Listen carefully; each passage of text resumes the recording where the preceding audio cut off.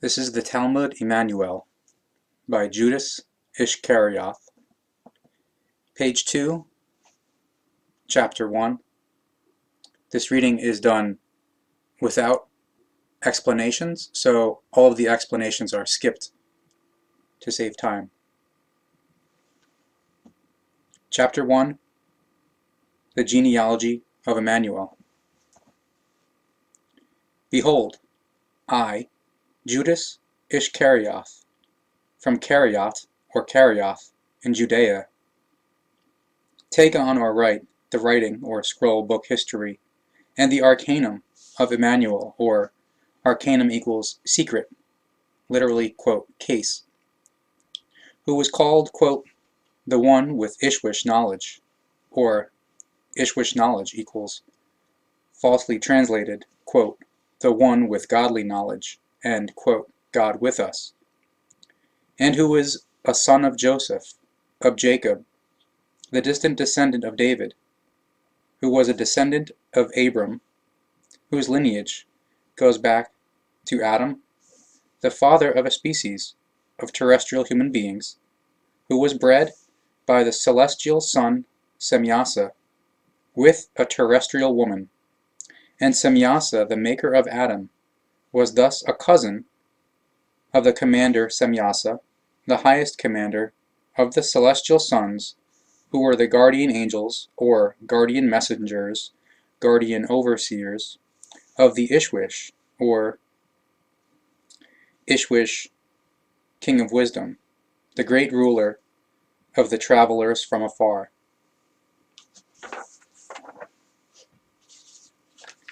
Page 18, verse 2.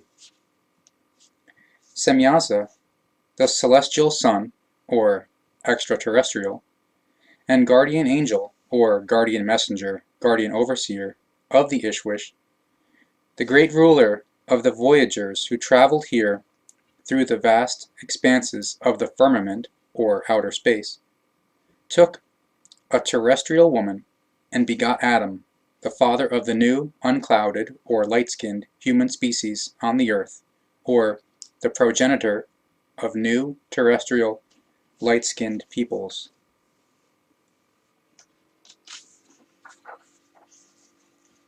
Page 20, verse 3.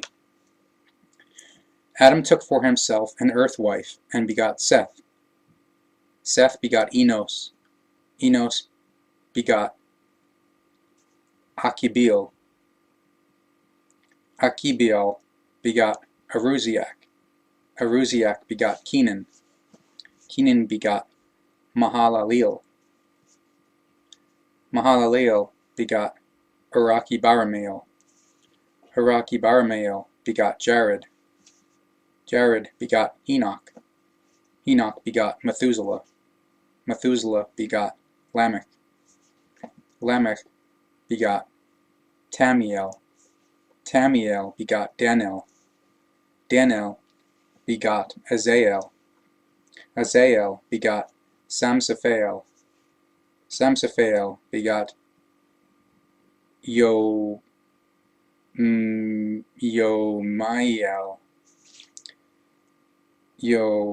Yomiel begot Turel. Turel begot Hamech. Hamech begot Noah. Noah begot Sem. Sem begot Arpachsad. Arpachsad begot Batral. Batral begot Ramuel. Ramuel begot Askiel. Askiel begot Armers. Armers begot Salah. Salah begot Eber. Eber begot Peleg. Peleg begot Regu. Regu begot Serug.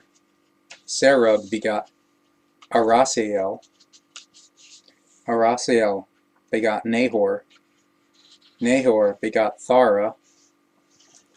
Thara begot Abram, or Abraham.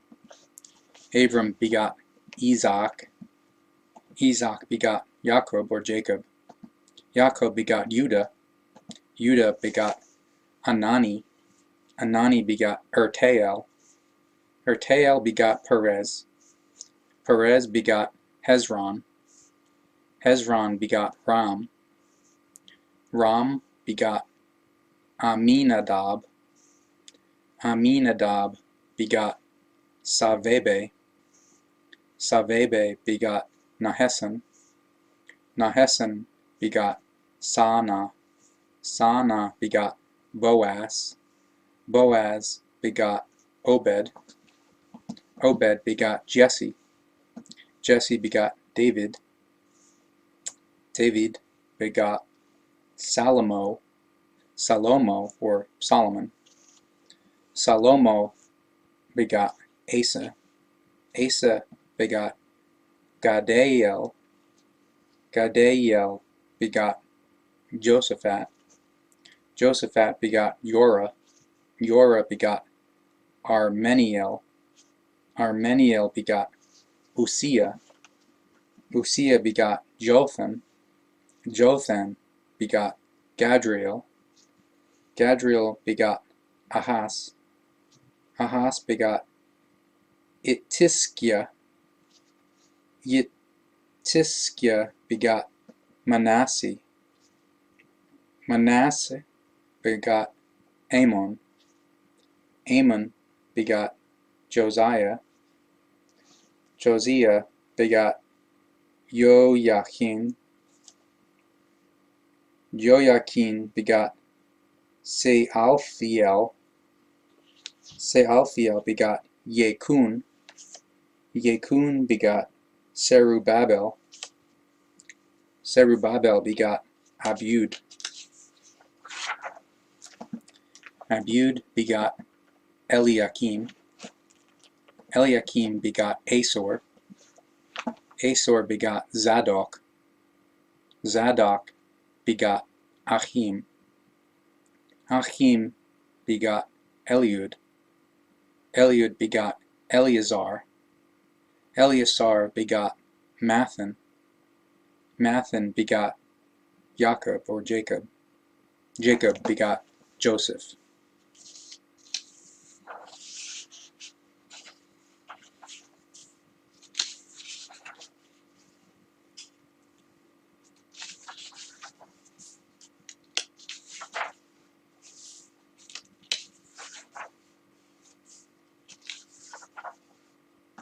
Page 36, verse 81. Behold, Joseph became the husband of the later wedded Maria, the mother of Emmanuel, who already had 3 orphan children in the mother's stead, and she was impregnated by a distant descendant of the celestial son Raziel, or equals forefather of the Pleiaren Ishwish Helak, who was the guardian angel of the secret, or the mystery, of the creational natural laws and recommendations, which is unresearched by the human beings of earth. When Joseph learned of Maria's secret impregnation by a descendant of the celestial sons from the lineage of Raziel, he was filled with wrath, and thought of leaving Maria before he would be espoused or married to her before the people. While Joseph was thinking in this manner, a guardian angel sent by Gabriel, or a delegate of the extraterrestrial Gabriel, the celestial son, who had impregnated Maria, came and said, quote, "In the name of the celestial son Gabriel, may it be known to you, Joseph, Maria is espoused to you in love, or loves you, and you are to be her spouse. So she is not to be forsaken by you, because the fruit of her womb is chosen for a great purpose. Espouse, or wed yourselves, in bond, in all openness, so that you may be husband and wife before the people." Behold, it occurred, the impregnation of Maria, more than 11,000 years after the procreation of Adam with a terrestrial woman through the celestial son Semyasa, to fulfill the word of the Ishwish, the ruler of those who traveled from the depths of the firmament or outer space, who conveyed these words through the prophet Yezehah or Isaiah, who said, quote, "Behold, A young woman will be impregnated by a celestial son before she is espoused or married to a man in bond before the people. She will call the fruit of her womb Emmanuel, which translated means, quote, the one with Ishwish knowledge, as a symbol and honor to the Ishwish, through whose power and providential care the earth was made to bear intelligent human life again in a new form when the celestial sons, the travelers from the far reaches of the depths of the firmament, or outer space, universe, mated with the wild pre-women, or primal women, women of early times, of earth. Behold, the Ishwish and his retainers came far from the depths of the firmament, or outer space, where they delivered or liberated themselves from a strong bondage and created here a new human race and found a new home with the early women of this earth. The Ishwish deserves the honor of the new terrestrial human beings, who, after the primal human beings, ultimately came as Homo sapiens. For behold, he is truly the ruler of the creators, or the celestial sons, of the new terrestrial human species, and to him honor should be given. Except for him there is nothing equal in form for these generations of each human species conceived by him. Therefore, alongside him, the human beings should also have no gods or tin gods who truly did not create any human species at any time in any parts of the earth. Except for the Ishwish, there is nothing of comparable form worthy of veneration in this wise, and over him and his celestial sons reigns only the might of all creation, the creation itself, which should be honored.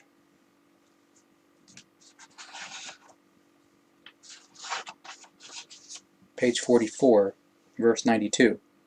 Behold, therefore, over the earth reigns the Ishwish, the master of the celestial sons, and of the white and the colored human species. The Ishwish is the lawgiver, or bringer of the creational natural laws and recommendations, for these human species, and his wishes should be fulfilled, thus by man and woman. The Ishwish, the master of the celestial sons, is magnanimous in his love, but also agitated in his wrath when his law-giving is disobeyed. And Maria's impregnation is an order, or directive, of the Ishwish, and you, Joseph, are to be espoused to Maria as her husband. End quote. Page 46, verse 96. When Joseph heard this, however, he was mindful of his godliness, or honorable following, to the laws, or with regard to the laws, of the Ishwish. So he brought Maria home and espoused himself to, or married her, before the people. At this time a decree went out from Emperor Augustus that all the world should be counted, or census and appraisal. This census was the first of its kind and occurred at the time that Cyrenius was governor in Syria, and all went to be assessed, or to be registered, each to his own town. Joseph of Galilee, of the town of Nazareth, also went with his wife Maria into the Judaic land to the city of David, which is called Bethlehem, because he was a distant descendant of the lineage of David. This in order to be assessed, or to be registered, with his espoused to him, or wedded wife, Maria, who was pregnant by the celestial son Gabriel from the lineage of Raziel. And when they were there, the time came for Maria to give birth. But since they could find no shelter, they spent the night in a stable of an inn. And the young wife Maria had 3 orphan children in the mother's stead, and she bore her first self-born son, begotten by the celestial son Gabriel on the straw, and she named him, quote, Emmanuel, and wrapped him in cloth, and laid him in a bundle of straw near the various animals, because there was no other room for her in the inn.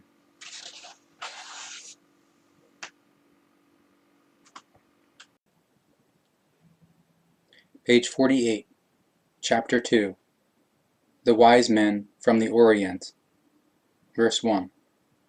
When Emmanuel was born in the stable at Bethlehem, in the stable of a shelter in the land of the Jews, during the time of Herod Antipas, tetrarch, or ruler over a fourth part of a land, of Galilee and Perea, behold, 4 wise men, businessmen, who were also ones knowledgeable in the stars and academics in the teaching of the prophets, arrived in Jerusalem from the Orient and spoke.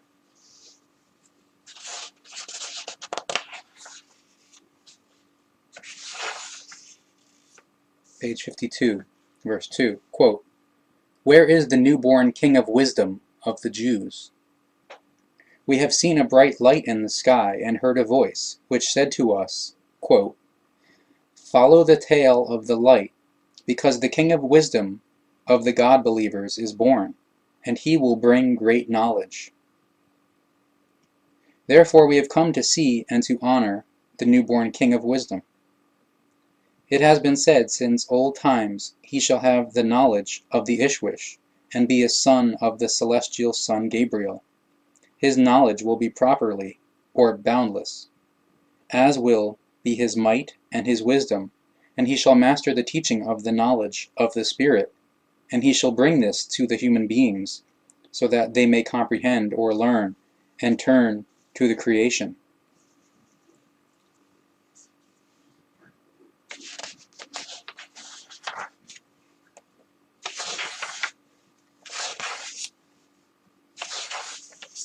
Page 60, verse 8.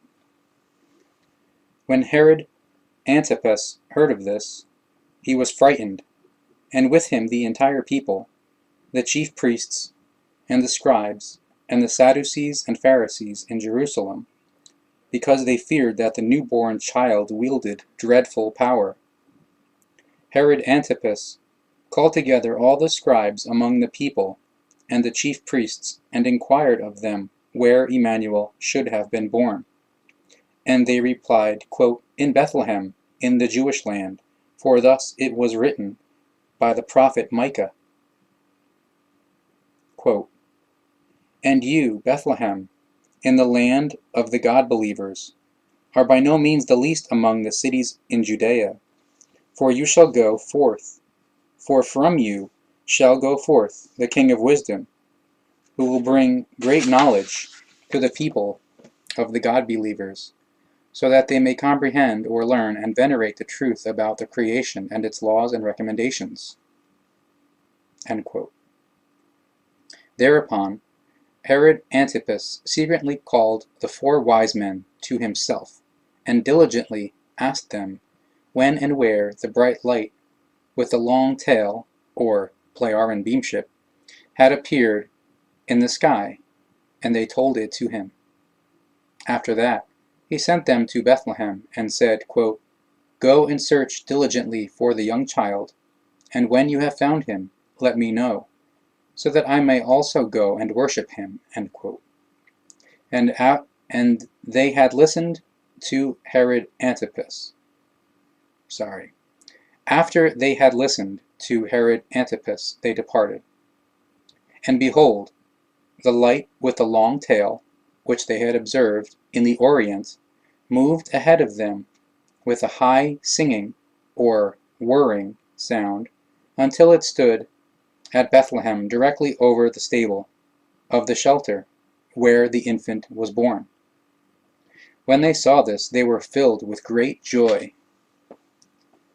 They then went into the stable and found the young child with his mother, Maria, and with Joseph.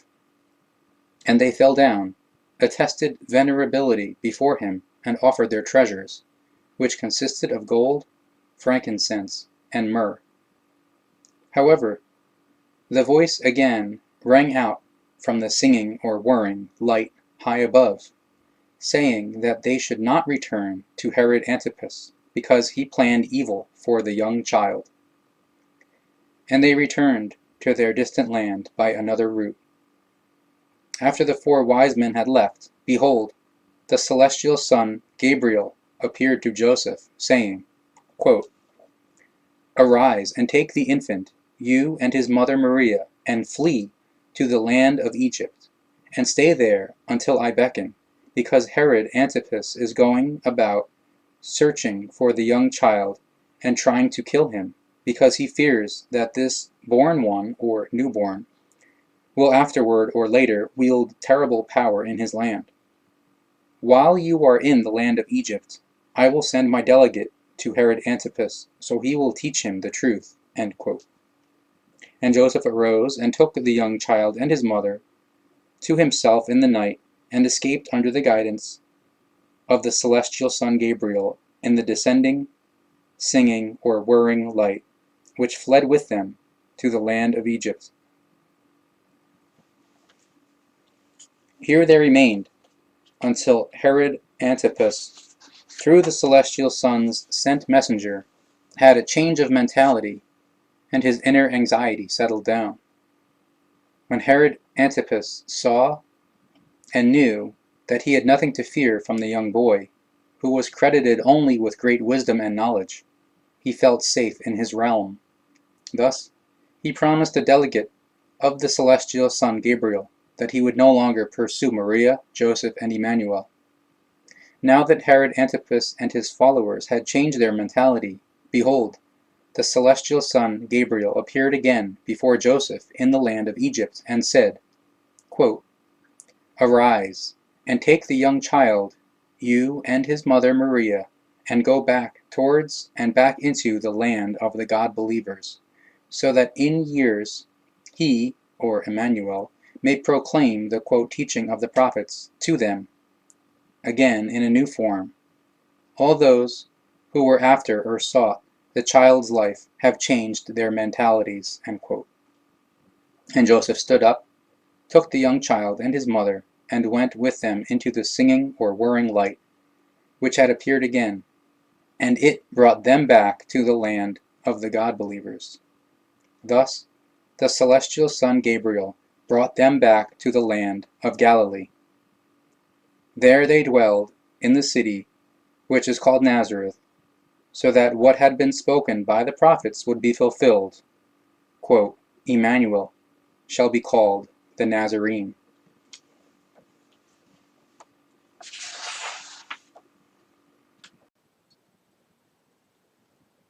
Page 66, Chapter 3, Johannes, or John, the Initiator. Verse 1. At that time there came Johannes, the Initiator, or the one who carries out the initiation, who performed the initiation in accordance with the quote teaching of the prophets, and he taught at the banks of the Jordan, at the edge of the wilderness near the Dead Sea.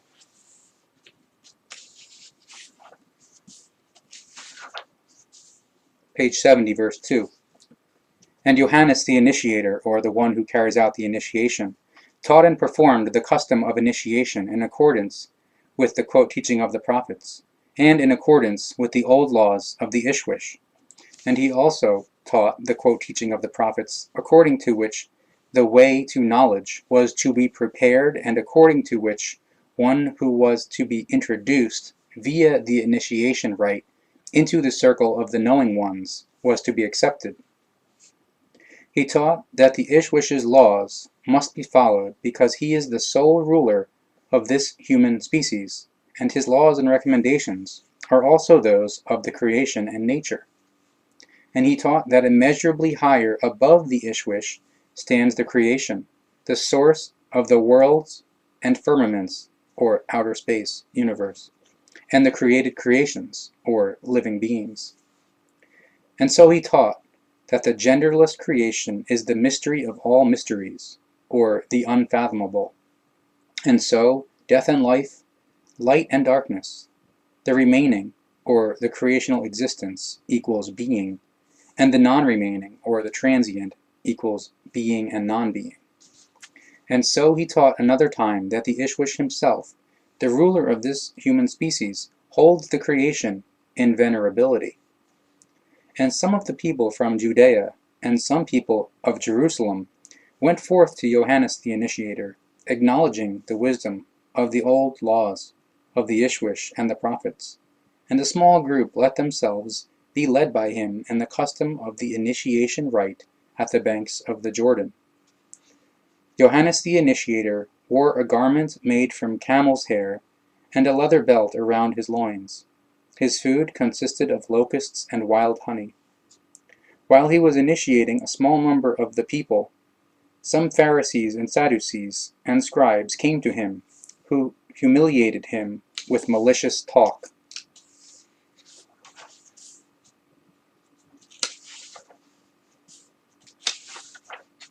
Page 76, verse 10. But Johannes the Initiator, or the one who carries out the initiation, spoke, quote, "You brood of adders, you who told you that you will escape from the future wrath of the disciples who are pious or faithful towards you, once your false and confused teachings become recognized by them. See to it that you bear righteous fruit of repentance, and comprehend or learn the truth of all truth, as is taught by the quote teaching of the prophets. Turn away from the evil of your confused teachings, which you carry out with arrogance and pursuant with your greed for might and treasures. Do not think just of saying to each other, quote, 'We have Abram or Abraham as father.' I say to you, with his knowledge and with his power, the Ishwish is able to raise up, quote, 'children,' which is only to be understood symbolically, out of these stones, because he is wise about the secret of the creation and its laws. Already the axe has been laid at the root of the trees. Therefore, any tree that does not bring forth good fruit will be hewn down and thrown into the fire, and such will happen to you as your own descendants. You brood of adders, in 2 times 1,000 years, you and your descendants, who pursue their false and confused teachings out of your own haughtiness in your greed for might and treasures, will be summoned, and on account of your lies, punished. So it will be when this human species will know, and when the chaff is separated from the grain. So will it happen in all places of the world. It will be at the time when many of your confused teachings are laughed at, and every human species discovers the truth, which can be given in reality alone, and thus in the laws and recommendations of the creation. This will come to pass when the human species see the singing or whirring lights, or extraterrestrial beamships, again, and when the human being builds ships or aircraft that fly, and chariots of fire or rockets that move away or shoot into the firmament or outer space, as is done by the Ishwish and his followers, he and the celestial sons or extraterrestrials. So thus, the distant descendants of those who, already at an early time, brought and taught us the wisdom and knowledge of the creation. The descendants of those of our ancestors who suggested to us that we should follow the extensive or comprehensive laws of nature and live by them, because even these are the laws of the creation. O you secessionists, you brood of adders, get away from this place, because you are unclean, and you will be cursed, or smitten with errors and evils, and insulted by the human beings, on account of your confused teachings. Get away from this place, because I can by my own accord bring you to repentance only with the old custom of initiation. But he who comes after me is stronger than I, and I cannot be worthy of removing his shoes. He will bring you the initiation with the wisdom of spiritual knowledge and with the fire of truth.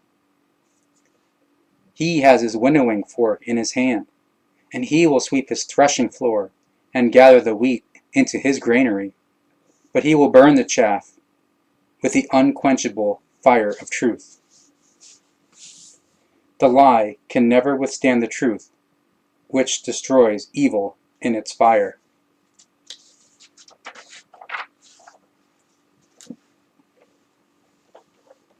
As Johannes the Initiator, or the one who carries out the initiation, thus spoke, behold, then came Emmanuel from Galilee to the bank of the Jordan to Johannes the Initiator, to be introduced into the initiation by him.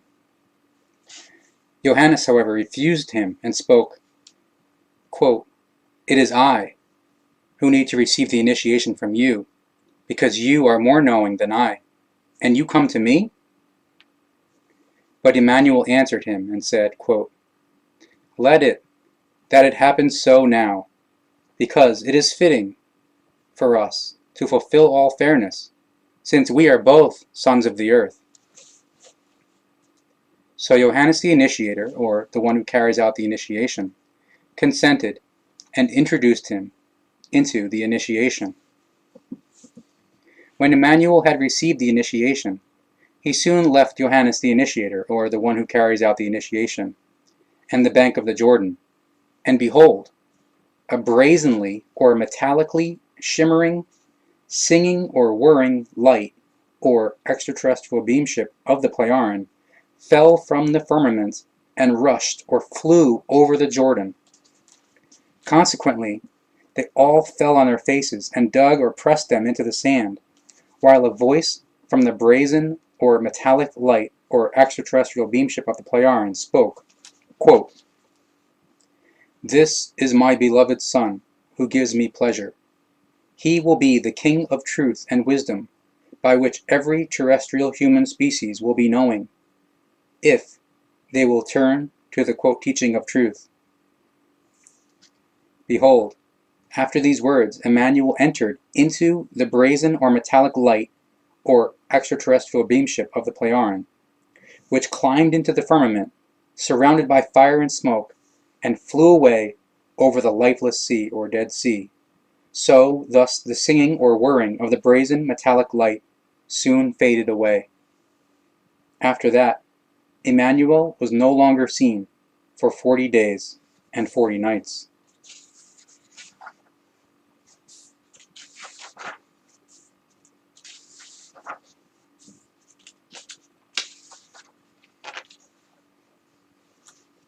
Page 88. The discipless Esther teaches about love, consonance, and peace. Verse 35. And since Emmanuel had left everyone, the discipless Esther came forth and taught the crowd of people, quote, "Follow the laws and recommendations, and search for the truth in all that is given in the appearance, or actuality, in reality. Be heedful of your thoughts and impressions, or feelings, and align them to the discovered truth, so that you obtain true knowledge from this. Use your knowledge of the truth, so that you may live it out in your thoughts, and in love, and in peace, in consonance, or harmony.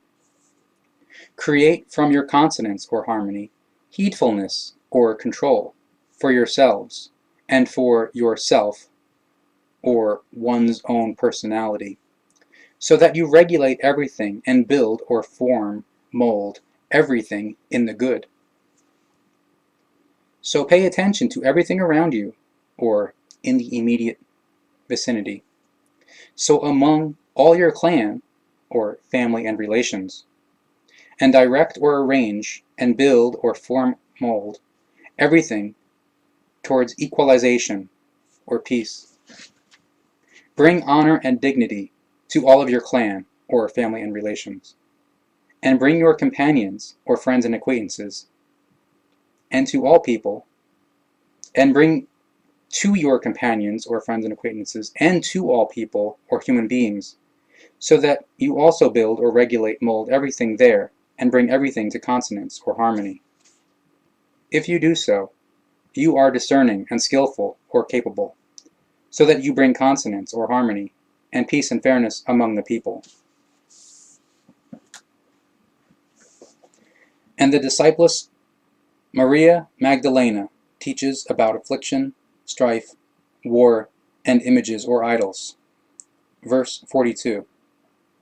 Quote, "If you carry your affliction and sorrow and worries and other wrong thoughts in you, and therewith wrong impressions or feelings, you offend against the peace in you and against the good and the truth. If you want to be in peace, or want to live in peace. Do not pass over or ignore it, and do not turn to conflict or strife, and do not wage wars. Do not create an image or idol of human beings and gods and tin gods, and, thus, do not follow or go after any. But if you, nevertheless, do not act in accordance with this, then you come into a belief and fall victim to it, or you succumb to the belief. So you give yourselves up and become unfree in your thoughts and impressions or feelings, and in your actions.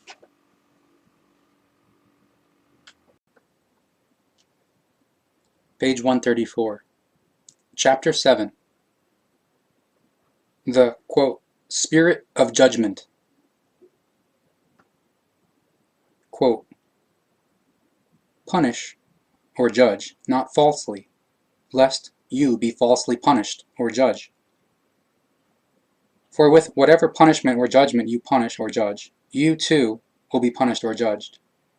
And with whatever measure you measure, you too will be measured. Judge according to the sageness or logic of the laws of the nature, which are given by the creation, because they alone are truth and have their correctness. Why do you see the splinter in your brother's or your sister's eye, and are not aware of the beam in your own eye? Or how dare you say to your brother or to your sister, quote, wait, I will take the splinter out of your eye, and behold, there is a beam in your own eye. You hypocrite, first take the beam out of your own eye, then see how you can take the splinter out of your brother's or your sister's eye. Comprehend or learn, first, the laws of the nature and of the creation and their sageness or logic, before you judge and condemn and want to see the faults of your next one. Through the laws of the nature and of the creation, comprehend or learn, first, your own faults, that you may recognize them, so that you can correct these in yourselves, and hence also in your next ones. Truly, you shall not give holy or venerable things to the dogs, nor throw your pearls or knowledge and wisdom before the swines, lest they trample them with their feet, and they turn on you and tear you apart. Truly I say to you, do not throw your spiritual or consciousness-based treasure into the dirt, and do not waste it on the unworthy, because they will not thank you, and will tear you apart. For their power of thought, or their intellect, and their insight or rationality are small, and their spirit or consciousness is weak and uneducated. End quote. Response to consideration or edification. Quote, verse 11. Exert yourself in determining consideration or conscious, constructive encouragement to yourself, and it will be given to you. And seek, and you will find. Knock, and it will be opened to you. For whosoever holds determining consideration with his or her spirit or consciousness will receive, and whosoever seeks through the power of his or her spirit or consciousness will find, and whosoever knocks in his or her spirit or consciousness, to that person will the knowledge be opened or created by him or her. Who among you would hand your son a stone if he asks for bread, or offer him a snake if he asks for a fish? So if you, now, though being bad, can nevertheless give your children good gifts, how much more will your spirit or consciousness give you if you ask for it? End quote. The will. Verse 16. Quote, everything that is good, which you wish people would do to you, do likewise to them. This is the law, as was spoken by the true prophets, the distant descendants of Nocodemian.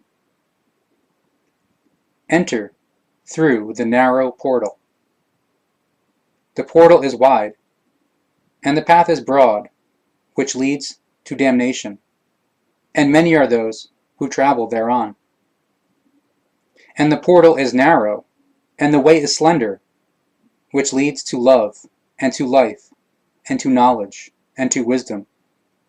And there are only few who find it by their will, and travel thereon. Beware, therefore, of false prophets and scribes, who come to you in sheep's clothing, but inwardly they are rapacious predators, teaching you falseness and submissiveness before holy objects, tin gods and gods, and teaching you submissiveness before themselves and before images or idols, and false and confused teachings. Beware, therefore, of those who forbid you access to the love and wisdom and peace and consonance or harmony and knowledge, for they speak to you only because they want might over you, and to seize your goods and chattels. By their fruits you will recognize them, and their good or bad striving. Can one gather or harvest grapes from the thorns, or figs from the thistles? Every good seed brings forth also a good harvest, but a rotten seed brings forth bad and rotten fruit. A good tree can never bear bad fruit, and a rotten tree can never bear good fruit. Therefore, by their fruits you shall recognize their striving. For all those with a bad striving want to raise themselves above you, and do not want to equate themselves with you, or place themselves on your level. And they want to rule over you, for they are rotten fruits that strive for vexation, anxiety, and suppression. Therefore, whosoever hears these words of mine, and does what is pleasing to the truth and the rightfulness, will be like a sage man who, by his will, built his house on the rock. Now, when a downpour fell, and the waters came, and the winds blew and beat upon the house, it did not fall, because it was built on rock. But whosoever hears these words, and does not follow them, is like a foolish man who, by his will, built his house on sand. When a downpour came, and the waters and the winds beat upon the house, it collapsed, and great was its fall." End quote. And it happened that after Emmanuel had finished his talk, the people were shocked by his teaching. Namely, he taught with might, or with full power, mightfully, a new teaching, which indeed was the old, quote, teaching of the prophets. And he did not teach like this, like the high priests and the scribes.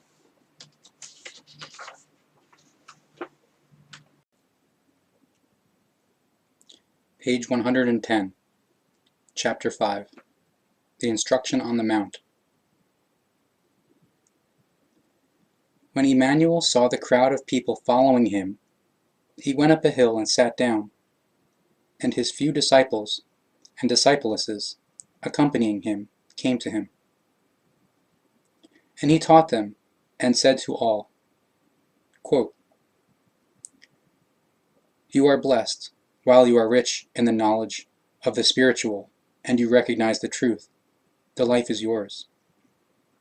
You are blessed while you endure hardship.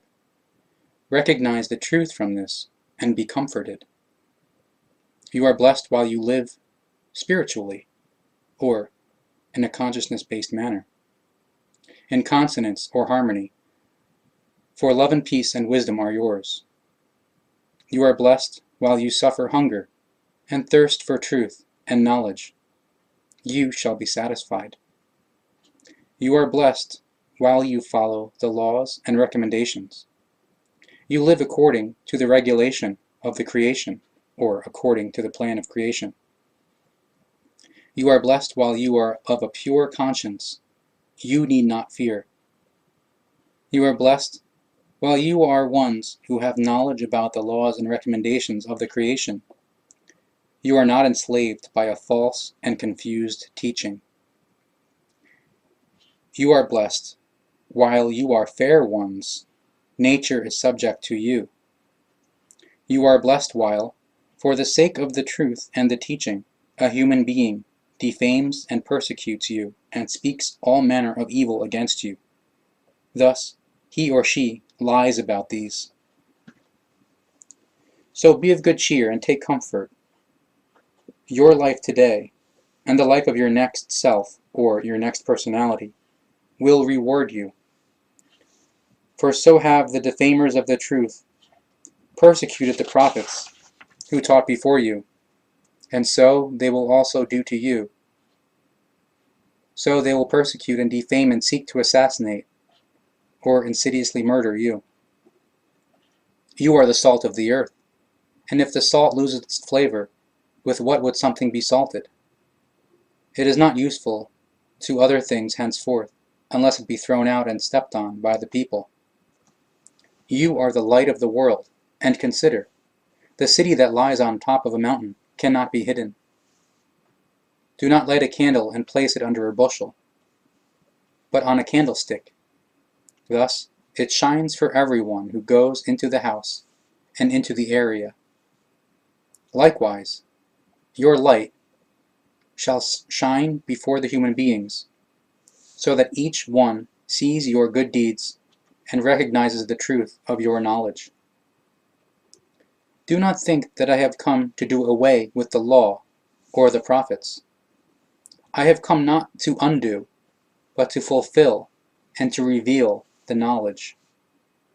Truly I say to you, until the firmament, and thus the earth, pass away, neither a letter nor a dot of the laws and recommendations of the creation, and therefore of the laws of nature, will pass away, until all happens and is fulfilled. Whosoever violates one of the smallest of the laws or recommendations of the creation, and teaches the people the teaching confusedly, will be called the smallest. But whosoever carries out or spreads the teaching truthfully will be called great, and will receive the thanks of the spirit or consciousness, and of the human beings. Truly I tell you, if your fairness does not exceed that of the scribes and Pharisees, you will not be given the thanks of the spirit or consciousness, of the human beings, and of life. You have heard that it was said to them of old, quote, "You shall not kill, but whosoever kills shall be found guilty by the courts." Truly I say to you, however, exercise fairness according to the laws of the creation, so that you find the judgment in discernment or logicalness. Therefore you do not kill. Guilty are all those who kill when not acting in unavoidable self-defense, or according to legal verdict based on dire straits, or self-defense. Likewise, guilty is anyone who engages in evil speech and commits evil actions.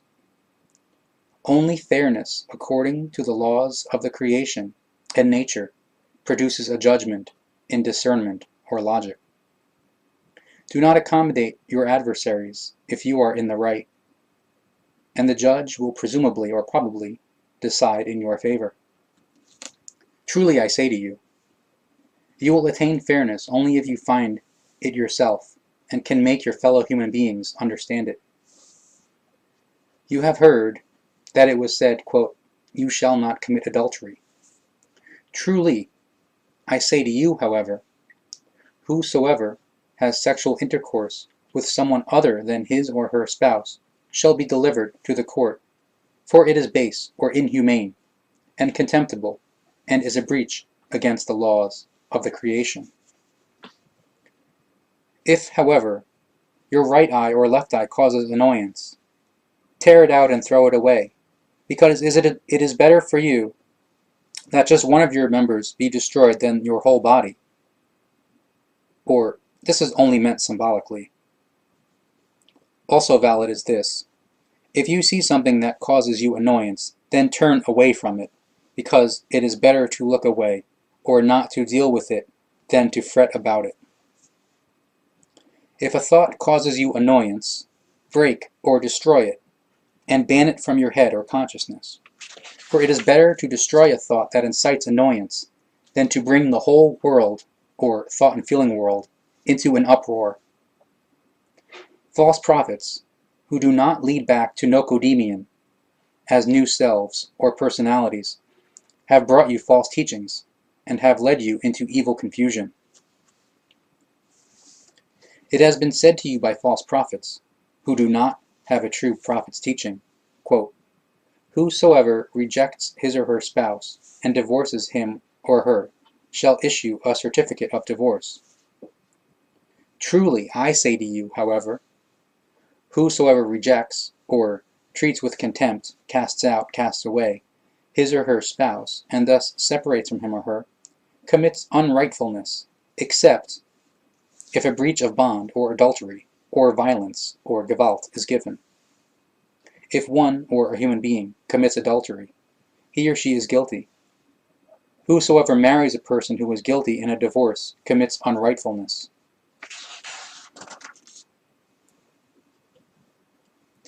You have further heard it said to them of old, through false prophets, quote, "You shall take no false oath, and shall keep your oath to God." Truly, I say to you, however, that you shall not take an oath with any god at all, for God is only a hazy picture, or delusion, imagination. And you shall also not swear otherwise. Do not swear by the firmament or outer space, because it is unending and unmeasurable. Neither swear by the earth, because it passes away, nor swear by Jerusalem, because it is a city of constant change and alteration, built by human hands and laden with God-belief and terribleness into the distant time or future. You shall also not swear by your head, for it is not given to you that you can change in nature or inherently a single hair in its color. Also do not swear by the kind of memory of a human being or of a thing. They are both inconstant and pass away. Let your speech at all times simply be honorable and worthy. Quote, "Yes, yes," or, quote, "No, no." For anything given beyond that is a breach against the laws and the power of the thought or intellect, and insight or rationality. You have heard it falsely said through false prophets, quote, "An eye for an eye, and a tooth for a tooth." Truly, I say to you, however, exercise fairness according to the laws and recommendations of the creation, so that you find the verdict in insight or rationality. Thus, you exercise neither hatred, nor revenge, nor retaliation. Offer your love all around, for it is warranted across all time, and punish through fair guidelines only wherever also the laws of the creation call for fulfillment of guidelines. Give to them who ask of you, if they make their requests in honesty, and turn away from those who want to borrow from you in dishonesty.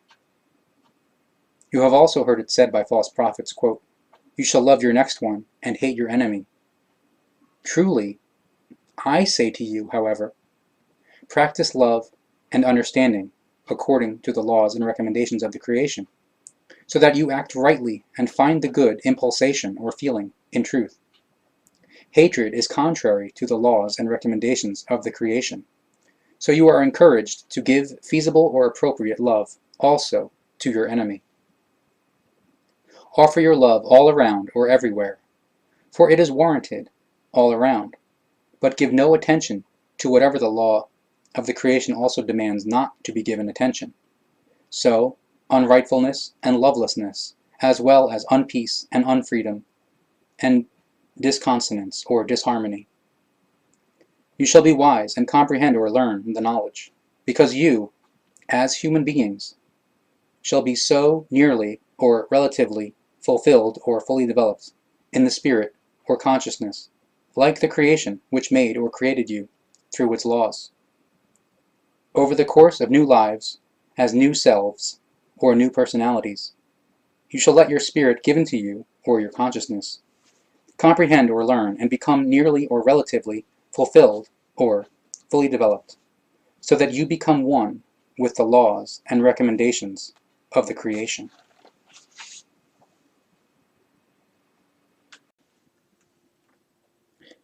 Page 122, Chapter 6. The alms, the fasting, the treasures, the concerns. Quote, "Be heedful of your piety, or piousness, virtuousness, honorableness, etc., that you practice it before the people with correct words, lest you be accused of lying and thereby find no reward from them. Choose your words logically and with power of thought, or intellect, and draw upon the knowledge and behavior of nature, which lives according to the laws and recommendations of the creation. When you give alms, then you shall not let it be trumpeted, as do the hypocrites in the temples and on the streets, that they may be praised by the people. Truly I say to you, their reward is lost to them, because their alms serve only the love of self, or selfishness. And when you hold edification, you shall not be like the hypocrites, who enjoy standing and heinously or hypocritically praying in the temples and on the corners of the streets. Thus, they only pray for the sake of themselves, or selfishness, and their esteem before the people. When you hold edification, you shall call upon the might of your spirit or consciousness, and you shall not babble confused nonsense like the God-worshippers, worshippers of tin gods, those who lack understanding, and those who love themselves alone, or the selfish. For they think they are heard when they use many words. The human spirit, or consciousness, needs not many words, but the knowledge about this, that it is great in might, or mightful. Therefore, be reverent, or speak reverently, in knowledge to the might of your spirit or consciousness, for truly its greatness and power are unending. If you do not know how to speak directly to the might of your spirit or consciousness in edification, then make use of something holy, or a worthy means of help equals means of concentration, which facilitates or helps you to reach into your spirit or into your consciousness. But also, never be like those who lack understanding, the hypocrites, and those who worship gods and tin gods, and love themselves alone, or the selfish, and who worship something holy in the false and confused belief that the might of a god or tin god dwells in it. Be aware, however, that through something holy, or a concentrative means of help, alone, the might of your spirit or consciousness always dwells and works within yourselves. Therefore, be in edification knowing ones, and therefore you shall edifyingly speak to your spirit or consciousness as follows. Quote, "My spirit or consciousness, you exist within almightiness. May your name be holy," or name equals spiritual and consciousness-based power. Be holy equals being controlled, venerated. May your realm be born and awaken within me. May your power unfold itself within me, on earth and in the firmaments, or in all consciousness levels. Give me today my daily bread, so that I recognize my guilt, and I recognize the truth. And lead me not into confusion and delusion, but deliver me from erroneous assumption. For yours is the realm within me, as well as the power and the knowledge in eternity. Amen. Page 126, verse 19. When you hold edification to your spirit or consciousness, it will give you what you request. For if you know in knowledge, so will you also receive. However, if you believe in the false, confused teachings that the power and the spirit or consciousness are not within you, then you will be without knowledge and will live in spiritual or consciousness-based poverty. Now and then, you will receive what you, in your confused belief and in your intent with wrongly used or misused holy objects, request from tin gods and gods, but you will receive it only from your strong, confused belief because you want it so, without knowledge of the real truth, however. Truly, truly, I say to you, blessed or delighted are always only those who are connected to the real truth and knowledge, because only they receive in honesty. If you fast, do not look sour like the hypocrites, for they put on pretentious faces in order to shine with their fasting before the people. Truly, I say to you, their reward is lost, because they fast only out of their self-seeking desire for esteem. But if you fast, anoint your head and wash your face, so that you do not shine before the people with your fasting, but you shall shine before your own spirit or consciousness, which is hidden. You indeed fast for the sake of your health, and for the expansion of your spirit or consciousness and your knowledge. You also should not amass great treasures on earth, where moths and rust consume them, and thieves break in and steal them. But collect treasures of knowledge in the spirit or consciousness, where neither moths nor rust consumes them, and where thieves neither break in nor steal. For where your treasure of knowledge is, there your heart is also. And the true treasure is wisdom and knowledge. The eye, or love, knowledge, wisdom, is the light of your body. If your eye is clear, your entire body will be a light. But if your eye is evil, or loveless, unknowing, unwise, your whole body will be dark. If now the light within you is dim, how great then will be the darkness? No one can serve two masters. Either he or she will hate the one and love the other, or he or she will adhere to the one and despise the other. You cannot serve the swelling or development of your spirit or consciousness, and at the same time, in stinginess and avarice, the mammon. Therefore I say to you, concern yourself about the knowledge of your spirit or consciousness, and about what you eat and drink, today and tomorrow. Thus, concern yourself also about your body, with what you will clothe it. For are not the knowledge about the spiritual or spiritual knowledge, and the spirit or consciousness, life and body, more important than all the treasures of the world? The spirit, or consciousness, of the human being, which is thirsting for love, truth, and knowledge, is incapable of preserving its earthly life without the body, because both of them together are one and must be nourished.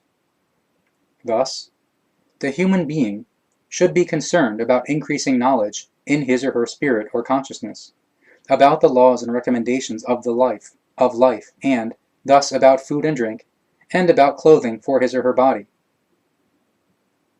Look at the birds of the firmament. They do not sow, they do not reap, they do not store their food in barns, and yet the creation feeds them. Are you not much more than they? Look at the birds of the firmament. They devour the harmful insects, and they bear their plumage. Yet they are without a fulfilling or evolving spirit or consciousness that intentionally or consciously progresses or consciously further develops itself. They work, for they are responsible for their inherent duty, and because they are fed and clothed according to the laws of the creation. Are you not much more than they? Truly, you yourselves can think through your free spirit, or free consciousness, and you can work on your own or independently.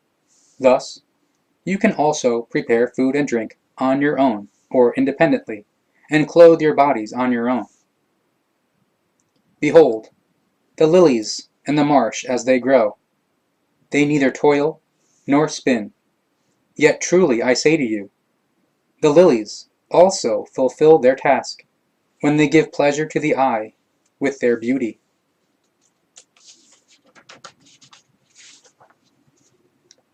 Thus, I tell you that even Salomo, in all his splendor, was not arrayed as one of these.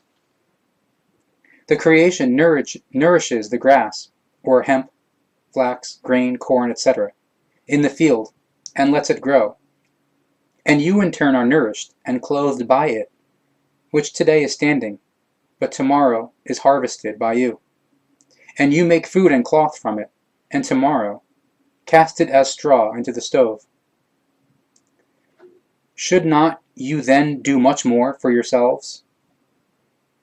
The grass, or hemp, grain, flax, corn, etc., fulfills its task. Thus, it serves as fodder, clothing, and for heating. But are you not of much greater value than the grass, O you of little knowledge? Therefore you shall care for the wisdom and the knowledge of your spirit or consciousness, and take care that you do not suffer from lack of food, drink, and clothing. Truly I say to you, if you suffer from hunger, thirst, and nakedness, then the wisdom and the knowledge will be crowded out by worry. First seek the realm of your spirit or consciousness, and its love, and its knowledge, and the wisdom, and seek to comfort your body with food, drink, and clothing. Therefore, take care for the next day, for tomorrow will not take care of you by itself. It is enough that each day has its own misery.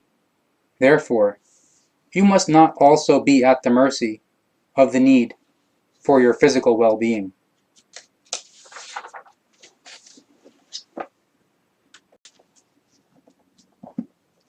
Page 90, Chapter 4, Emmanuel's Arcanum. Verse 1. And from this day on, Emmanuel no longer lived among the children of these peoples. Emmanuel was lifted up from the earth, and no one knew where he had been taken or what had happened to him. But then he was set down by the brazen or metallic light between north and west, in a place where the guardian angels or guardian messengers had received cords or guidelines by which they measured the position or the state of knowledge and state of consciousness of the chosen ones. For the chosen ones, or chosen ones who were determined for important tasks. Thus he lived for 40 days and 40 nights between the winds of the north and the west. Page 92, verse 5. He spent his days in instruction, or he was taught, instructed, with the wise saints, or wise ones, controlling ones, venerable ones, of the Ishwish, and with the guardian angels, or guardian messengers, the celestial sons, or the extraterrestrials from the far reaches of outer space. They taught him great knowledge and the wisdom. They taught him about the Ishwish's rule over the terrestrial human species, and over his celestial sons, or extraterrestrials, the one who traveled from afar, from the depths of outer space. They also explained to him the might of the laws and recommendations of the creation of the firmament or of the universe. Likewise, they taught him about the immortality of the spirit or spirit form of the human being, through the coming again, or rebirth, reincarnation. There he saw the first fathers, or forefathers, the saints, or wise ones, controlling ones, venerable ones, of ancient times, who were the wise fathers or makers of the new terrestrial human species, the ancient celestial sons, who at a former time, or in the past, had begotten new terrestrial human species, or later primal humans and early Homo sapiens, with wild terrestrial women. From there he went, or he was flown, to the north, to the ends of the earth, where the brazen or metallic singing or whirring lights, or extraterrestrial beamships of the Pleiaren, and the chariots of fire, or spaceships with rocket propulsion to launch, came down from the firmament, or flew up into the firmament, or into the air, like fast arrows, with singing or whirring sounds, enveloped in smoke and fire. There at the ends of the earth, there at the ends of the entire earth, he saw a great and magnificent wonder. In that place, he saw the celestial portals, or large view screens / monitors, open, of which there were 3 different ones. The celestial portals, or monitors / view screens, radiated in the brightest brilliance, or in gleaming light, an area as large as the lifeless sea or Dead Sea on the river Jordan. Truly, gleaming vividly, therein was the entire land of the God-believers, and everything was seen, human beings and animals and creatures, and everything that stood or walked or flew or swam or crawled there. In the first celestial portal, or view screen / monitor, no secret was concealed, because the Sohar, or the beaming light, equals all-pervading search beams, equals X-rays, etc., entered into the smallest spaces in the cottages and revealed the last intimate detail and secret therein. In the second celestial portal, or view screen / monitor, there rose mighty mountains whose peaks reached into the firmament and disappeared into the clouds. Far below lay deep masses of snow, at whose edges a different brown-skinned human species built their huts. The third celestial portal revealed a land of outstanding or gigantic expanse or extent, mountainous and interspersed with rivers, lakes, and seas, where yet another human species dwelled. Not far from these 3 celestial portals had been built the palace of the Ishwish, the ruler of these terrestrial human species, and of those who had traveled from afar from the depths of the firmament or outer space, the celestial sons, the guardian angels. In his palace, the Ishwish governed the human species, or white, black, yellow, and red, created by him, or by his order, through the celestial sons and over his retainers, the celestial sons. He was near immortal, or relatively immortal, because he had become over 1,000 years old, ancient, and of giant size like the celestial sons. In the palace of the Ishwish there appeared to Emmanuel 2 very tall men, the likes of whom he had never seen on earth.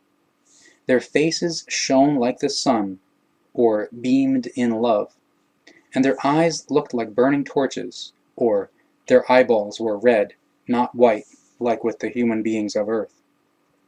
From their mouths issued fire, or spoken words of wisdom and warm, fuming breath.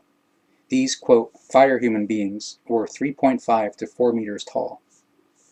Their clothing was like, or resembled, a covering of foam, and their arms were like golden wings, or loose, fluttering clothes, and colored sleeves as if blazing in fire. They lived in a world of their own, or protective suits, because the breath, or air, they were gas breathers, of this earthly world would have been fatal for them. These 2 men of the 7 stars were holy, or venerable, teachers, and they were together with 2 smaller men who said that they were men of Baawi, or extraterrestrials from the Baawi area, equals a planet that is referred to as Baawi, spelled B-A-A-W-I. The men were from 230 to 250 centimeters tall.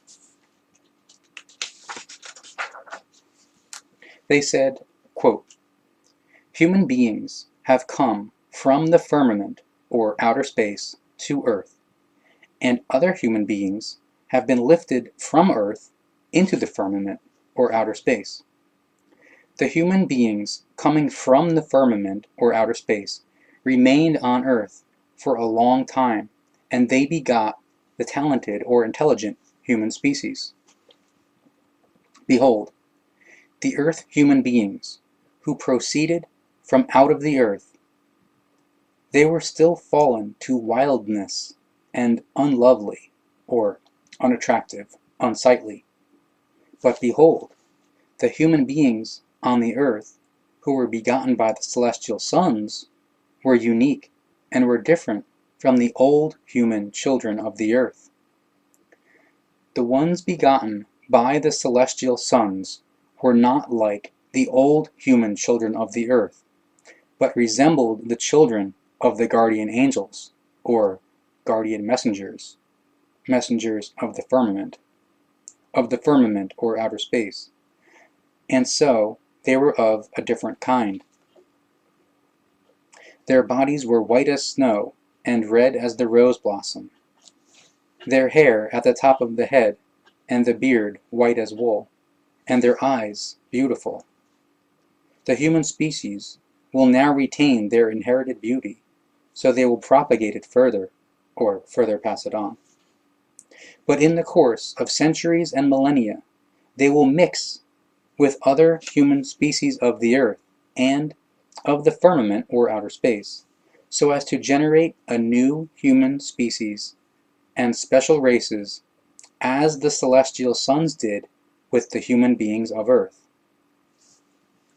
Quote, Emmanuel, you are one who has knowledge, begotten from among our ranks by the celestial son, or extraterrestrial Gabriel, of the lineage of Raziel.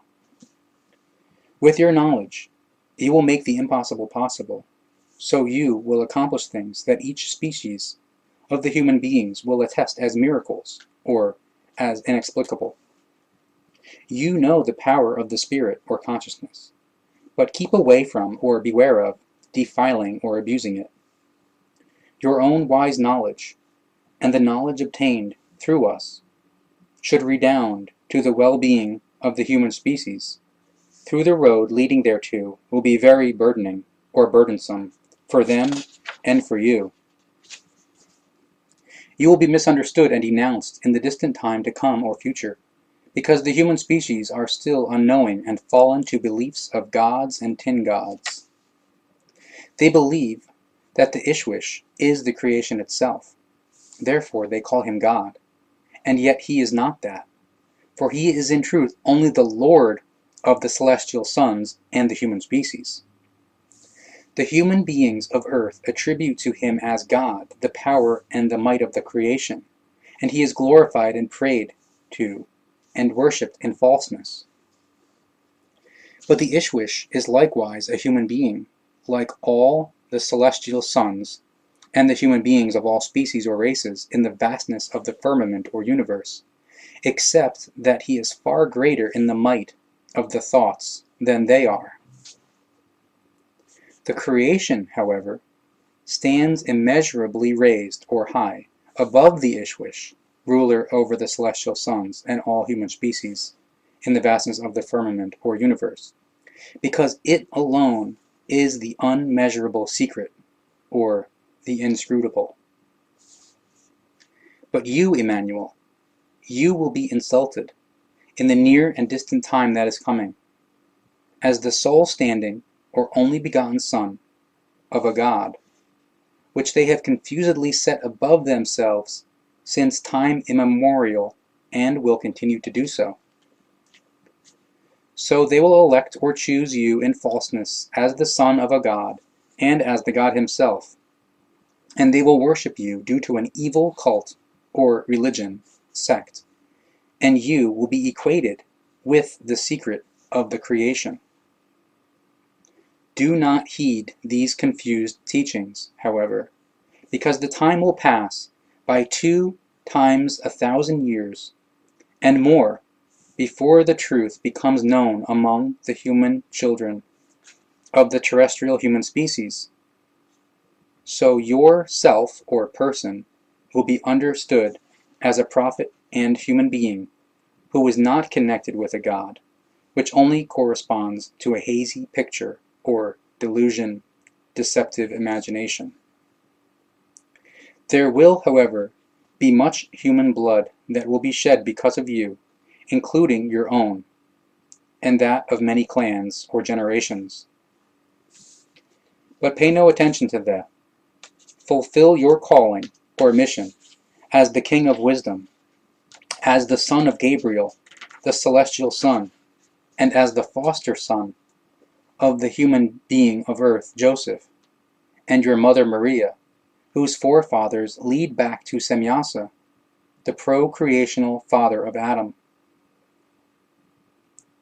The law for your begetting was issued in the name of the Ishwish, so that you may be serving as prophet and pioneer of wise knowledge for these human species. Fulfill your calling or mission unperturbed by all undiscernment or irrationality, and all confused teachings of the scribes and Pharisees. And despite the unknowing or truth-unknowing peoples of the God-believers in this land and in the far reaches of the world, so be it today and in all coming time. Hence, following the fulfillment of your calling or mission, there will be a time of many hundreds and thus 2 times 1,000 years and more before the truth of the knowledge you brought among the people will be recognized and disseminated by a few human children. Not until the time of firmament-rushing ships and chariots of fire, or aircraft and rockets, will the truth break through, and thus not until then will the falsified teaching of the truth, confused by zealots or fanatics, gradually falter, that you are not the son of a god, and are not the creation, and you should not be worshipped as such. And this will be the time when we celestial sons reveal ourselves to the human species again in a new form, and first only in hiddenness or secrecy, and only when the human beings have become knowing, but even more astray from the truth, and threaten the structure of the firmament, or the universe, with their acquired might, will the time come for open encounterance, or for open contact." End quote. Thus they spoke, the celestial sons between the north and the west, before bringing Emmanuel in the brazen or metallic singing or whirring light, or extraterrestrial beamship of the Pleiaren, back to the land of the God-believers, to the land of Galilee. When Emmanuel heard that Johannes the Initiator, or the one who carries out the initiation, had been imprisoned, he left the town of Nazareth, came to and lived in Capernaum, which lies by the sea in the land of Zebulun and Naphtali. From that time onward, Emmanuel began to teach, saying, quote, "Repent, and wage neither war nor hatred, and turn not to the God cults, or God religions, God sects, but rather to the love and truth and knowledge and the peace and the consonance or harmony, because through these alone the true life begins." End quote. When Emmanuel went by the Sea of Galilee, he saw 2 brothers, Simon, who was called Petrus or Peter, and Andreas or Andrew, his brother, casting their nets into the sea, for they were fishermen. And he said to them, quote, "Follow me in the teaching, and I will teach you knowledge, and make you fishers of human beings." End quote.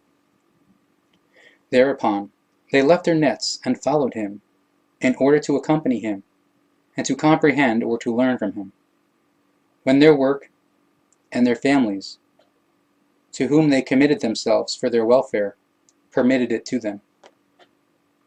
And as he went on, he saw 2 other brothers, Jacobus or Jacob, the son of Zebedeus or Zebedee, and Johannes or John, his brother, in the boat along with their father, Zebedeus, mending their nets.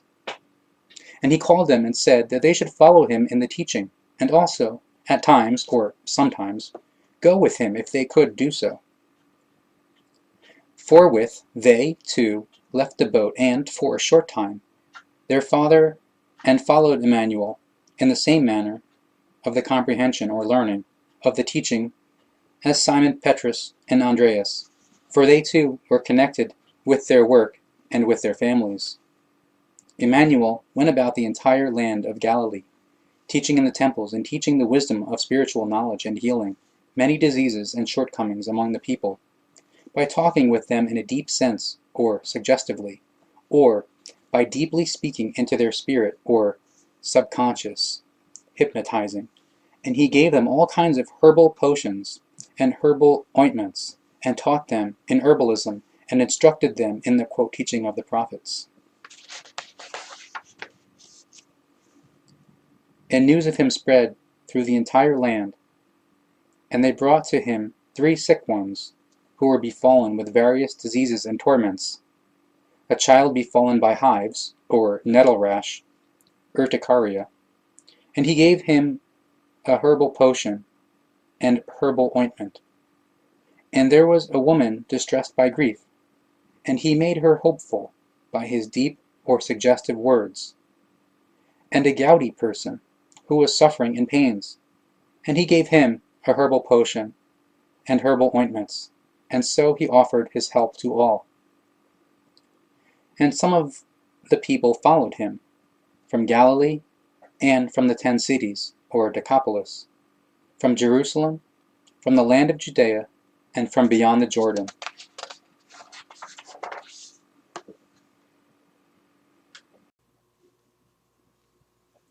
Page 198, Chapter 11.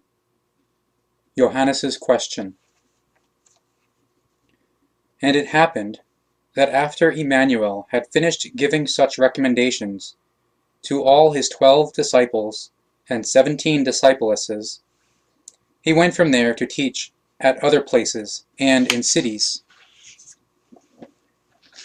When Johannes the Initiator, or the one who carries out the initiation, in prison heard about the works of Emmanuel, he, with the help of the guards, secretly sent forth 2 of his disciples, who said to him, quote, "Are you the one who is to come, the King of wisdom, as foretold by the prophets Isaiah and Micah, or should we wait for another?" Emmanuel answered and said to them, quote, "Go back and report to Johannes the Initiator what you hear and see. The blind, unknowing ones see again," or human beings who recognize the knowledge of the truth and who no longer, quote, "blindly go through their lives as unknowing ones. And the grief-laden are free again. Those suffering in their thoughts are cleansed and healed by deep words, or suggestive and hypnotic influencing. And the truth of knowledge is proclaimed to those who seek it, and the living dead, or those who are unknowing of the truth equals the living dead, are awakened by the knowledge. And blessed, or delighted, is the one, or human being, who is not offended by my teaching." Testimony about Johannes, verse 7.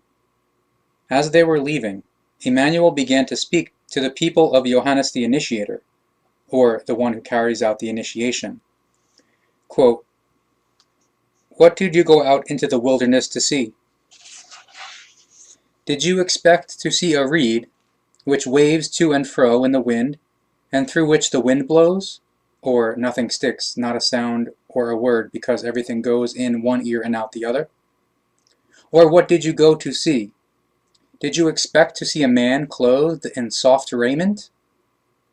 Behold, those who wear soft raiment are in kings' houses, with the rulers and the rich, and with the hypocrites, scribes, and priests. Or what did you go out for? Did you expect to see a prophet? Yes, I tell you, he is more than a prophet.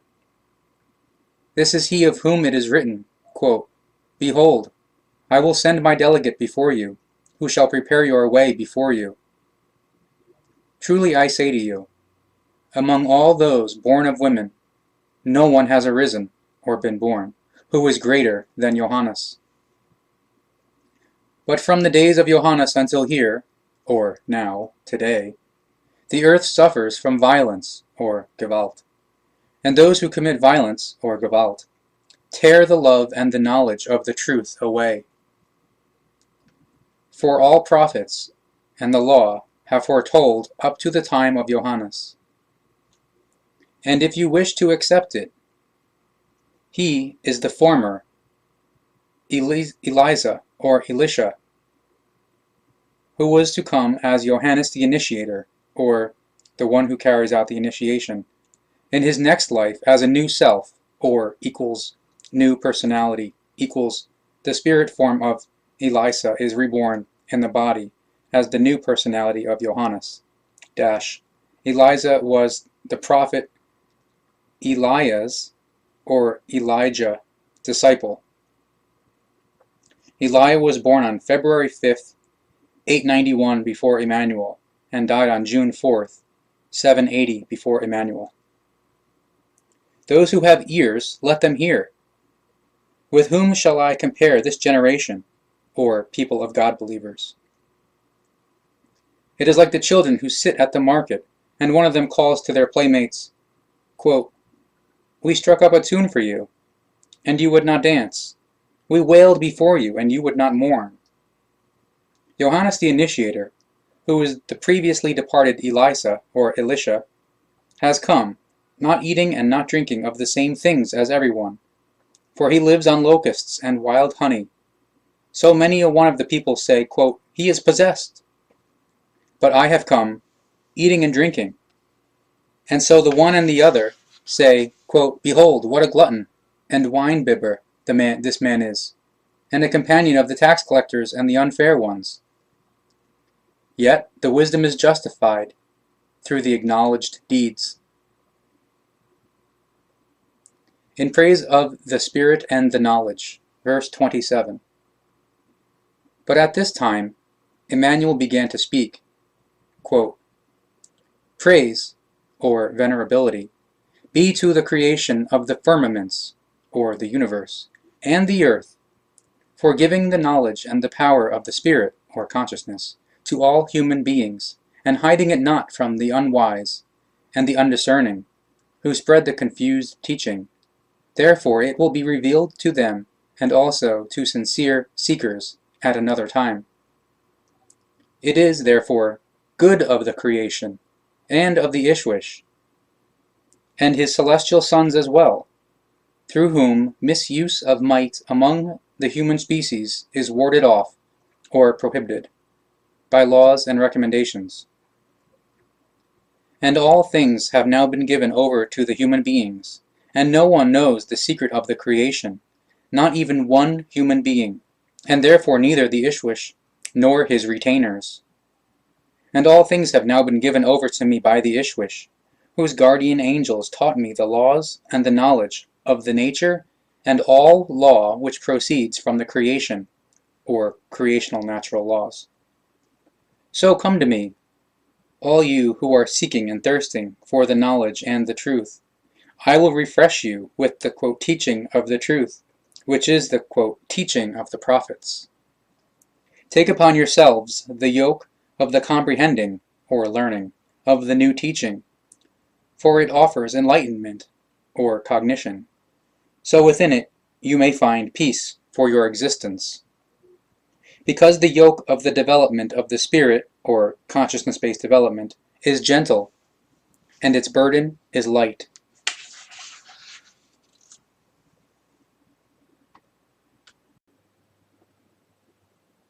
Page 142, Chapter 8, Healing of a Leper, Sick in His Inner Nature.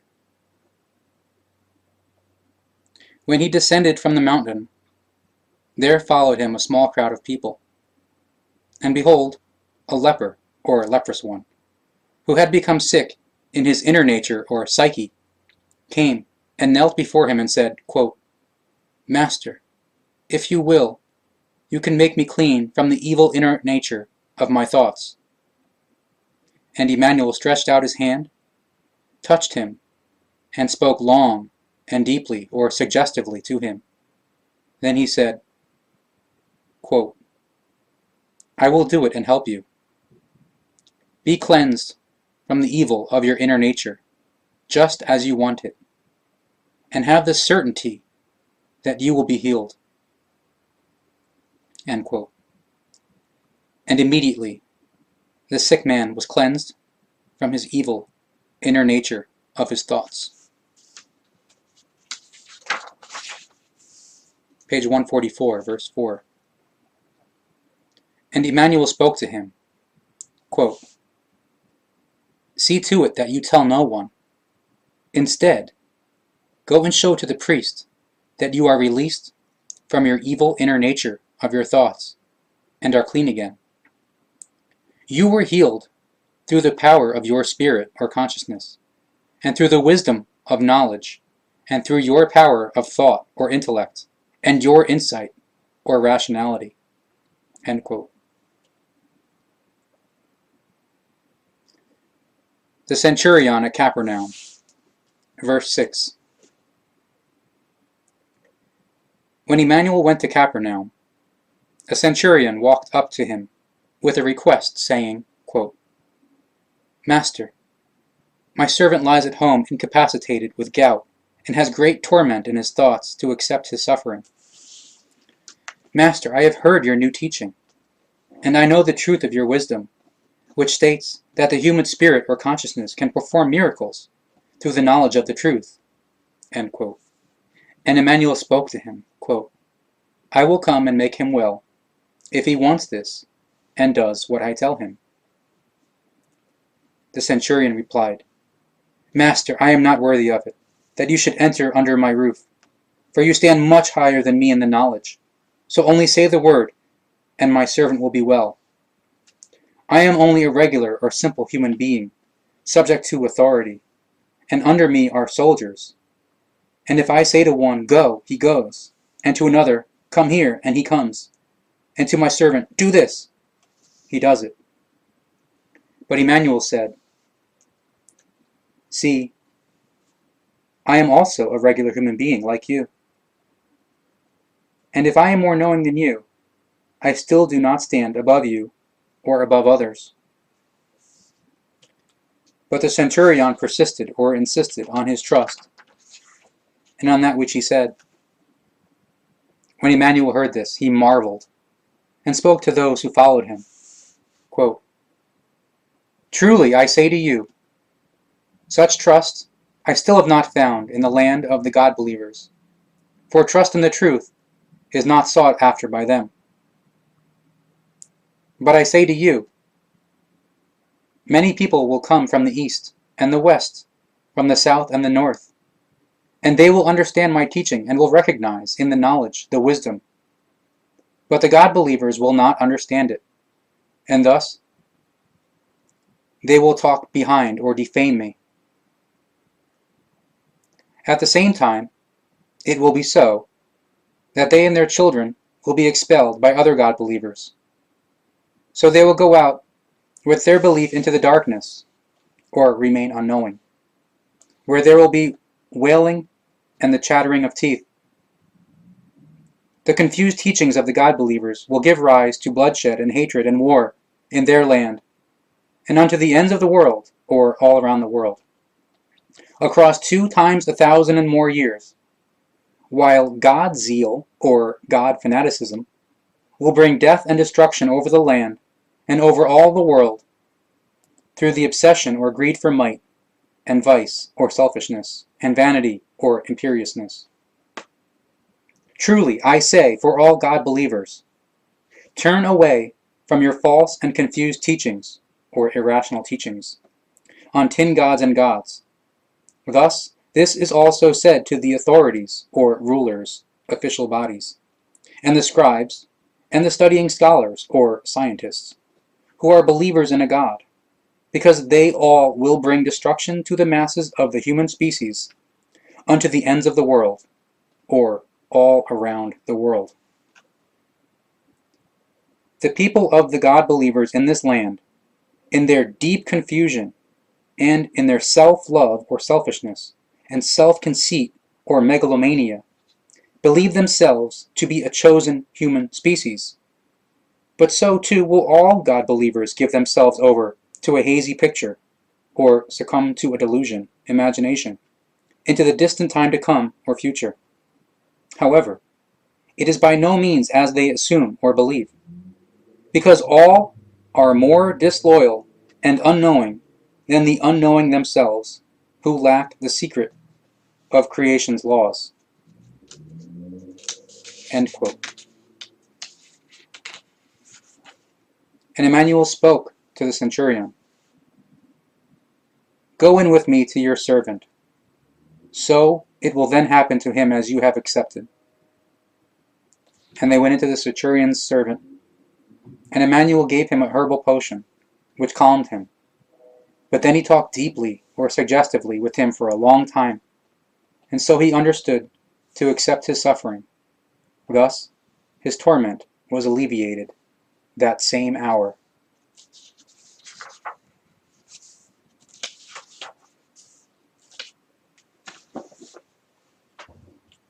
Emmanuel in the house of Petrus, page 152, verse 21. And Emmanuel came to Petrus's house and saw his allied mother or mother-in-law, who was bedridden and had a fever. He touched her hand and held it long. Then he gave her a special herbal potion, and soon the fever abated and left her. After some time she stood up and gave thanks to him, after which Emmanuel sat at the table and took food and drink to himself, as everything was presented to him, after which he announced the quote, teaching of the prophets.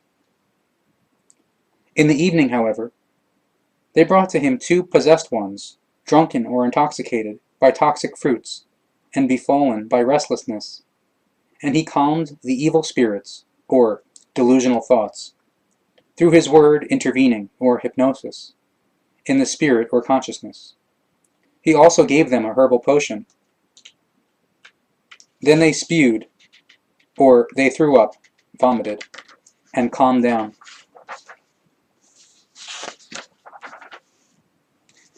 Page 156, verse 24. And thus he made, through long and deep speaking, or suggestive influencing, and much interpretation or explanation, also a sick man, who had become sunken in painful anxiety on account of his illness, healthy from his thoughts tormenting him. So it came to pass that what was said through the prophet Isaiah would be fulfilled, who spoke, quote, "He has brought us the new teaching of knowledge, and the quote, teaching of the prophets, and has taken the human being's weakness upon himself, and he has healed the sick through the instilling or suggestive words of instruction and with herbs." End quote. On the importance of discipleship. Verse 26. And when Emmanuel saw a crowd of people around him, he told them to row across to the other shore. A scribe walked up to him and said to him, "Master, I will follow you wherever you go." Emmanuel spoke to him, quote, "Foxes live in dens, and birds of the sky in nests. But for me, there is no fixed place where I can lay my head. To me, the duty, or mission, task, is given to teach love and knowledge, wisdom, and all-embracing peace for all peoples, that they may become knowing, wage no wars, and be truly connected to one another in love. Therefore, I am moving restlessly through the lands, and am announcing the quote, teaching of the prophets, without the place of a fixed home." And another, one of his disciples, said to him, quote, "Master, permit me to go and teach my father, who has turned away from the truth of the teaching, or from the teaching of the truth. Or permit me to go, that I may say goodbye to my father, who has turned away from the teaching of the truth, so I may leave him for the sake of the teaching, because I do not grasp after or learn my father's wrong belief, and want to live. But Emmanuel said to him, "Go and do according to your will, but consider your father's belief, from which he must release or free himself through the truth and the quote teaching of the prophets. Thus, continue to follow me in the teaching and to grasp or learn, so that if it should be in accordance with your Father's will, you may enlighten him in the truth of the quote teaching of the prophets." Page 160. The calming of two possessed persons, or persons possessed by self-created delusional entities. Verse 32. And he arrived at the other shore, in the region of the Gadarenes. There, two possessed persons, or persons possessed by self-created delusional entities, ran up to him. They came out of the tomb caves, where they were cast out, and they were sometimes very dangerous, so no one walked on this road anymore.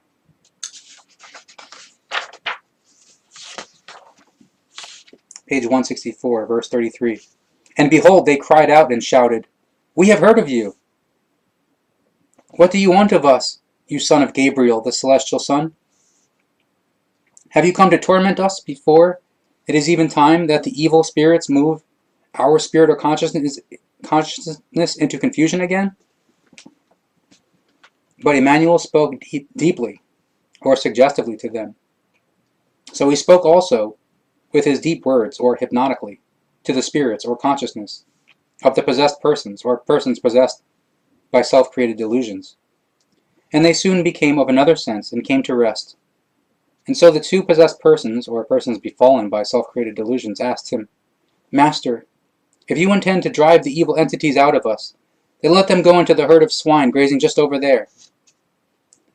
And he spoke very long, urgently and deeply, or suggestively, with them, and spoke suggestively and interveningly, or through hypnosis, to their spirits or consciousness.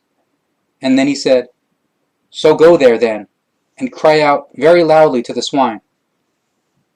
Then the two persons befallen by self-created delusional entities went there, and cried out loudly and angrily to these three swine.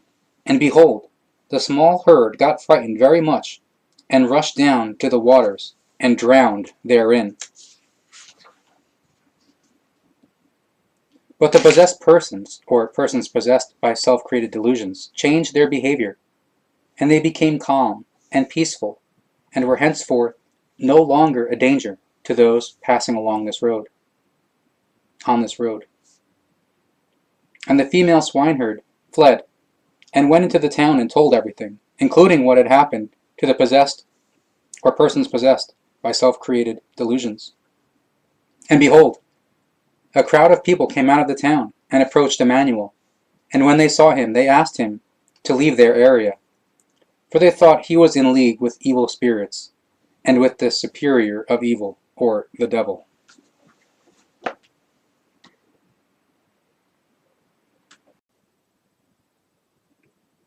Page 166, Chapter 9, Healing of the Gouty Person's Grief.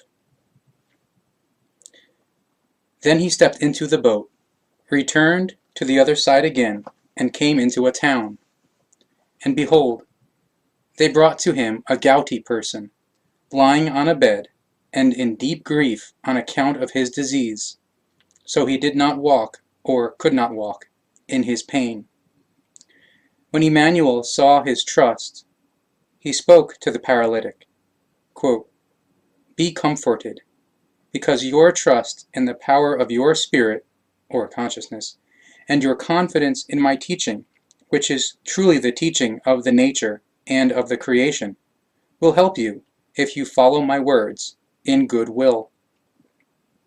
Emmanuel spoke thus for a long time with the gouty person, and taught him much about the power of the spirit, or consciousness, and the will, and the sick person understood what was taught to him, and thus he accepted it as good knowledge. So he soon lost his grief, rose from the bed, took up his bed, and walked from there. And behold, some of the scribes, who heard of this, began stirring up talk among the people. Quote, "This man slanders God and our holy teachings." But since Emmanuel understood their thoughts, he spoke, quote, "Why do you think such evil thoughts against that which is your better teaching? If only you would accept what is truly the truth, as has been taught since ancient time by the, quote, teaching of the prophets. But truly, if the knowledge and the wisdom and the love are not given, then it is not easy to say, quote, your trust in the teaching and in your will have helped you, or to say, quote, stand up and walk, if someone has succumbed in anxiety to grief and lameness. Truly, knowledge and wisdom and love must be given, so that the anxiety and the grief or the lameness may be released or resolved. So that you may know that I am a human being like you, and yet know how to introduce or to use the power, knowledge, wisdom, and love, of my spirit or consciousness. I commanded the gouty person in his grief, quote, follow my words in the power of thought, or in understanding. So also follow your will and get up. Pick up your bed and walk away. And he stood up, took up his bed, and walked away. When the people saw and heard this, they became fearful, but then praised or extolled the new wondrous teaching of Emmanuel, which gave such might to the human beings. And as Emmanuel was leaving, he saw a man who was sitting at the tax office, who was named Matthias, or Matthew, and asked whether he may comprehend or learn the, quote, teaching of the prophets. And so Emmanuel spoke to him, quote, follow me as a disciple and grasp onto or learn what I teach. And so he followed him in the teaching, and often accompanied him around the land. And it came to pass, as he was eating in a house, 5 tax collectors and unknowing ones and truth-seekers came and ate at the table with Emmanuel and his disciples and disciplesses. When the Pharisees heard this, 2 of them went and spoke to his 3 disciples and the 2 disciplesses, quote, why is your master eating with the tax collectors and the unknowing? When Emmanuel heard this, he spoke, quote, the healthy do not need a physician, but the sick do. And the knowing do not need the teaching, but the unknowing do. And those who are not led into confusion do not need the instruction, but those who were led into confusion do. Go therefore and recognize the falseness of your false and confused teachings. Resolve the falsehood and confusion, and grasp onto or learn the truth, so you do not lead into confusion those human beings who thirst for truth. Fasting, line 15. Then 3 disciples and 5 disciplesses of Johannes came to him, saying, quote, Master, why do we and the Pharisees fast, while you and your disciples and disciplesses do not fast? Emmanuel said to them, quote, how can the unknowing fast and suffer while they are being taught knowledge? And how can the teacher fast when he is teaching knowledge to the unknowing?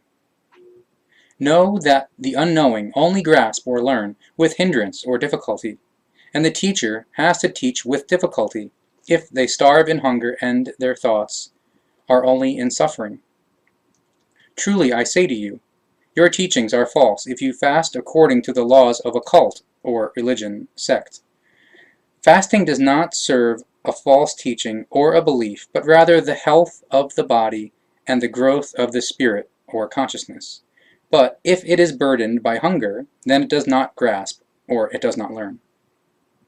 No one mends an old garment with a new patch of cloth, because the patch will tear again from the garment, and the rip will become worse. And so it is with the grasping, or learning, of the spirit or consciousness, which only grasps or learns if it does not suffer from hunger. Neither is new wine put into old wineskins, for they will tear, and the wine will spill, and the wineskins will break, or burst, be destroyed as a result of the fermentation of the new wine. Instead, new wine is put into new wineskins, so both are preserved.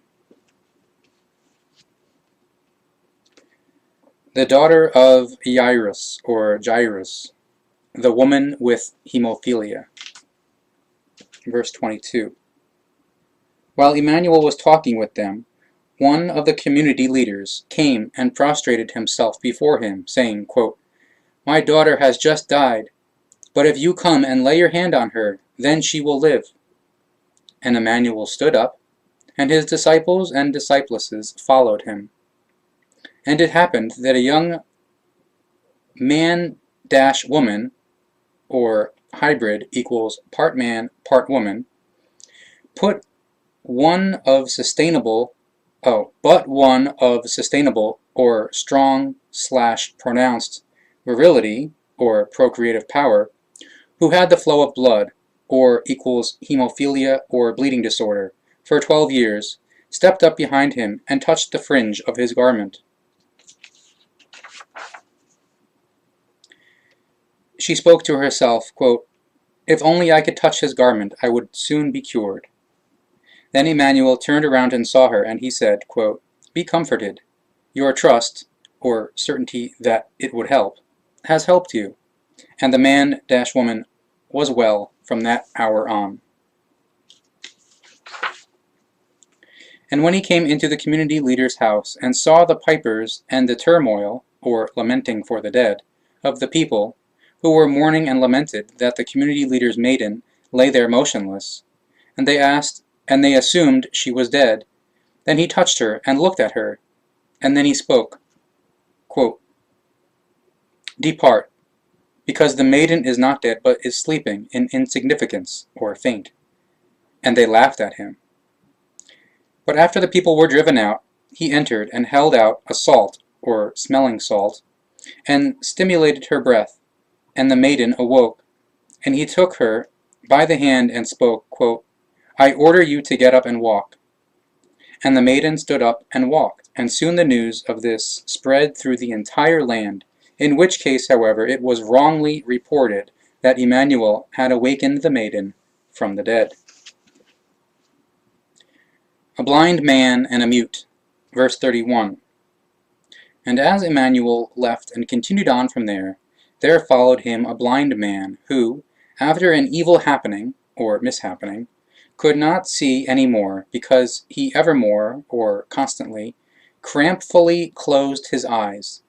And he cried, quote, "O Master, you son of wisdom and knowledge, who can use the power of your spirit, or consciousness, take pity on me."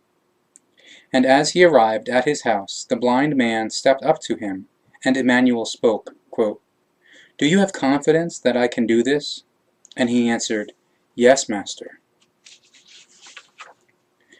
Then he touched his eyes, saying, quote, "Be it done to you according to your trust and according to your will. Open your eyes and see." And he opened his eyes in an arduous manner, and he could see again. Then Emmanuel urged him, saying, quote, "See to it that no one learns what happened to you." However, the man went out and spread the news of him and of the happening throughout the land, and he told it in such a wise as if he had been truly blind, so the people believed him. After the man had left, it happened that they brought to him a man who was mute after a serious calamity or mishappening, and also possessed by evil grief. And when Emmanuel deeply or suggestively spoke very long with him and resolved his grief, behold, the muteness was driven out, and soon the man was speaking again. And the people were amazed, saying, quote, "Such things have never been seen in the land. How mighty is this new teaching of Emmanuel about the power of the Spirit, or consciousness, that it does, or works, such miracles." However, the Pharisees said, quote, "He drives out the evil spirits, or demons, through their supreme chief, or supreme chief of the spirits and demons equals the devil. And he defames God our Lord." But they discussed among themselves, quote, "Who is this Emmanuel? For he possesses greater wisdom, and thus greater knowledge than we. His teaching is mightier and truer than ours, so he endangers us. We must act, so that he will be seized, so that he will suffer death." the great harvest. Verse 44. And Emmanuel went about in many cities and villages, taught in their temples, and taught the mystery of the creation, and of the laws of the nature, so that the spirit, or consciousness, could attain mightiness. He taught about the spiritual, or consciousness-based realm, within the human beings, and healed many illnesses, and, thus, many infirmities, with deep words, and with herbal drinks, and herbal ointments. And when he saw the suffering among the people, he took pity on them, for they were spiritually, or in consciousness, languishing, or dried up, and scattered like a flock of sheep without a shepherd. Then he spoke to his disciples and disciplesses, who accompanied him in large numbers, quote, "The harvest is great, but there are few laborers, that it may be brought in."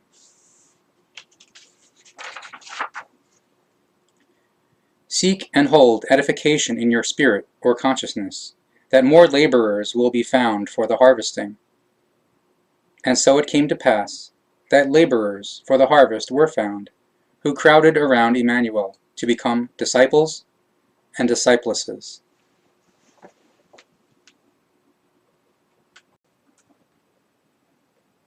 Page 182, Chapter 10. Determination of the Disciples. And he called his 12 disciples and the 17 disciplesses, and also his confidant, Maria Magdalena, and his mother to him, and gave them the knowledge for controlling the unclean spirits, or delusional constructions, delusional thoughts, etc., so they could drive them out, and so they would also be able to heal every illness and all shortcomings through the deep word, or suggestion, and thus, through the deep word, or hypnosis, penetrating into the spirit, or consciousness, and through all kinds of herbal drinks, and ointments, and salts. These are the names of the 12 disciples: Simeon or Simon, called Petrus or Peter, and Andreas or Andrew, his brother, Jacobus or James, the son of Zebedeus or Zebedee, and Johannes or John, his brother, Philippus or Philip, and Bartholomaeus or Bartholomew, Thomas and Matthias or Matthew, the tax collector, Jacobus or James, the son of Alphaeus or Alphaeus, and Thaddeus or Thaddeus, Simeon Canaeus or Simon Canaeus, and I, Judas Ischkerioth, the only one, other than Emmanuel, who understands handwriting.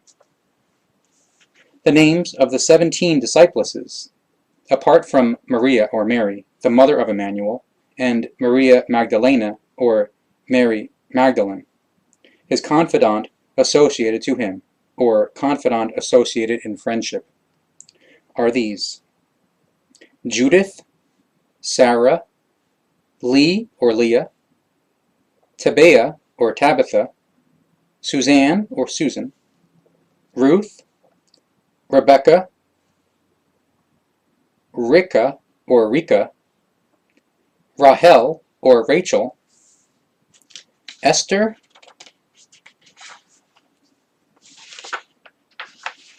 Naomi or Naomi, Martha, Miriam, Magdalena or Magdalene, Eva Maria or Eve Mary, Elizabeth, and Delilah. Emmanuel sent forth these 12 disciples and 17 disciplesses, commanding them and saying, quote, "Do not go into the streets of the God-believers, and do not go to the scribes and Pharisees, but go into the cities of the Samaritans, and to the unknowing in all directions unto the end of all the world, or all around the world. Once I have left you, go to those who lack understanding, and to the idol worshippers and the unknowing, and do so because they do not belong to the house of the God-believers, which, for over 2 times 1,000 years and more, will bring death and bloodshed into the land and unto the ends of the world, or all around the world.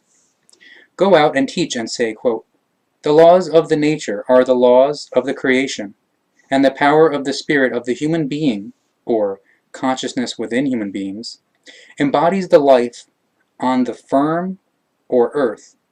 But be cautious in your doing of the teaching, for it should not be impelling, or not be proselytizing."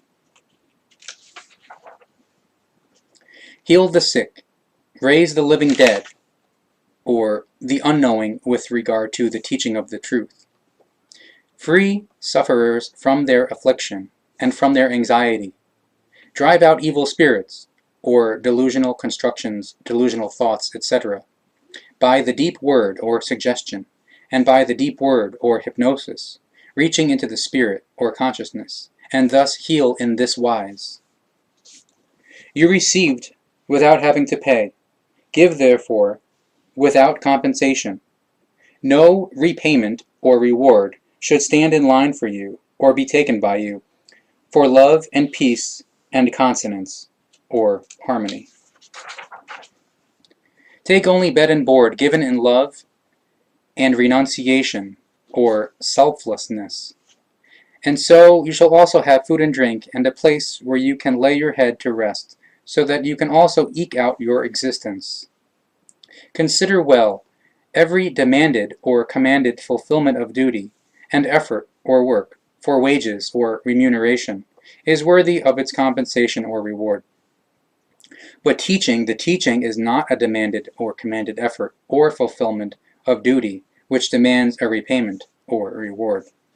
The quote, teaching of the prophets, that is, the quote, teaching of the truth, teaching of spirit, teaching of life, is given as an unbidden or voluntary fulfillment of duty, of a determination or mission, which is fulfilled without distinct wages or remuneration, or affirmation, or agreement/work and wage agreement. You shall not amass gold, silver, or copper in your belts, but when you give balms, or remedies equals herbal drinks, herbal ointments, salts, for healing, or otherwise give any things which you yourselves must settle, or pay for, so a measure or price shall be paid to you for these. Also, on your travels you shall not take large bags with you, wherein to carry food, water, and clothing. Go on your way with only that which you have need of, or the bare essentials, for eating and drinking and sleeping, for keeping yourselves clean, and for a change of clothing. Never carry many things with you, because you would only burden yourselves and become welcome victims of waylaying bandits. Remember furthermore what I have said. Every endeavor or work is worthy of its compensation or reward, and you will not be wanting if you diligently comprehend or learn and teach and disseminate the knowledge. When you go into a city or into a village, inquire if someone is there who is worthy, and stay with him or her, if you are accepted as a guest, until you depart. If the house is worthy, your peace will pass on to the occupants, but if the house is not worthy, your peace will return to you when you leave it. And if someone will not take you in or listen to your words of teaching, leave that house or that city and shake the dust from your feet. Truly, I say to you, do not stay at such places, because they are abodes of unknowing evil. The human beings there will not comprehend the words of the truth and the knowledge, so they do not want to recognize them, or the knowledge and the truth, and they will try to take your life there at a suitable time or opportunity. Flee from those places, because their residents are disloyal to the creation, and thus to the laws of the nature. The people there worship shrines, gods, tin gods, and images or idols, but they do not appreciate the creation, nor do they follow its laws. Flee from those places, for the human beings there will try to take your life, because they are not willing to leave their false and confused teachings. Flee from such unfair ones, because you must not lose your life for the sake of the truth and the knowledge. No law demands it of you, nor is there one that endorses such unconsiderateness or recklessness.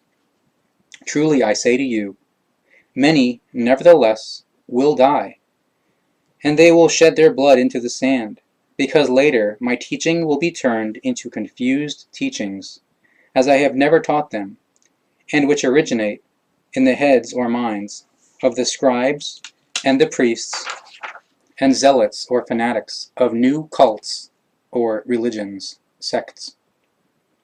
Thereby, they will bring the human beings under their Gewalt or control, through belief in their false and confused teachings, in order to rob them of their goods and chattels. In all the world, or all around the world, there will be wailing and chattering of teeth when the blood flows from all those who have made my teaching of the wisdom and the knowledge into false and confused teachings, and have forgotten the teaching of the prophets. And the blood will flow from all of those who, in their confused belief, and through evil seduction, follow these false and confused teachings of the cults, or religions, sects. And I believe and advocate these, which are truly not my teachings, and which I have never taught. Many of these confused cult believers will lose their lives, including many of the people of the God believers in this land, which, i.e. the land, will never find its peace until the end of all confusion, or end of political and religious confusions, because it is unknowing and unwise and denies the power of the laws, or the laws of creation, of the spirit of the creation, and of the law, and of the love, and of the knowledge. Truly I say to you, the people of the God believers were not a distinct people, or originating from within, and their forefathers lived in old time by murder, robbery, and fire. For through cunning and murder they got together in reprehensible war campaigns, and gained possession of the land, so they made their best of friends drunk with wine, and slaughtered them like wild animals. So it will be in the coming time that even the God believers of all peoples in the world, or worldwide, will do the same, and will shed human blood in great measure, and will gain new land by deprivation of life, or murder, and destruction, and warlike bloody deeds, or murder by war, as did the forefathers of the people in this land. So will the God believers of all cultish attitudes, or kinds, forms, every cultish religious direction equals all religions and sects, do in the coming time, because of the false teachings of the cults, or religions, sects, which will be evilly and confusedly made from my teaching by the zealots or fanatics of the cults, religions, sects, will be followed, from which terrible things and unpeace will arise. So it will be that every wrong cult will rise up against the other and mercilessly spill human blood into the distant time to come, or future, and unto the ends of the world, or worldwide. And it will be that hordes fallen ill to God-believing zeal will form, so through them threat and Gewalt, or terrorism, and bloody deeds or murder, and ruin or destruction will be carried out or spread unto the ends of the world, or worldwide. Thus the God believers will be ostracized until the end of the confusion, or end of political and religious confusions, and they will never find rest nor give rest until then. For by the mixed or different kinds of God beliefs of the peoples, extreme or tremendous hatred will come into being and expand over the whole world, or worldwide. Behold, I am sending you among the unknowing, among the servants of gods, and servants of tin gods, like sheep among the predators. Therefore, be wise as serpents, and innocent as doves. But beware of these God believers, for they will turn you over to the courts, and scourge you in their temples and torturing courts. And you will be led before sovereigns and kings, and the cult mighty, or religious leaders, sect gurus, because of my teaching, as a testimony of deterrence, or that they do not turn away from their God belief, to them, or the God believers, and to all other unknowing ones.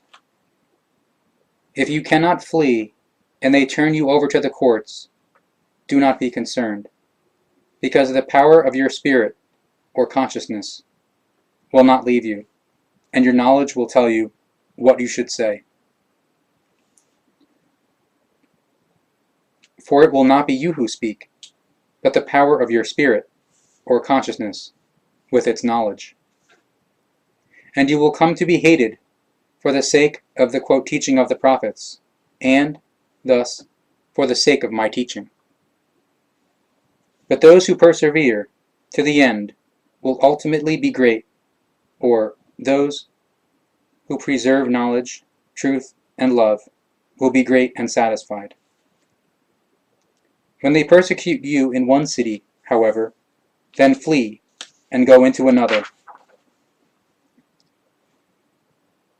Do not go to too much trouble with the cities of the God-believers, for truly I say to you, you will get nowhere with these people unto the world's end, or all around the world, and until the quote teaching of the prophets becomes followed by all human species. Thus, go only to those who search for the truth, and, thus, for the laws and recommendations of the creation, because the teaching bears good fruit, and brings love, and peace, and consonance, or harmony, only among them. Truly know this: a disciple never stands above the teacher, nor the servant above his master.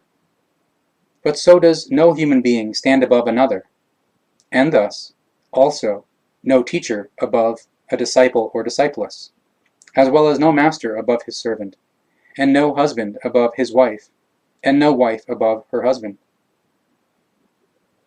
It is enough for the disciple to be like his teacher, and the servant like his master, and every human being like another human being, or all human beings are as such are of equal value. And the woman like the man, and the man like the woman, in equality, and equally, or with equal rights, and without any difference. If the evil ones have called the master of the house Beelzebub, how much more then will each one of his household be called such? Therefore beware of the God-believers, because they are like a festering boil. They speak pious, or God-fearing words, and make seemingly pious or sanctimonious speeches, to lure, or bewitch, human beings, so that their false god may win them as believers. But then, when it comes to their own gain or profit, then their true appearance or face quickly or suddenly peeks out. So they are like snorting or slavering predators, and then beat their poison fangs into the bodies of their victims. However, do not be afraid of them, because there is nothing hidden that will not be evident, and nothing secret that will not come to knowledge. What is said to you in darkness, or in secrecy, speak in the light, or openly, and what is whispered into your ear, teach loudly from the rooftops. Do not be afraid of evil slanders, or calumnies, nor fear those who take life and limb. You should not think that I have come to bring peace on the earth. Truly, I have not come to bring peace, but the sword of knowledge about the power of the Spirit, or consciousness, which dwells within the human being. Thus, I have come to bring wisdom and knowledge, and to provoke the human beings. Son against father, daughter against her mother, servant against master, citizen against government, and believer against false teacher and priest, so that each one speaks with another among themselves, and searches for the truth, and finds it. And the human beings' enemies will be they themselves, and so their own housemates. The way of the truth is long, and the wisdom of the knowledge will only penetrate slowly. And it will be that dark times will follow, many hundreds of years, and even 2 times 1,000 years and more, before the truth of the knowledge of the Spirit or spiritual knowledge, will penetrate into the people, or humankind. Those who are unfair and unknowing hate those who have knowledge. Thus, since old time, they have tracked them down or pursued them, and sowed enmity with them. Also the scribes and the priests, and the zealots or fanatics, of the cults or religions, sects. And the authorities do so, and will do so, into the time to come, or future.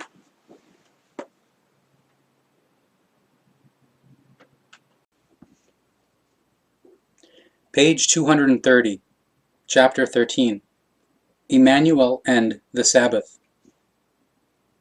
At that time, Emmanuel walked through a field of grain on the Sabbath, and his disciples and disciplesses were hungry, and began to pluck ears of grain, and to eat them. When the Pharisees saw this, however, they spoke to Emmanuel, quote, "Behold, your disciples and disciplesses are doing what is not allowed on the Sabbath." But he spoke to them, quote, "Have you not read what David did when he and those with him were hungry? How he went into the house of prayer and ate the showbread, which neither he nor those with him were permitted to do, but only the priests? Or have you not read in the law how on the Sabbath the priests in the temple violate the Sabbath, and yet are without guilt? Truly, truly I say to you, you brood of snakes and adders, a stone will turn into bread before no work may be done on the Sabbath. You make your discretions into laws, in which case, however, these have no equal value with laws. Your approvals are made by you yourselves, and by your false prophets and priests without discernment or intellect, as are also many other approvals by human beings.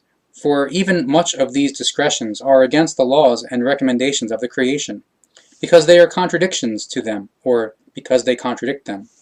Therefore an approval by the human beings does not correspond to a true law, so it is truly a discretion that is completely open to question, or doubtful.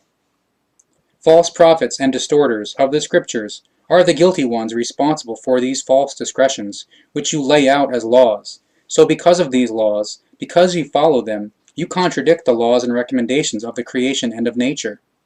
You wrongly teach that which is deemed to be good by the human being, that the Sabbath is to be kept holy, and, thus, no one is to fulfill the day's work.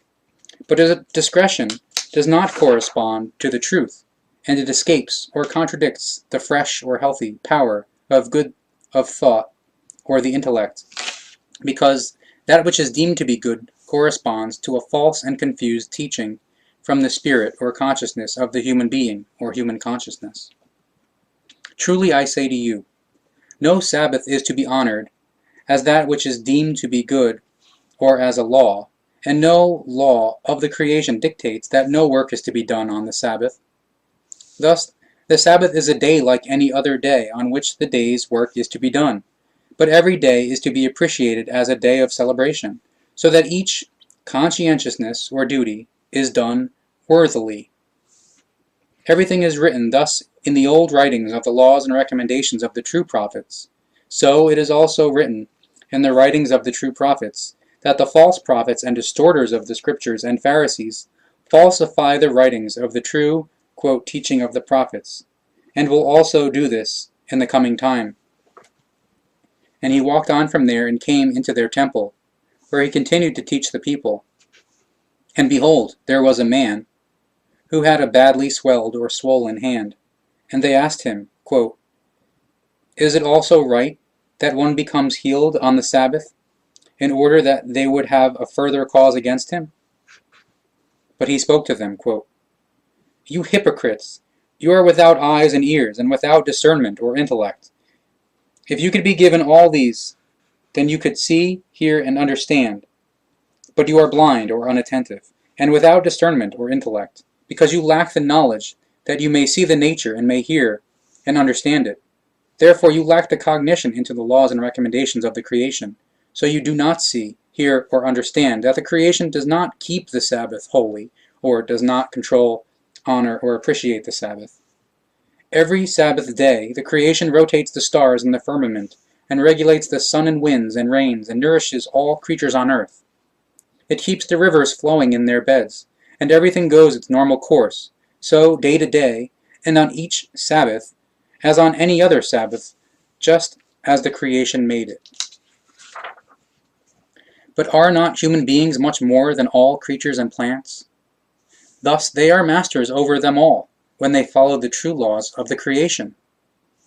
You brood of snakes and adders, you distorters of the scriptures and falsifiers of the teaching, who, because of your greed for compensation, or money, and might, spread confused teachings. If you had only one sheep and it fell into a pit on the Sabbath day, who among you would not take hold of it and pull it out? How much more now is a human being than a sheep? And then your confused teachings, which you teach untruthfully or lyingly, and falsely and confusedly. Then he spoke to the man with the swelled hand, quote, "Stretch out your hand." And he stretched it out. And Emmanuel coated it with a herbal ointment. And he also gave the man a small pot of the ointment, so that he could coat his hand with it every day. And when Emmanuel had applied the herbal ointment, and had given the small pot, he said that the hand would be healed again in 3 days, and would be equally healthy as the other. Then the Pharisees went out and held counsel about him, on how they could assassinate or insidiously murder him, since he saw through and recognized their lies and confused teachings, and made them known in front of the people. When Emmanuel recognized their insidiousness, he withdrew from there, and a small crowd of people followed him, whom he taught. And there followed him some sick people, and he treated all of them, so they soon became healthy after a few days. He warned them, however, that they should not spread the news about him, because he was afraid that he would be captured and put to death by torture, as he had seen in his foresight. But his dedication to the truth prevailed, and so he continued to reveal his teaching and the wisdom to the human beings, even though he knew what would happen to him when they got at him, or got hold of him, captured him. Therefore, he would be delivered over to the court.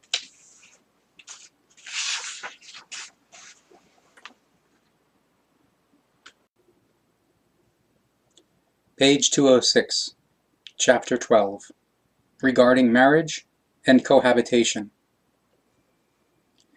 And it came to pass that Emmanuel began to speak about the laws and recommendations of the bond of connectedness between woman and man, or marriage, and related topics. And he said, quote, "You have been given the law, quote, 'You shall not break the bond of connectedness between man and woman,' or 'You shall not commit adultery.' Despite this, however, the human being commits the breach of the bond of connectedness, or adultery, and fornication, thus violating the laws and recommendations of the bond of connectedness, or marriage, between woman and man. And it is written thus, quote, 'Whosoever breaks the bond of connectedness, or marriage, between woman and man, or commits adultery, and commits fornication shall be punished, because the fallible are unworthy of the life and its laws and recommendations. Thus they shall be separated from men or women, or separated to a place of fulfillment of guidelines.' And Emmanuel also spoke about the laws and recommendations of the bond, which are given as words of honor, or word of honor, promise, pledge, vow, obligation, bindingness, etc. Thus, it is an obligation, or duty, that it becomes followed, or becomes fulfilled, complied with. But if the given word of honor is offended against, or is contravened, there shall be a fit or appropriate prosecution, or punishment, reprimand, damage settlement, etc. For this, always measured in accordance with the disadvantages or suffering of or losses, such as arise from the bond when it becomes broken.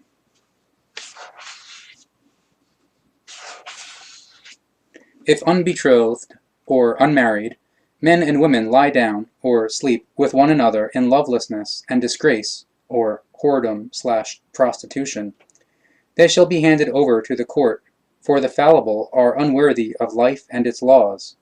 Thus they shall be separated from men or women. or see explanation of sentence 6 equals separated to a place of fulfillment of guidelines. And if two men lie down or sleep with each other against nature, or in a homosexual manner that is contrary to nature, for the purpose of procreating offspring in the male body by means of gene manipulation, then they shall be delivered over to the courts, for those fallible are unworthy of life and its laws, and act against these. Thus they shall be emasculated and expelled and banished before the people, or separated to a place of fulfillment of guidelines. If, however, two women lie down or sleep together, engendered attraction, or female homosexuality, they shall not be delivered over to the courts, because they do not violate the life and its laws, because the women are not inseminating, but are bearing. If a man and a woman lie down or sleep together, in the love of free or unbound connection or companionship, and in devotion, or love for the next one, and therefore in confidence, or in confidentiality, engendered attraction, or heterosexual, their doing shall not be punished. If, however, women or men entice sexually for whoredom, or go whoring, equals behave as female prostitutes or male prostitutes, they shall be delivered over to the court for punishment, that they may be separated from men or women, or separated to a place of fulfillment of guidelines. When inseminator and inseminator join together for the procreation of descendants, the life is desecrated and destroyed. But if a conceiver and conceiver join together, there is neither desecration nor destruction nor procreation, for the conception is also the bearing one. Truly I say to you, there is no animal or creature living beneath the firmament that is like the human being, and violates the laws of the creation and the nature. But are you not much more than the animals and the creatures? No animal or creature is found under the firmament, or on the earth, or in the atmosphere, concerning which male and male join together for coitus for the procreation of descendants. But female and female are found together among the animals and the creatures, as well as male and female, because they follow the laws of the nature. Whosoever indulges in fornication for the sake of the pay or the pleasure is to be separated from men or women, and expelled and banished before the people, or separated to a place of fulfillment of guidelines. This corresponds to the laws of the creation, which are mindful of, or directed towards, order. Whichever man or whichever woman who sexually abuses a child is unworthy of his or her life and its laws, and shall therefore be punished by being separated from men or women, and the bearer of guilt is to be removed from the free life for his or her lifetime through a fulfillment of guidelines in unfreedom and separation, or exclusion from the society, separation to a place of fulfillment of guidelines. But whosoever indulges in the shaming of blood, or sexual or gendered intercourse between close blood relatives equals incest, whether woman or man, is unworthy of the life and its laws, and shall be delivered over to the courts, that he or she may be separated from men or women, and that the bearer of guilt may be removed from the free life for his or her lifetime through a fulfillment of guidelines in unfreedom and separation, or exclusion from the society equals separation to a place of fulfillment of guidelines. Whosoever has sexual intercourse with an animal or creature, or sodomy, is unworthy of the life and its laws, and shall be separated from men or women, and expelled through a fulfillment of guidelines, and banished before the people, or be excluded from the society, equals separated to a place of fulfillment of guidelines. Whosoever espouses or marries him or herself to a man or woman divorced in guilt of violence, or Gewalt, shall be separated from men or women, because they are unworthy of the life and its laws, and they shall both be expelled and banished before the people, or be excluded from the society, equals separated to a place of fulfillment of guidelines. If a man begets a child and the woman is not espoused, or is not married to him, and he leaves her unespoused, or not married, or not received into some other lifelong bond with him, and does not take care of the woman and child, he is unworthy of his life and its laws, and shall therefore be applied to the laws, that he may be emasculated and removed of his freedom for a long time, but that he may provide recompense or compensation for pain and suffering for the child until he or she comes of age, or becomes an adult, or be excluded from society equals separated to a place of fulfillment of guidelines at which he must work for earnings and must pay for the child's upkeep or child support. Whosoever commits gendered or sexual robbery against a woman or a man, or rapes a woman or a man, is unworthy of his or her life and its laws, and shall therefore be applied to the laws, that he or she may be separated from men or women, and that whoever is culpable may be removed of his or her free life for his or her lifetime, through a fulfillment of guidelines in unfreedom and separation, or separation from society, separation to a place of fulfillment of guidelines. Whosoever commits evil violence, or Gewalt, against another human being's body, life, or thoughts, or inflicts damage in his or her impression or feeling, is unworthy of life and its laws, and shall therefore be punished, that he or she may be removed of his or her free life for his or her lifetime, through a fulfillment of guidelines in unfreedom and isolation, or exclusion from the society. Truly, truly I say to you, these laws are given as regulation by the creation and the nature, and they shall be followed. Otherwise the human beings will bring death to themselves in their whole mass. This earth can support and nourish 529 times 1,000 times 1,000, or 529 million, human beings of all species. But if the human species do not follow the laws, in 2 times 1,000 years, there will be 10 times and more human beings, and the earth will not support and nourish them unto all of its ends. Therefore, hunger will then reign, or the earth will then no longer be able to nourish the human beings everywhere. Consequently, great famines will appear. The demon, which will bring great hardship and hunger and evil cataclysms, or catastrophes, into the whole world, with far-reaching or worldwide and oversized or tremendous destructions by the nature, will be founded in the human species' narrow-mindedness or unintellect, and evil-doing and guilt since old time, and will also bring itself in well into the time to come, or future.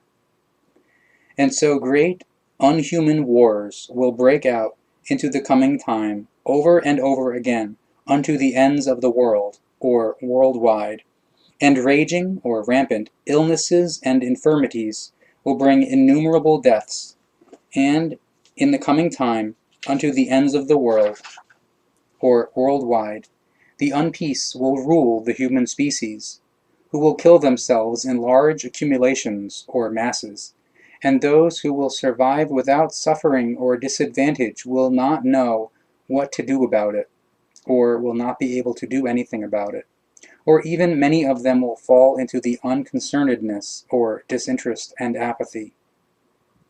Truly I say to you, there will be wailing and chattering of teeth when so much human blood drenches the sands of the earth that new life forms, or viruses, epidemics, and mutations, etc., arise from it. Thus the final horror will come upon the human species. But on this day and throughout all times, everything good is permitted to you, and to you are given the laws and recommendations by which you are to live, so that there will be love and peace and consonance or harmony, and so that the insidiousness and malice and all evils of the wretchedness or badness among the human species will be carried away, or vanish/be resolved, and no war cries will resound over the earth any more. And you are to follow additional laws and recommendations so that you will have prosperity on earth and peace within your families. Do away with enforcing the old and wrong and confused law, which irrational false prophets have brought, that the woman is to be subject to the man. For she is a life form like a man, with equal rights and conscientiousness, or duties. But when a man makes a bond with or marries a woman, he shall distribute or give to the woman's steward, who is most trusted in oversight or administration, for her or to her herself, an appropriate number or an appropriate amount, as security or adequate wealth, so that she will not suffer from lack of necessities. Likewise, goods as a mourning gift or dower, bride wealth, also applies, which shall be devoted to or belong to the woman. Not permitted, however, is the wickedness or bad habit, as is given by false prophets and by false handed-down knowledge or tradition, that an assessment or price is to be paid, or from the man, bridegroom, for the woman, to her father or mother or brothers or relatives, or uncle, aunt, etc., or to a matchmaker, or deliverer, or dealer.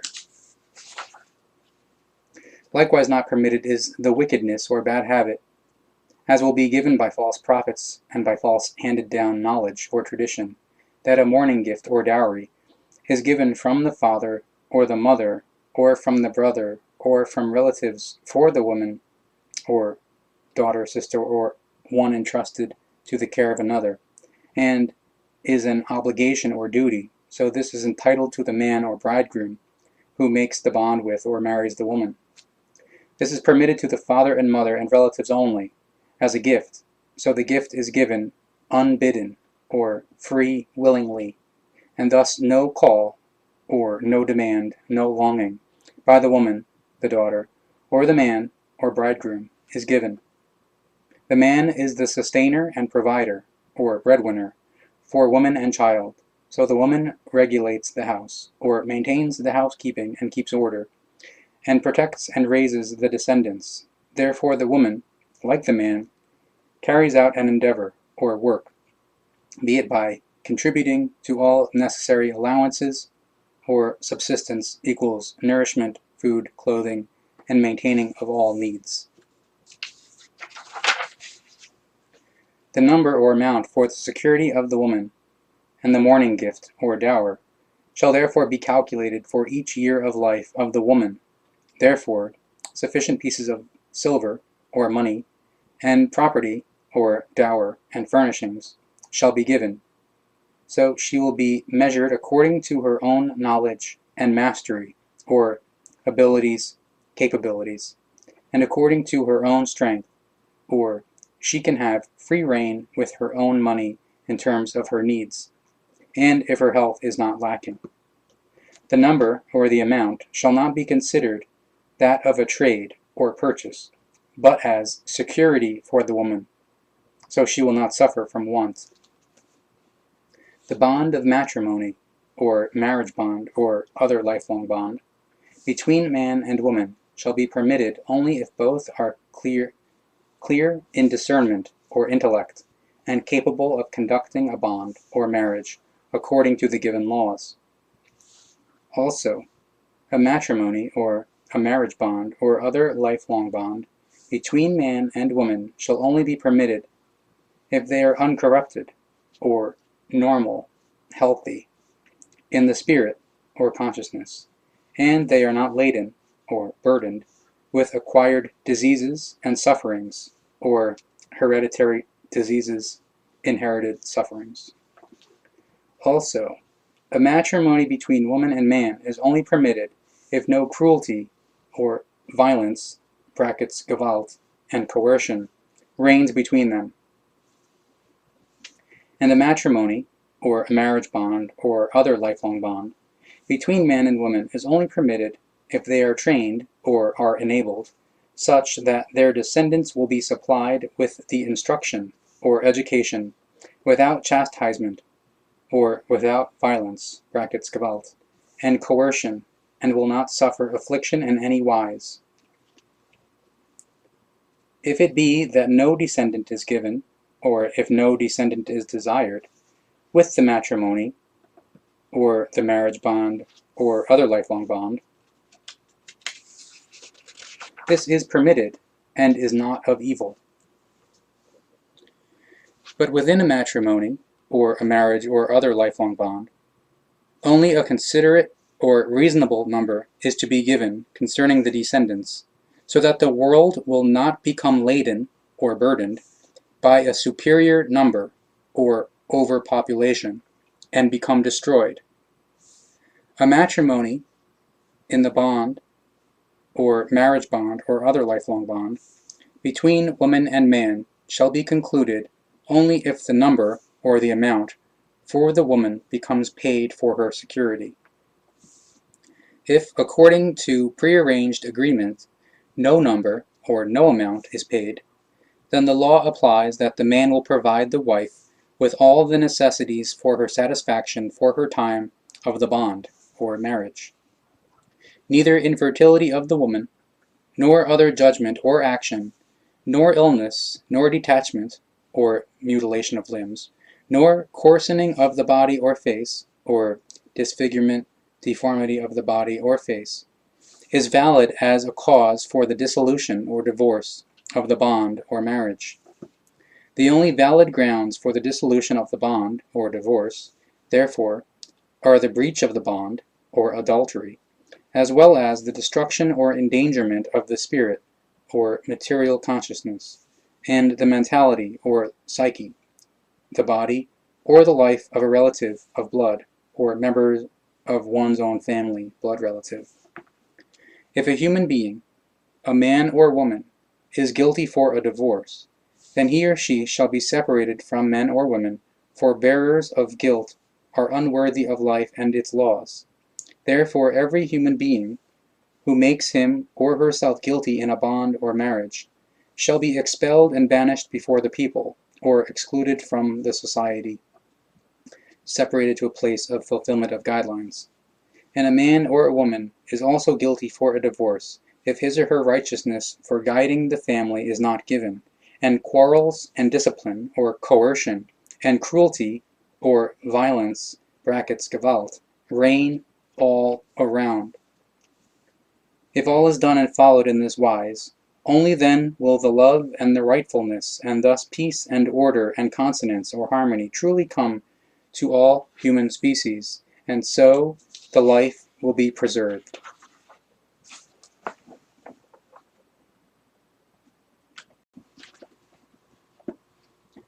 Page 238, Chapter 14.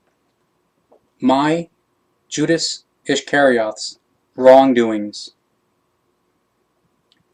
And it came to pass that Emmanuel and his disciples and disciplesses went to Bethlehem, where he taught and instructed the people. But I, Judas Ischkerioth, I who take up, or write, hold in writing, many truths about Emmanuel, had become disloyal to the teaching of Emmanuel, and lived only for my pleasures and desires. Secretly, I was collecting from Emmanuel's attendees, or audiences, accumulating gold, silver, and copper in my money bag, because I wanted to live vainly. And it happened that Judas Ischkerioth, who crowded around Emmanuel, and who was the son of the Pharisee, Simeon Ischkerioth, and who came from the small settlement, or hamlet, farm, Arioth, in Galilee, and who belonged to a covenant or sect against the man-power, or Roman occupation, informed Emmanuel of my wrongdoings, because he hoped that he would be repaid or rewarded. But Emmanuel thanked him and did not repay him with any gifts whatever. So Judas Ischkerioth thought of revenge, for he was greedy for gold, silver, and goods, and was obsessively or lustfully connected to wretched and shameful or whoring women. But I, Judas Ischkerioth, was led by Emmanuel into the desert, by the Jordan, where, for 3 days and 3 nights, he instructed or taught me much in the teaching of right and unright. Thus I, as his disciple, showed remorse and thereupon followed the teaching of Emmanuel. When I returned to the city, I distributed all my possessions and the collections among the poor, and became a trusted disciple of Emmanuel. At that time, however, it happened that the records, or the writings, notes, about Emmanuel and his accomplishments, or works, were stolen from me, Judas Ischkerioth. Therefore all records in which I reported on the teaching of Emmanuel were stolen from me, so I reported it to him. But he spoke, quote, Truly, truly I say to you, Judas Ischkerioth, you will suffer even further worse things. For not only are your records, or writings, notes, about my teaching and my life gone, or lost, stolen, but it will also be that you will be slandered, or calumniated. For over 2 times 1,000 years you will be innocently accused of betraying me, because Simeon Ischkerioth, the Pharisee, wants it so. And Simeon Ischkerioth, the Pharisee, writes a scroll in which he slanders, or calumniates, you and me, that we have formed an agreement or pact together, that you will betray me, and I should be captured and killed, so that my teaching will be preserved, and it will be testimony, or will be handed down, for all time. But his son, Judas Ischkerioth, is the real culprit. He is natured or formed like his father, Simeon Ischkerioth, the Pharisee, who seeks my life. He is, therefore, the one who stole the writings from you, and brought them to the scribes and Pharisees, that they may thereby punish or judge me and put me to death. He received 70 pieces of silver for your records, or notes, writings, and he is to receive another 30 pieces of silver when he makes it possible to betray me to the executors. Truly I say to you, he will certainly succeed in this, and for 2 times 1,000 years you will innocently atone for it, so you will become a tormented one, or martyr. But report or write down my teaching, and the truth about my life another time, for the time will come when your writing will be revealed in 2 times 1,000 years. Until then my teaching will be falsified, and it will turn into an evil cult or religion, sect, and thus it will be that much human blood will flow because of the new cult, or Christianity and its sects, which will wrongly arise from my teaching and bring forth many zealots, or fanatics. And a supreme one, or highest one of the Christian cult equals Pope, will be appointed for the new cult, or Christianity, and he will call himself the representative, or agent, deputy, in my name, and the representative, or agent deputy, of a hazy picture, or delusional construction, which the new cult will call, quote, God. And in the coming time, the God believers in this land will tolerate the fact that the cult also arises or comes about in their land, and that 2 evil cult sites, or Jerusalem and Bethlehem, are built among them for me and in my name. But the human species are still not prepared to comprehend my teaching, that the truth may become recognized, so it will only be in the distant time to come, or future, that my teaching becomes newly disseminated, with new words, and in a better directed manner, as I do it today, since the human species still languish in great unknowledgeness, because they still lack the thirst for knowledge, which will only rise up within them in the time to come, or future, when the search for the truth will awaken within them.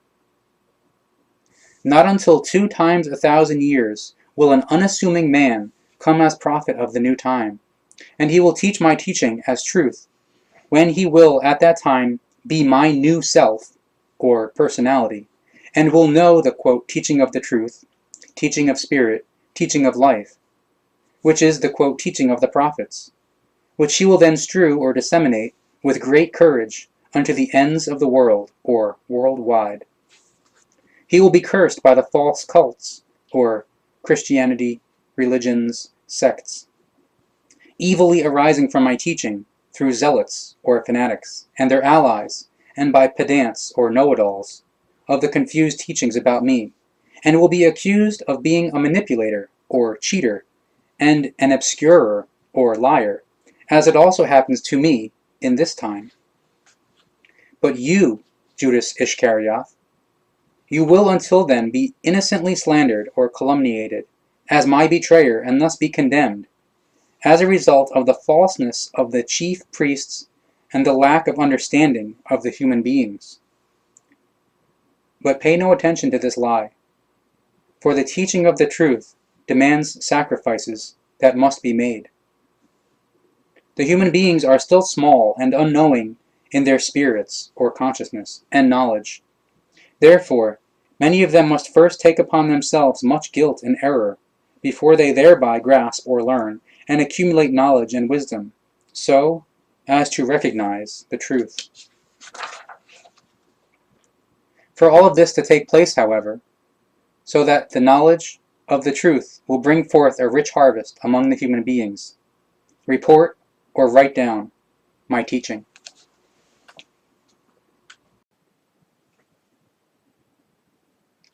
Page 280, Chapter 17, Human Recommendations and the Laws of Creation. And Pharisees and Sadducees and scribes, and 2 from the high council, came to Emmanuel. And Emmanuel was asked by one from the high council, quote, "Why do your disciples and discipluses disregard the directives, or dogmas, of the high council?" He answered, saying to them, quote, "Why do you violate the given laws and recommendations of the creation for the sake of your tenets or dogmas?" And they said to Emmanuel, quote, "Moses said, according to the regulation of the human beings, quote, you shall honor your father and mother. But those who do not honor their father and mother shall be put to death." Emmanuel answered these, quote, "The teaching of the laws of creation is not that. However, for they teach, you shall honor your father and mother. But those who do not honor their father and mother shall be expelled from the family and from the society of the righteous for so long until they experience the honoring of father and mother. But also you teach, quote, say to one's father or mother, I donate to the cult or religion, sect, what I owe on your behalf, so I am free toward you. Therefore I am no longer bound or obligated to honor. Therefore you teach confusedly, for if people no longer need to honor their father or mother, then you have abrogated the laws of the creation for the sake of your statutes and your greed for might.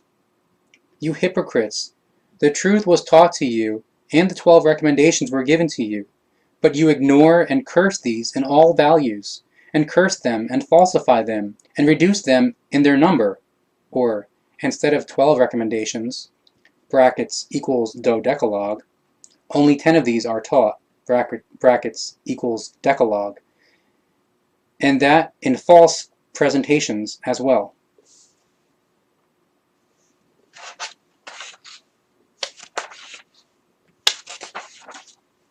And Emmanuel spoke further, you hypocrites, the prophets that have foretold of you quite accurately, saying, quote, the people of the God-believers honor the creation only with their lips, because you wrongly and confusedly teach your God as creation itself to them. But the hearts of the people and their knowledge are far from it, or the creation. For they truly honor their hazy picture, or delusional construction, which is called God by them, just as you hypocrites want. They serve their cult, or religion, sect, in vain, because they learn such falsified and mendacious teachings, which are no more than recommendations of human beings and your falsehood, or delusional guidance. And Emmanuel called to him the small crowd of people that was with him and said, quote, listen and comprehend. The teachings of the scribes and Pharisees are false and mendacious, for they teach to you the statutes of human beings, which are not laws and recommendations of the creation. Afterwards, he went away from there, and 5 of his disciples and 7 of his discipluses came to him and said, quote, "Are you aware that the scribes and Pharisees were offended by your words when they heard them? They went out to bear witness against you and to have you killed because of your teaching." But he answered and spoke, "All plants that do not live according to the laws of the creation will dry up and rot. Such will also happen to them if they condemn me in falseness. Leave them be. They are blind leaders of the blind. But when a blind one leads another blind one, they both will fall into the pit. But let us go away, so that the henchmen remain without booty." Then Petrus answered him, saying, quote, "Please interpret your speech about the plants and about the blind for us, for we all do not understand." But Emmanuel reprimanded his disciples and the discipluses, and said, "Are you too still without understanding, and therefore also unknowing and doubting in recognition, comprehension, and understanding? You have been together with me for a long time now, but you still lack the ability to think and the recognition of the truth. Truly I say to you, you yourselves will do much toward falsifying my teaching for the coming time and the near and distant time to come, or future. In your knowledge you extend only slightly beyond that of the other human beings. Do you still not notice that every parable and every speech has a deep meaning and, thus, speaks about the spiritual, or consciousness-based life of the human being and about the spiritual energy and power of the creation? O you of little knowledge! Do your power of thought or intellect and your sageness or rationality still not extend beyond the dumbness of the common people? Beware, lest you see me in a false light and accuse me of an origin from which I cannot have descended."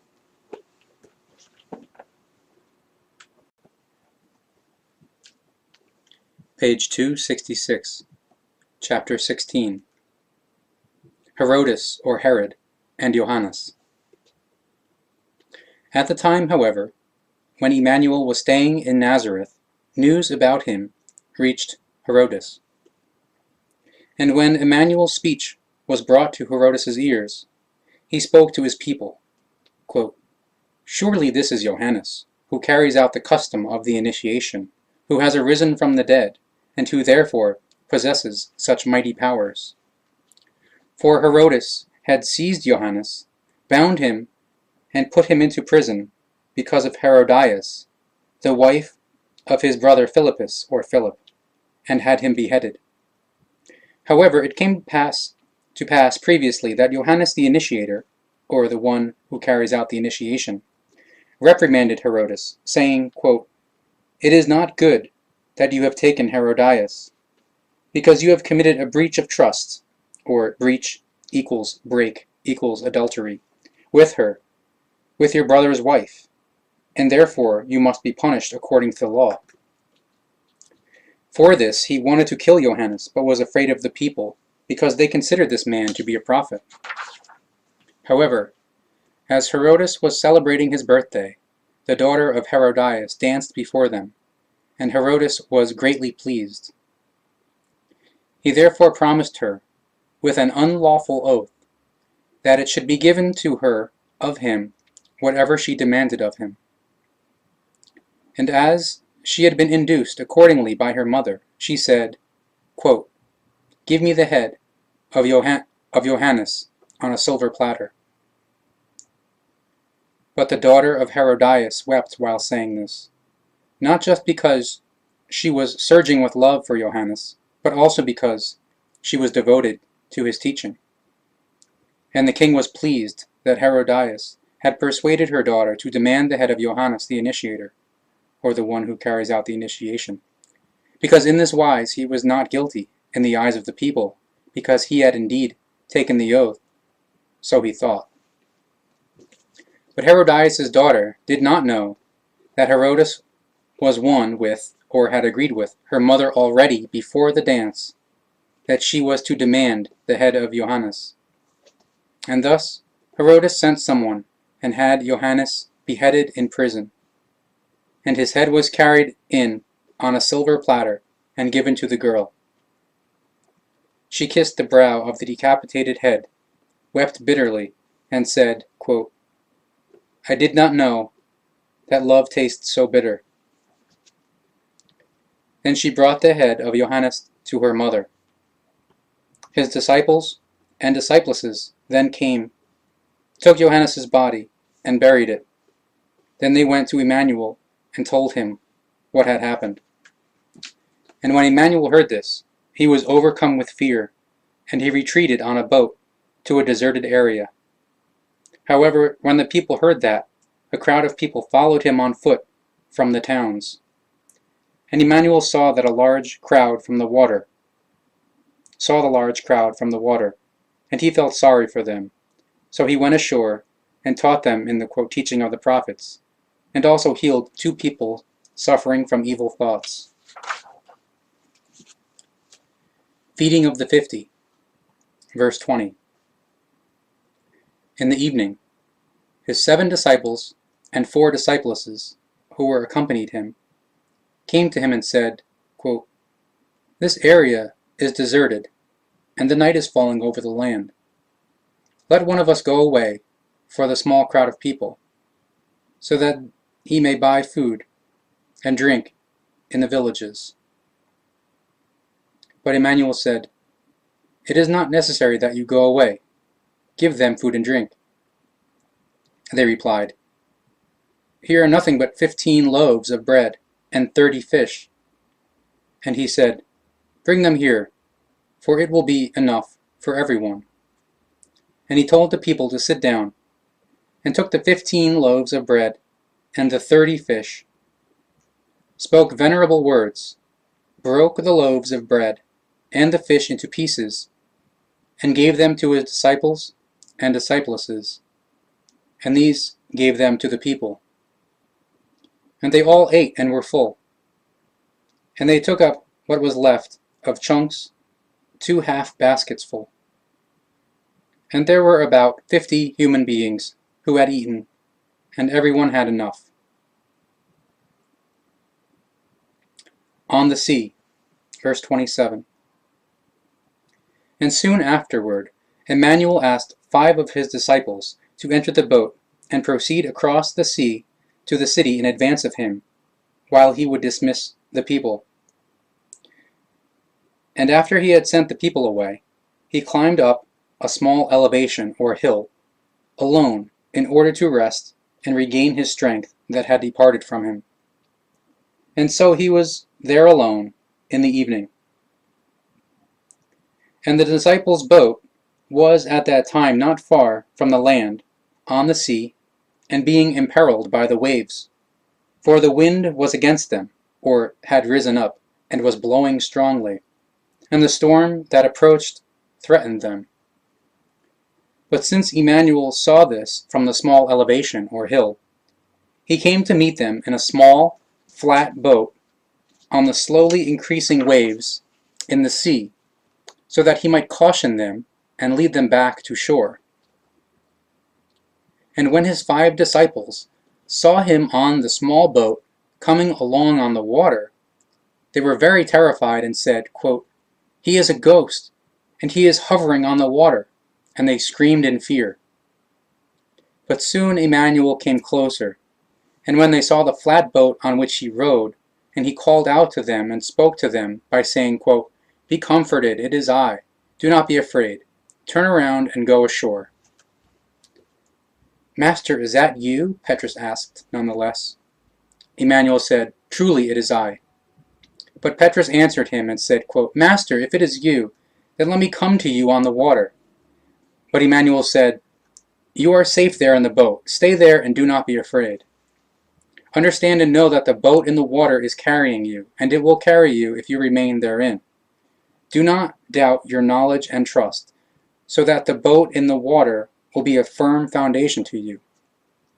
But Petrus wanted to get out of the boat, so that he might go on the water to Emmanuel. But immediately, or at that same instant/moment, a loud thunder ripped through the howling storm that approached, and Petrus was startled and swayed or stumbled, fell into the water, and began to sink, and screamed, "Emmanuel, help me!" Emmanuel rowed to him, quickly stretched out his hand, and grabbed him, saying, "O you of little knowledge, why are you frightened, and why did you become doubtful in your fright, and leave the secure boat?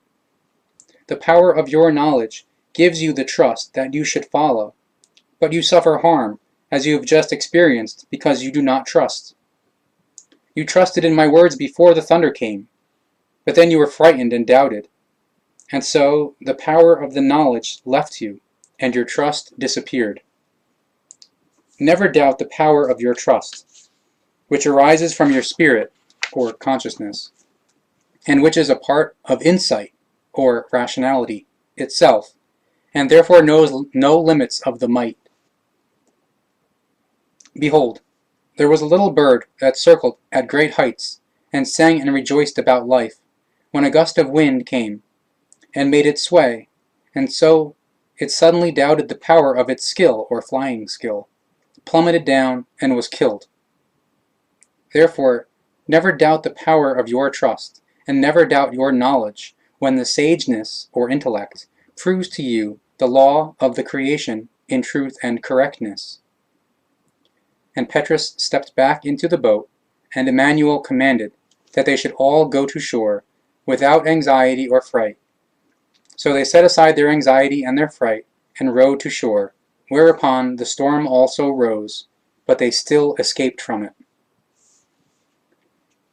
But those who were in the boat marveled and said, quote, "You are truly a master of the spirit or consciousness, of sageness or intellect, and of the trust, and thus one who has knowledge about the laws of the creation.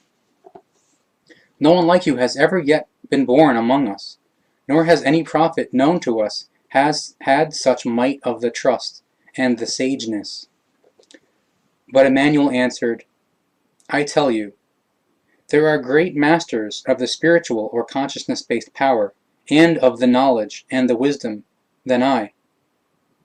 There are greater masters of the spiritual power and the knowledge and the wisdom than I, and they are those of our manifoldly distant forefathers of the spirit worlds, or level of Arahat, Athersata, and Patali, etc. And great are they also, who came from the firmament, or outer space. And greatest among them is the Ishwish, and he is the ruler over the new human species on the earth, or the modern human beings. However, above him stands the creation, whose laws he loyally follows and respects. Therefore, he is also not almighty, as is only given to the creation itself. Thus there are also limits set for him, who is called Ishwish, and who stands above emperors and kings in the knowledge and in the wisdom, as the word says.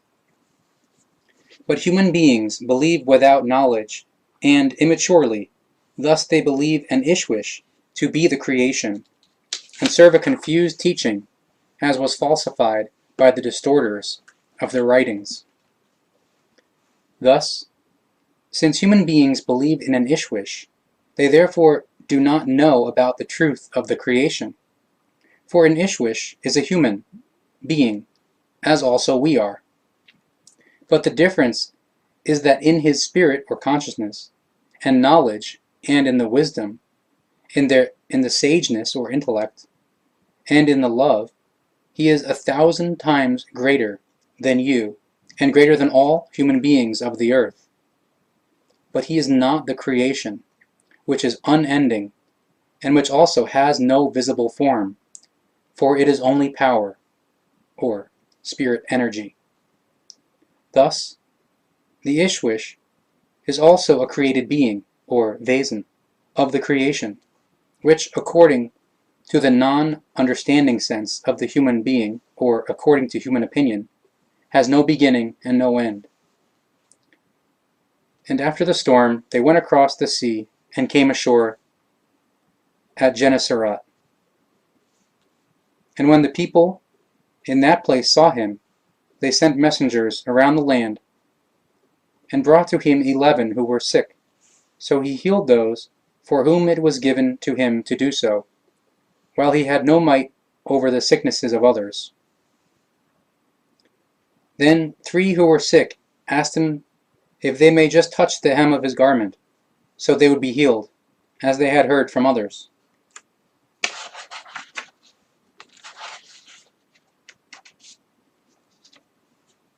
And thus it came to pass, a woman who touched the hem of his garment became well, but the others remained unhealed of their sickness.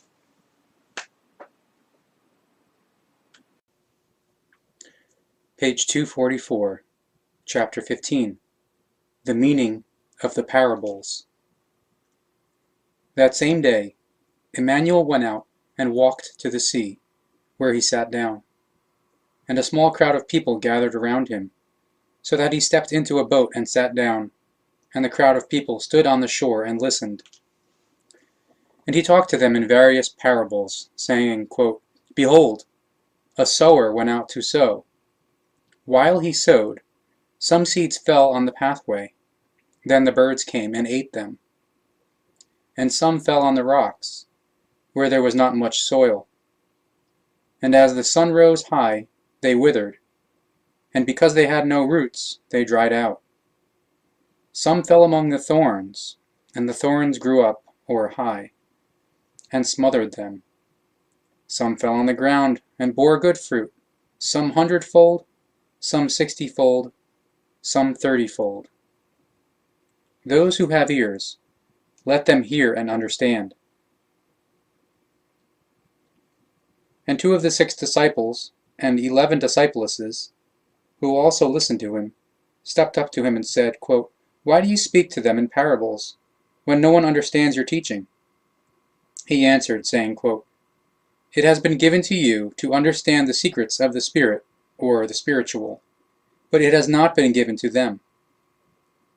Each of them certainly hears my words, but every one of them lives and thinks in the manner of the false and confused teachings of their scribes and Pharisees. Their spirits, or consciousness, are unknowing and empty. Therefore each of them first requires that he or she comprehends, or learns, so that he or she may live and think. It is only better for them if I speak to them in parables, that each of them may live and think, so that through this it will be encouraged among them, that each one thinks and seeks and finds and understands. Truly I say to you, the life and the knowledge of the truth are only valuable and good when everything is achieved through one's own thinking, so therefore through the understanding, or resolving, of mysteries that are presented in the parables. Consider, I cannot change a human being in his or her bearing, or behavior and conduct, or in his or her thoughts and impressions, or feelings. Therefore, each one must do this to him or herself, which will only be possible for him or her, however, if he or she seeks and thinks and finds and understands. As yet the human beings have little knowledge, and, thus, no cognition, and the laws of the creation and the power of the spirit, or consciousness, are not yet seen by them, or are not yet conscious to them. Only when they comprehend, or learn, so they recognize the truth, and thus also live according to the laws of the creation. Only then will they become knowing and mighty in the spirit, or consciousness. Therefore, for those who have, to them will be given, so that they may have in abundance. But those who have not, from them will be taken what they have, so that they do not learn, and not seek, and not find, and not understand. Therefore I speak to them in parables, because with seeing eyes none of them see, and with hearing ears none of them hear, and thus none of them understand. Only when they seek and think and find will it then be comprehended, or understood by them. Therefore I speak to them in parables, so that they may seek and learn, and so that each one may recognize and understand. And in them the prophecy of Isaiah is fulfilled that says, quote, With your ears you will hear, and yet you will be deaf, for you will not understand it, and you will seek and look with your eyes, and yet you will be blind, so you will not recognize it.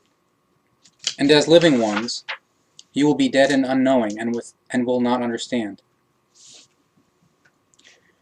For the God-believers are stubborn in their minds and endeavors.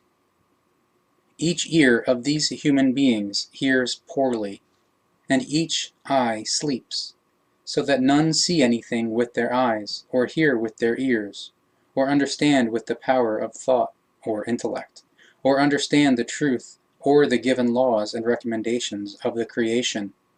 Thus, none may obtain help and knowledge thereby. For all the people of the God-believers are disloyal to the laws of creation, and will be ostracized, and for a very long time no rest and no peace will be given to them into the distant time. And this is given because of the guilt of the scribes and the Pharisees, the Sadducees, and all those of the high council, or Sanhedrin, by whom the people are led into confusion.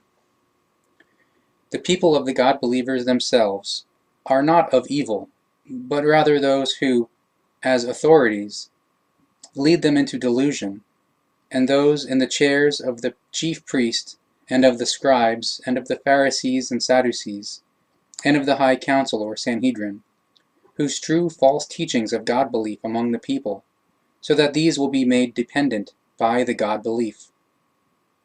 And thereby the blood of the people will be shed for a long time, for a very long time, into the distant time to come or future. For due to the false teachings, they constantly commit outrages against the laws and recommendations of the creation.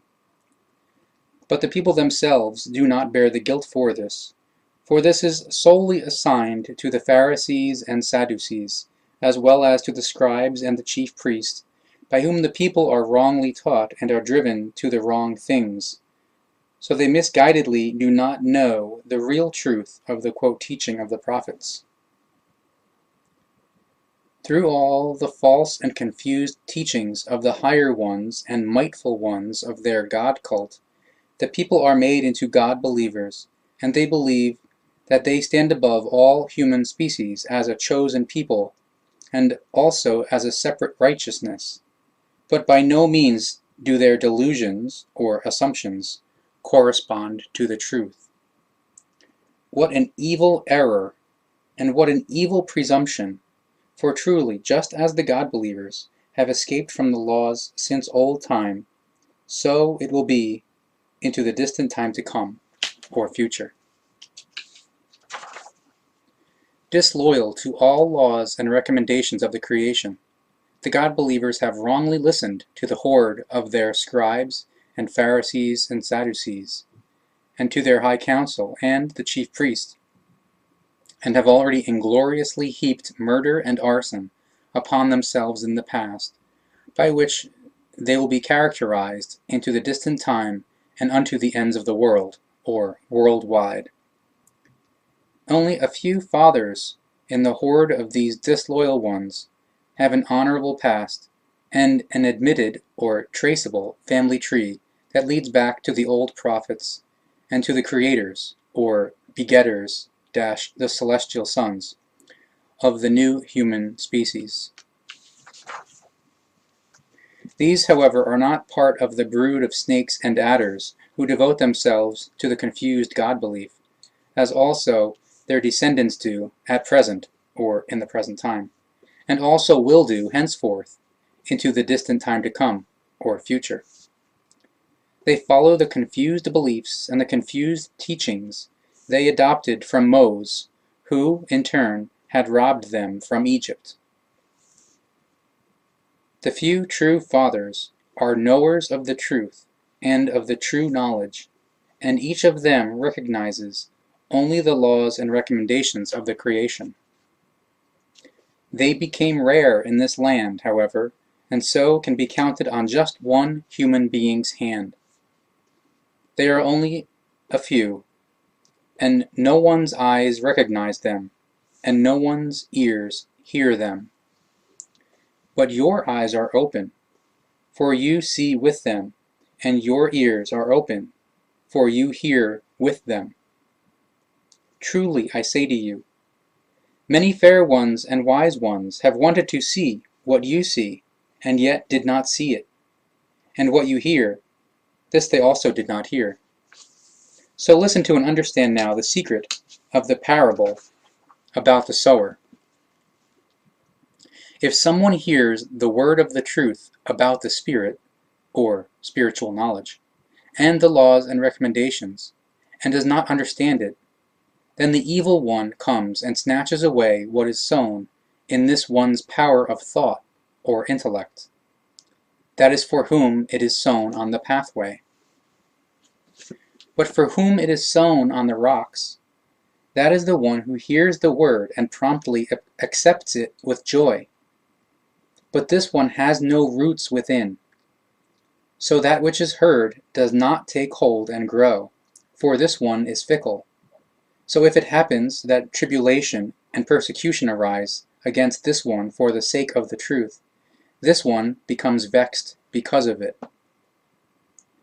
But for whom it is sown among the thorns, that is the one who hears the word, but the woes of the world and the delusion or deception of solid or material riches smother the truth and the knowledge within him or her, thus it brings forth no fruit.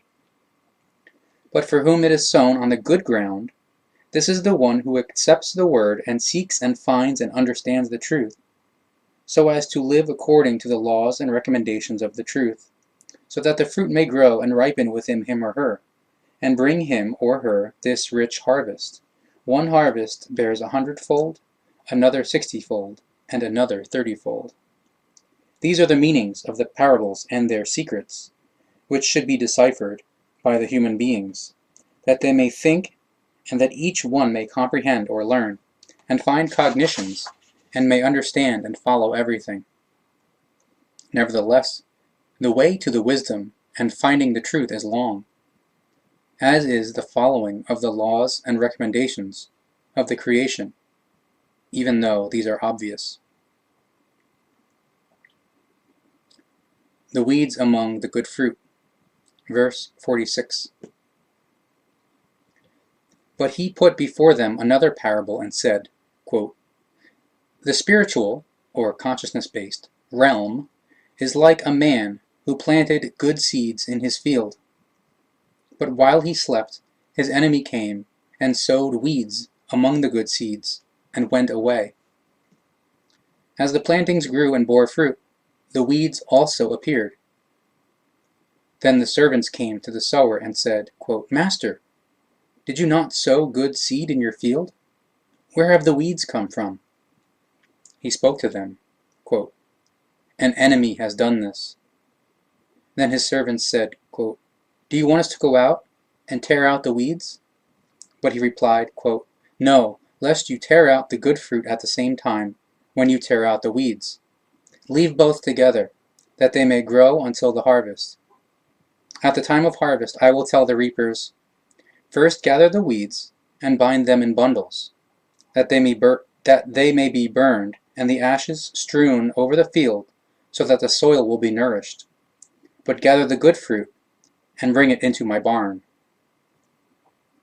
For behold, said Emmanuel, both may grow together, the weeds and the good fruit. The weeds hinder the good fruit from growing, yet later the weeds will become fertilizer and nourish the ground. Were it not for the weeds being made into nourishment for the soil, the good fruit could not grow, since it also needs the nourishment. The mustard seed. Verse 56. He presented the people with another parable, saying, the spiritual, or consciousness-based, realm is like a mustard seed that a woman took and sowed in her field. It is the smallest among the seeds, but when it is grown, it is bigger than all the shrubs and becomes a tree, so that each bird of the firmament comes and dwells in its branches. The leaven, verse 58. He told the people another parable. The spiritual, or consciousness-based, realm is like leaven. which a woman took and mixed into 3 bushels of flour until it was thoroughly leavened. Emmanuel told the people all of this in parables, and he did not speak to them without using parables, so that what is said through the prophet would be fulfilled, who states, quote, "He will open his mouth in parables, and will manifest or openly explain what has been hidden since the beginning of the world, so that people may comprehend or learn from it, and find the truth, and thus recognize and follow the laws." The treasure in the field and the priceless pearl. Verse 61. Those who have ears, let them hear. The spiritual, or consciousness-based realm, is like a hidden treasure in the field, which a human being finds and conceals, and in his joy over the discovery he goes out and sells everything he has and buys the field. Once more, the spiritual, or consciousness-based realm, is like a merchant who was searching for fine pearls. When he found a precious pearl, he went and sold everything he had and bought the pearl. The fishnet. Verse 63. Again, the spiritual, or consciousness-based realm, is like a net that was thrown into the sea and caught all manner of fish. When it was full, the fishermen pulled it ashore, sat down, and sorted the good fish into containers, but threw the useless ones away. Such is the spiritual, or consciousness-based realm, which rules within the human beings, and whose king is the human being, him or herself. Pay heed to the parables accordingly, and understand or learn to solve their secrets, so that you may think and comprehend or learn, and may recognize and follow the laws of the creation. Have you heard and understood everything I have said? And they said, Yes. Then he said, quote, Therefore, everyone who is knowledgeable of writings, or ones who are knowledgeable of the writings of the prophets, not to be confused with, quote, scribes, who has become a disciple of the spiritual knowledge, or creational spiritual knowledge, and the spiritual, or consciousness-based realm, within him or herself, is like a father of a household, who retrieves from his treasure the new and the old. In Nazareth. Verse 69. And it happened that after Emmanuel had finished these parables, he went away from there. And he came with his disciples and disciplesses into his hometown of Nazareth, and taught in the same place. The people were appalled, and they said, quote, From where did such wisdom and deeds come? Is he not the son of Joseph, the carpenter, whose wife became pregnant by a celestial son? Is not his mother named Maria, who follows him as a discipless?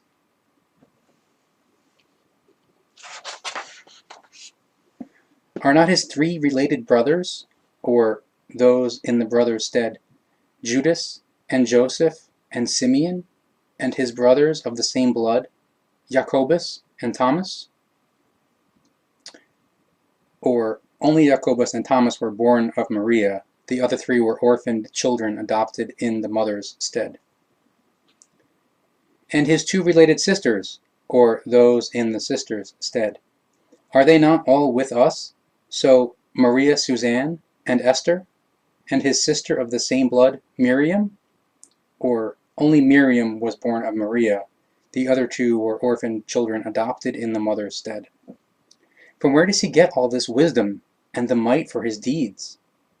So they took offense at him, and threatened to turn him over to the courts. But Emmanuel spoke, quote, Nowhere is a prophet valued less than in his own land and in his own place, or place of origin. This will prove true in all time to come, or future, as long as the human being has little knowledge and is indulging in the confused teachings of the distorters of the writings. So it will come true in 2 times 1,000 years, when the human being becomes knowledgeable in a new manner, and, thus, newly thinking, and when my real teaching becomes revealed anew to them in an unfalsified manner. The new prophet of that distant time to come, or future, will likewise possess much power over the badness and the illnesses of the senses, or thoughts, and the impressions, or feelings, and possess much more might in the word than is given to me, and he will bring the might of his word in another speech, or language, and he will exceed my words of the teaching manifoldly, or in greater detail, and in great fullness. Therefore, his teaching will be well above, or will be more comprehensive and more detailed than mine, and his revelations about my real teaching will shake the structure of the senses, or thoughts, and impressions, or feelings, of every human being who truly searches for the truth. For in his time the world will be inundated by my teaching, which is falsified by the distorters of their writings, or by Christianity, and it will suffer from confused, death-bringing cults, or religions, sects, and their zealots, or fanatics. Therefore, many a one or many will abandon the cults and search for the real truth. It will be the time when war from the firmament, or outer space, will threaten, and many new gods, or rulers, mightful ones of state, sect gurus, ecclesiastics, the Pope, etc., and zealots, or fanatics, and killers, or insidious murderers, and force wielders, or terrorists, of cults, or religions, sects, will seek to rule over the earth and will bring manifold death and destruction upon all human species. Truly, truly I say to you, the new prophet will be persecuted not only by a wrong-minded people, or God-believers, religionists, sectarians, and other antagonists, as will also happen to me, because he will be persecuted by the whole world of cults, or religions, sects, and by pedants, or know-it-alls, and by many confused enemies. So it will be that many a one, or many, will fall into hallucinations of the cults, or religious and sectarian delusional imaginations, and that also many false prophets and zealots, or fanatics, will be brought forth. Yet, before the end of 2 times 1,000 years, the new prophet will reveal my teaching in an unfalsified manner to small followings, or groups, just as I do to small followings, or groups, so that my trusted friends and disciples and disciplesses will be brought the teaching of the wisdom and the knowledge, and the laws and recommendations of the Spirit and of the creation. Nevertheless, his pathway will be very difficult and full of obstacles, and many killers, or insidious murderers, will be striving to kill him, or to insidiously murder him.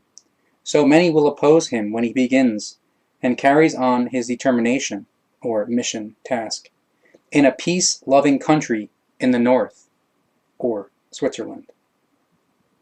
But at that time, a strict and false cult, or religion, sect, Christianity, Christian cult, will dominate in that country, which will be slanderously or defamingly created from my teaching, that will be falsified by the distorters of the writings.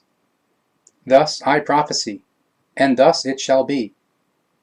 For I know about the events at that distant time, which is coming as the new time, or new time whose beginning is calculated with 1844, the year 1844.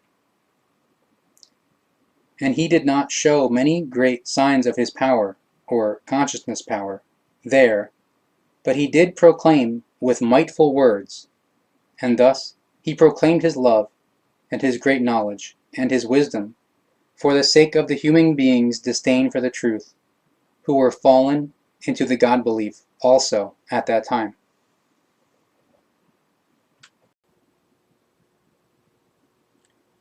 Page 308, Chapter 19. A Child's Mode of Thinking. It came to pass that some disciples and disciplesses stepped up to Emmanuel and asked, quote, "Who is the greatest in the spirit or consciousness?" Emmanuel called the child to him and placed the youth in their midst, and he said, quote, "Truly I say to you, unless you turn yourself around and become like the children, you will not be great in the spirit or consciousness." Those who research and search, and those who gather cognitions and thirst for the knowledge like this child, will be great in the spirit or consciousness. Those who research and search for the truth and find it, like such a child, will always be the greatest within themselves. But for anyone who does not heed this truth, and embraces confused teachings and neither searches nor finds, it would be better if a millstone would be hung around his or her neck, and he or she would have to search for it in the sea of the truth, there where it is the deepest and where the core of all truth is hidden. For truly I say to you, many only grasp or only learn if they have to bear a heavy load. With many heavy loads, an evil calamity must first come upon them for them to become willing to search for, to grasp, or to learn, and to recognize the real truth in order then to follow it. Truly there is no sense in the life and no fulfillment of its meaning without searching, seeking, finding, and following. It would be better that those who, out of their own will, lack understanding, exclude themselves from the company of the true seekers and the human beings striving for the true life, so that they do not hinder those willing to search for the truth. The irrational ones will surely be willing to heed the laws of the creation in their further life of being excluded, so they will then be remorseful and will comprehend or learn and turn to the truth. Woe to the world for troubles, because trouble must come through troublemakers. But woe to those human beings who cause troubles because they suffer harm for it. If your hand or your foot troubles you or becomes lost, do not be concerned about it, for it is better for you not to be concerned about a limb or to lose a limb, but become great in the spirit or consciousness, than to have 2 hands and 2 feet, but remain small or even waste away in the spirit or consciousness. If an eye troubles you or becomes blind, do not be concerned about it, for it is better for you to see the laws of the creation in the power of your spirit or consciousness, than to have 2 eyes and yet be blind in the spirit or consciousness. See to it that you do not belong to those who are sound in body, but who walk along sick and lacking in the spirit or consciousness. Search for the meaning and the truth of my teaching. Since I am a human being, like you, I, too, have had to search and recognize and grasp or learn, so that I may be knowing. Since I am a human being like you, and have gathered my knowledge, you are also capable of grasping or learning, searching, recognizing, and knowing, so that you can thereby grasp and follow the laws of the creation. Confusion of the next one. Verse 17. If your next one is confused and embraces a falsified teaching, go and reveal his or her error only in private, but only do so if a need requires it. Therefore, only go and teach if he or she wishes, but never do it without his or her will, and do not push him or her into your instruction, or he or she is not to be proselytized. If he or she listens to you, you have won your next one, or he or she listens to your instruction and follows it. But if he or she does not listen, and continues to be enslaved by his or her undiscernment, or unintellect, and his or her unknowledge, leave that person be, for he or she is not worthy of your teaching, if you have allowed your utmost to be given. It is better to let an irrational one walk on the way of misery than to bring his or her own spirit or consciousness into confusion, such that he or she becomes even more lacking in understanding and sick in his or her thoughts. Truly I say to you, the firmament would sooner collapse than that one without insight, or an irrational one, would be able to be taught insight or rationality. Therefore, you should beware of such a person.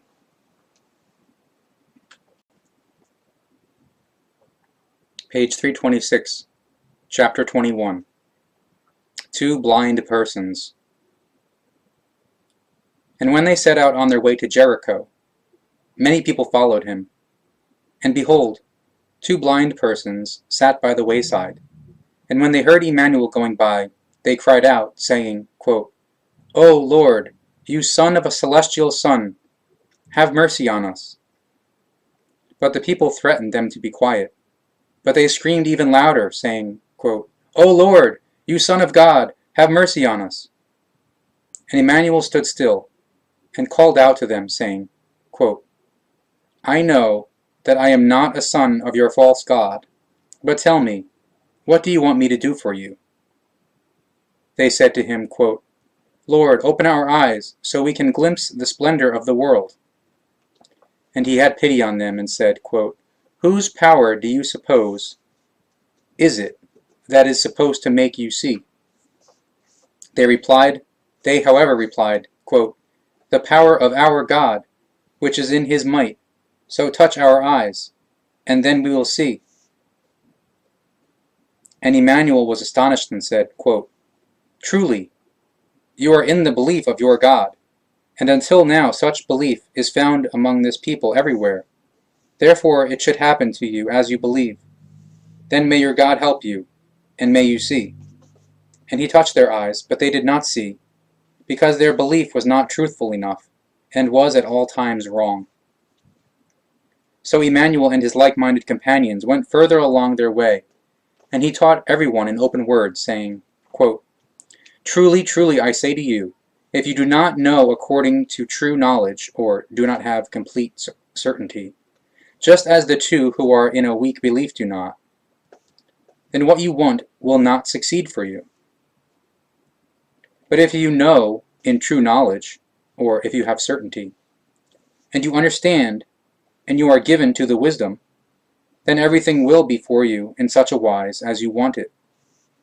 And if you practice true love and knowledge in truth, and do not doubt, not only will you do good things, but if you say to a fig tree that it should dry up, then it will dry up. Or if you would say to a mountain that it is to lift itself up and throw itself into the sea, then it will come to pass. If you know in truth and wisdom, your spirit or consciousness will be mighty. And if you know and live in the truth of the wisdom of the reality, or the certainty, then your spirit or consciousness is filled with unending power. Then everything that you yourself command, or that you wish for, in edification or in a prayer form, from you yourself, you will receive, if you trust in it, in the reality, or in certainty. Do not suppose, however, that a prayer is necessary, because you will also receive without prayer if your spirit or consciousness is taught or trained through the knowledge and the wisdom and the reality, or certainty.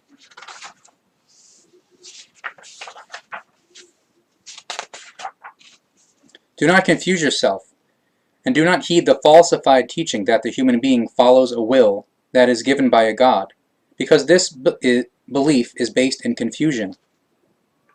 Know this: whatever the human being may wish to accomplish, he or she must always first create a will for this or that, because this is the law of the nature. Thus the human being determines the entire course of his or her life and all things, which is known as unavoidability, or destiny. Thus it is given that one acquires knowledge and grasps or learns the truth in order to create from it a will that follows the laws of the creation. Consider yourselves as human beings who live to grasp or to learn. so that the spirit, or the consciousness, may become nearly fulfilled, or relatively perfect. You were born for the sake of the duty of coming close to the fulfillment, or of reaching relatively, absolutely full development in the spirit, or consciousness. Do not concern yourselves, therefore, with the time that is coming, when the confused teaching will be spread that the human being must once again nearly fulfill, or relatively perfect, him or herself in the spirit, in the human being, or part piece of creation spirit, because he or she has fallen away from the creation. Beware of this confused teaching, because it holds great falseness with itself down to the final dot on the I. Truly, truly I say to you, the human being was never sufficiently fulfilled, or absolutely fully developed, in the spirit, or creation-given spirit. And thus the human being has also never fallen away from the creation, for the human being became connected with the creation in the spirit in the human being, or creation-given spirit or spirit form. And the human being cannot be without the spirit, or cannot live, cannot exist without the part piece of creation spirit. The spirit of the human being, or the consciousness, however, is created specifically for the task that the human being becomes nearly or relatively fulfilled, or nearly perfect, in his or her spirit or consciousness, and increases in the wisdom. This is so that also the spirit in the human being, or part piece of creation spirit, may learn, so that it will one day become one with the creation as determined by its laws, by which the creation itself expands, or grows, and thus nearly fulfills, or relatively perfects, itself within itself. And as the spirit in the human being, or part piece of creation spirit, is a oneness, so is the creation a oneness within itself, and no other powers exist besides it. Within itself, the creation is pure spirit, or spirit energy, and therefore unending power, because it is one within itself, and nothing that would be equal to it exists outside of it. Therefore, beware of every confused and falsified teaching in the time to come, or future, which will insult me as the son of a god. As the son of a god, I am a human being, so not a conceived god that would be equal to the creation. Therefore, I am also not a son of an unsubstantial or imaginary god. From these confused teachings, lies will be spun, or created, very soon, and even in my time, or in my lifetime, by some of you, who are my disciples and disciplesses. And because of them, the world will suffer much hardship and misery and death, because you misunderstand and incorrectly grasp or learn. Hence, baleful cultic dissonance or discord, and war and much zeal or fanaticism, and hatred will result from it, and will demand much human blood. Therefore, even now, you must direct your confused and wrong thoughts solely towards the truth and the teaching, as I brought it to you, so that you may be mindful of it, or may thoroughly think about it. That even now you may avoid much evil and sorrow, in that you do not incorrectly grasp or learn, and do not misunderstand my teaching. Make sure, therefore, that you do not make yourselves guilty for the confused teachings of the time to come, or future, as others will, who will try to make the Spirit and a God and me into a one-to-one, and will make therefrom a threefoldness, or threeness, Trinity, which in turn will be claimed to be a oneness. Beware that you yourselves do not carry forth or spread false and confused teachings, and also beware in your new lives as new selves, or personalities, so that you do not follow the resulting confused and falsified teachings of the time to come or future, because a threeness is impossible according to the true or logical laws of the creation. Truly I say to you, every prince suppresses his people, and the mighty use evil violence, or Gewalt, against the human beings. But just as violence, or Gewalt, is used by them, so also will every new cult, or religion, sect, use evil violence, or Gewalt, because every cult will zealously, or fanatically, falsify and disseminate my teaching, and, because of avarice, will demand the blood of the human beings and their goods and chattels.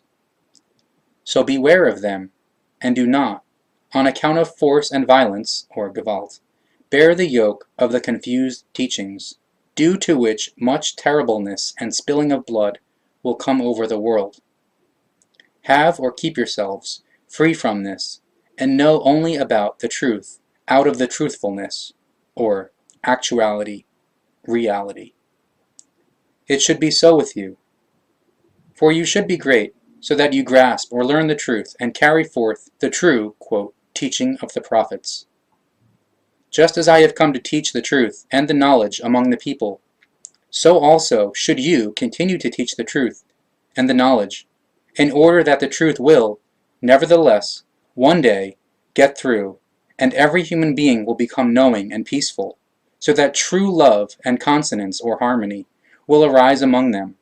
Therefore, unpeace and hatred, jealousy, unfreedom, and war, and also cults and their zealousness or fanaticism, will be no more.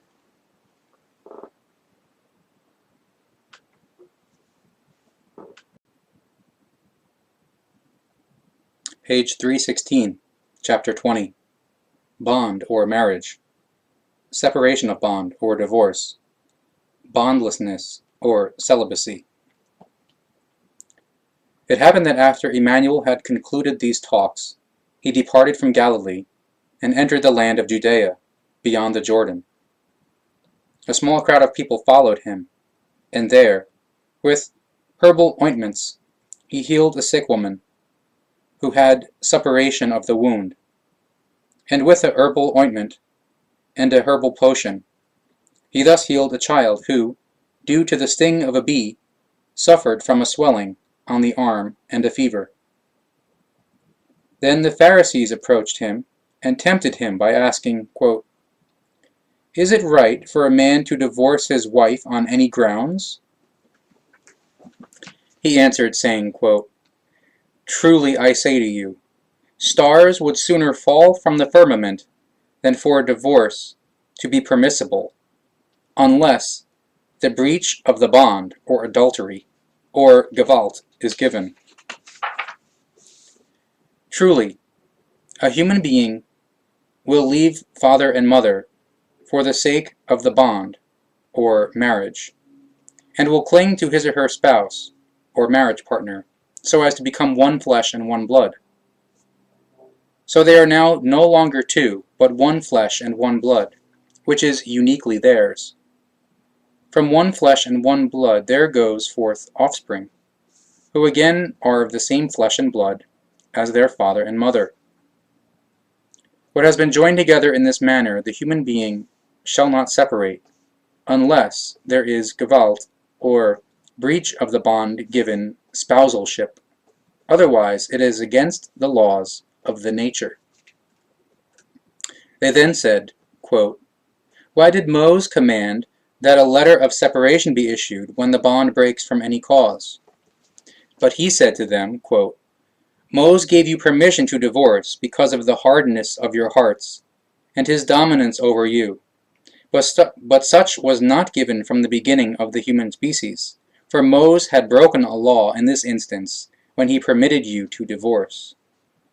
But I say to you, whosoever divorces, except for whoring, or the other stipulated blemishes, or when whoring is practiced, or other blemishes are committed, such as for the sake of Gewalt, or the breach of the bond, or adultery, and courts someone else, or courts someone else for sexual favors, breaks the bond, or marriage." Then a disciple said to him, quote, "If this is the wise it is between a human being and his or her spouse or marriage partner, then it is not good to be connected in a bond. But Emmanuel spoke to them, quote, "Not everyone grasps this message, except only those to whom it is given to recognize and understand. Some do not enter into the bond, or marriage, because from the time of their birth they are without the skill for it, or without the talent for it, incapable of it. Some do not enter into the bond, or marriage, because other human beings have made them unsuitable for it. And some do not enter into the bond, or marriage, because they renounce it for the sake of the spiritual, or consciousness-based power. And some do not enter because they are enforced to do so, or because they have fallen into an illness. Those who can grasp this, let them grasp it."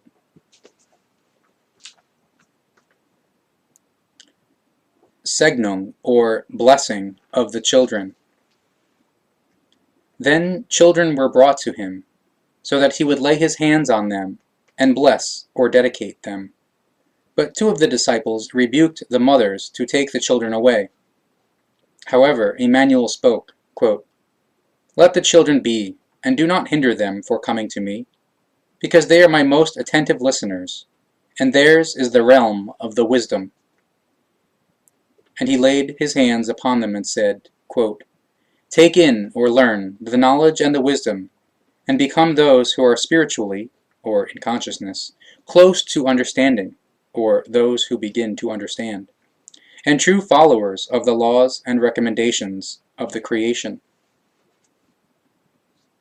Truly, truly I say to you, inasmuch as I am called Emmanuel, which means, quote, the one with Ishwish knowledge, or falsely, quote, the one with godly knowledge, you too will bear this name when you grasp the true love and the wisdom of knowledge." And to his disciples and disciplesses he said, quote, "Truly, truly I say to you, seek the knowledge and recognize the truth, so that you will understand and become wise." Being named, quote, the one with Ishwish knowledge, or the one with Ishwish knowledge, indicates that in the knowledge of the Spirit, or spiritual knowledge, I stand spiritually, or in consciousness, above kings and emperors. Therefore it says that the wisdom is among us. Thus, in the knowledge of the Spirit, or spiritual knowledge, I am a king of wisdom among the human species, as the Ishwish is the king of wisdom among the celestial sons, who, together with the Ishwish, are the makers of the new human species. As I was born of an earth woman, and speak her language, and I am called Emmanuel, so is he in his language called Ishwish, which means king of wisdom. And he is often a ruler over a human species, or more, and ruler over a people, or more.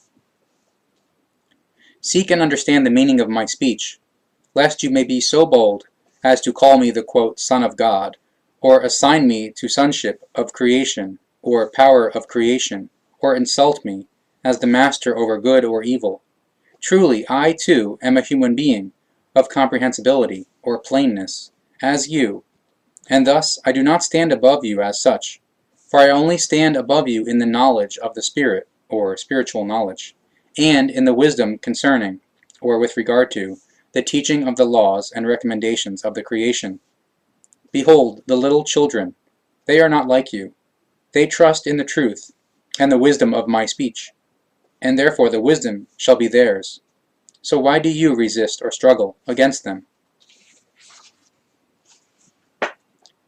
And he laid his hands upon the children, blessed them, and departed from there. As they were walking, Petrus said to him, quote, Behold, we have forsaken all unknowledge and the false teachings, and follow you. What will we get in return? But Emmanuel replied to them, quote, Truly I say to you, you who have followed me in the teaching, many a one among you will take in the wisdom of my teaching, So in future living agains as new selves, or in new lives as new personalities, many a one among you will be great spiritually or in consciousness. But many a one among you will not recognize the wisdom of my teaching, and will spread confusing teachings about me. Every one, however, will struggle also in future living agains as new selves, or in new lives as new personalities, to find the truth. So it will be among all human species in all directions, from east to west, and from north to south. My true teaching will be brought to many, but hardly anyone among them will recognize it in its extent or scope. Many will follow a confused teaching about me, so many a one among them will not find the truth, because due to false teachings, or irrational teachings, of cults, many will believe me to be a god or his son. And the false cults and their proponents will speak big words and make false speeches, that they alone know the truth, because many a one will have fallen prey to an evil belief of a false cult, and, thus, will follow an evil and falsified teaching. Many will be the first among the human species, because many will think avariciously in confused teachings, and will place themselves above the human beings. But they will be the last in the spiritual, or consciousness-based knowledge, and small in the love, and in their wisdom. True love and wisdom will only exist where the knowledge about the true truth bears good fruit, and where every law of the creation is followed and respected.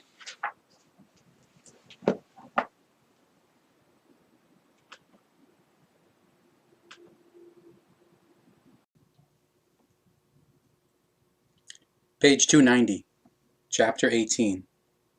The Pharisees demand a sign. Emmanuel departed and escaped to the region of Sidon and Tyre.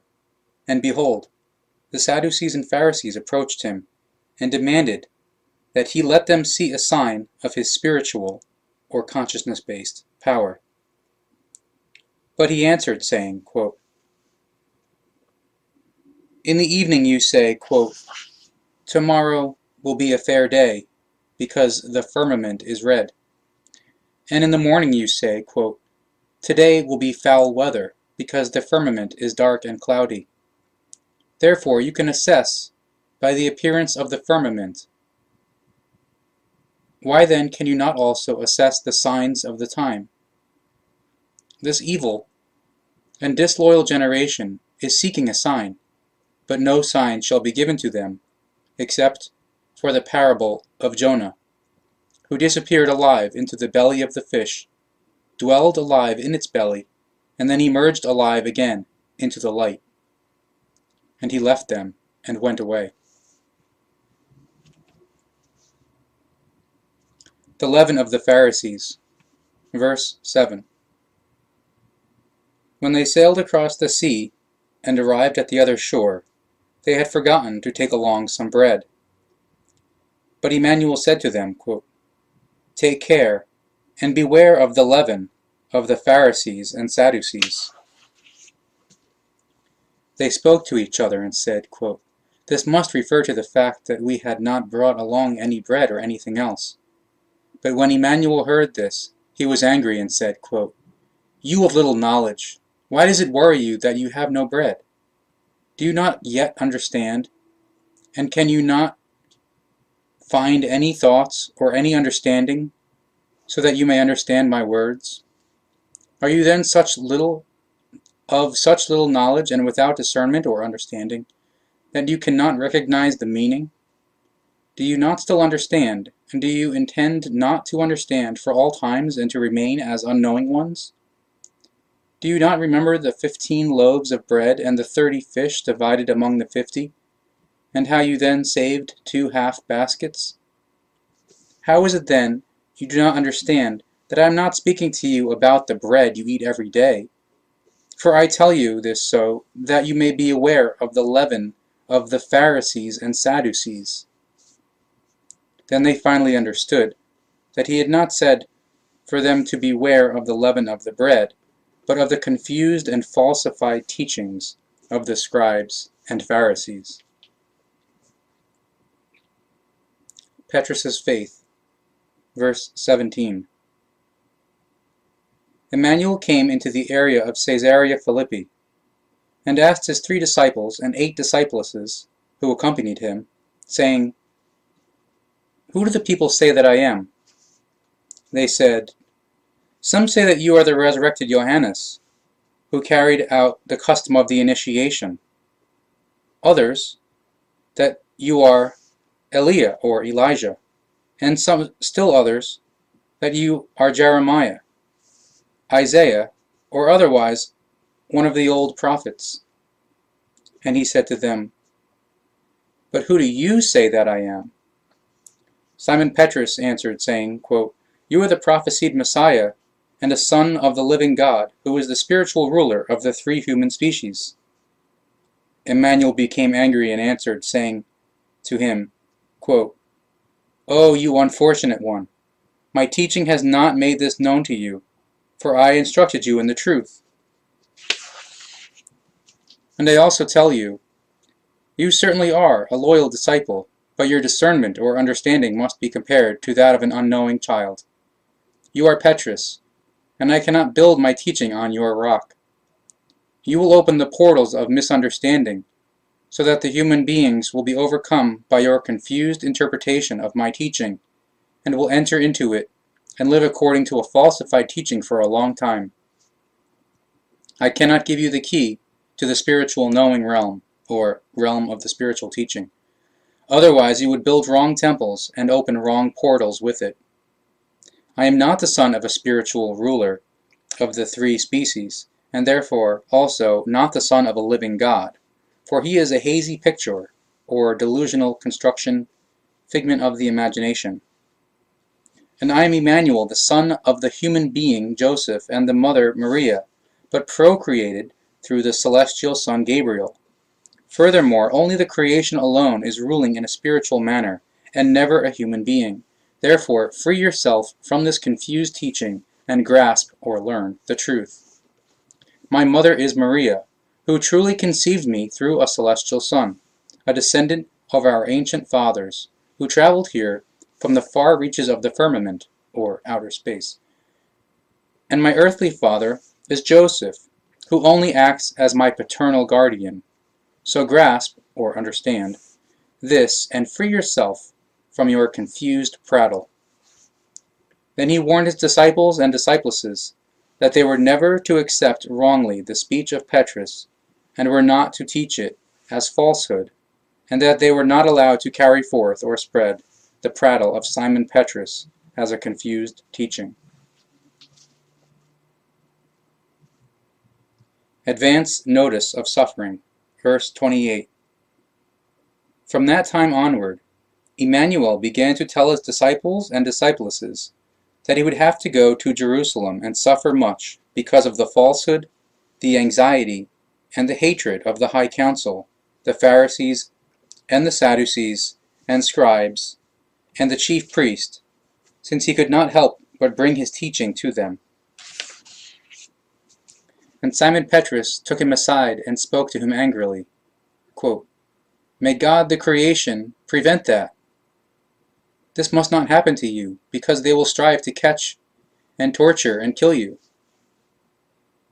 But he turned to Petrus, became angry, and said, quote, "Get away from me, delusional leader, for you are an annoyance to me with your prattle. You are thinking not in spiritual but in human terms, for a god is a hazy picture or delusional construction, fabulated by false prophets and priests and by other confused ones." Simon Petrus, again you make me angry, and show your thinking which lacks understanding.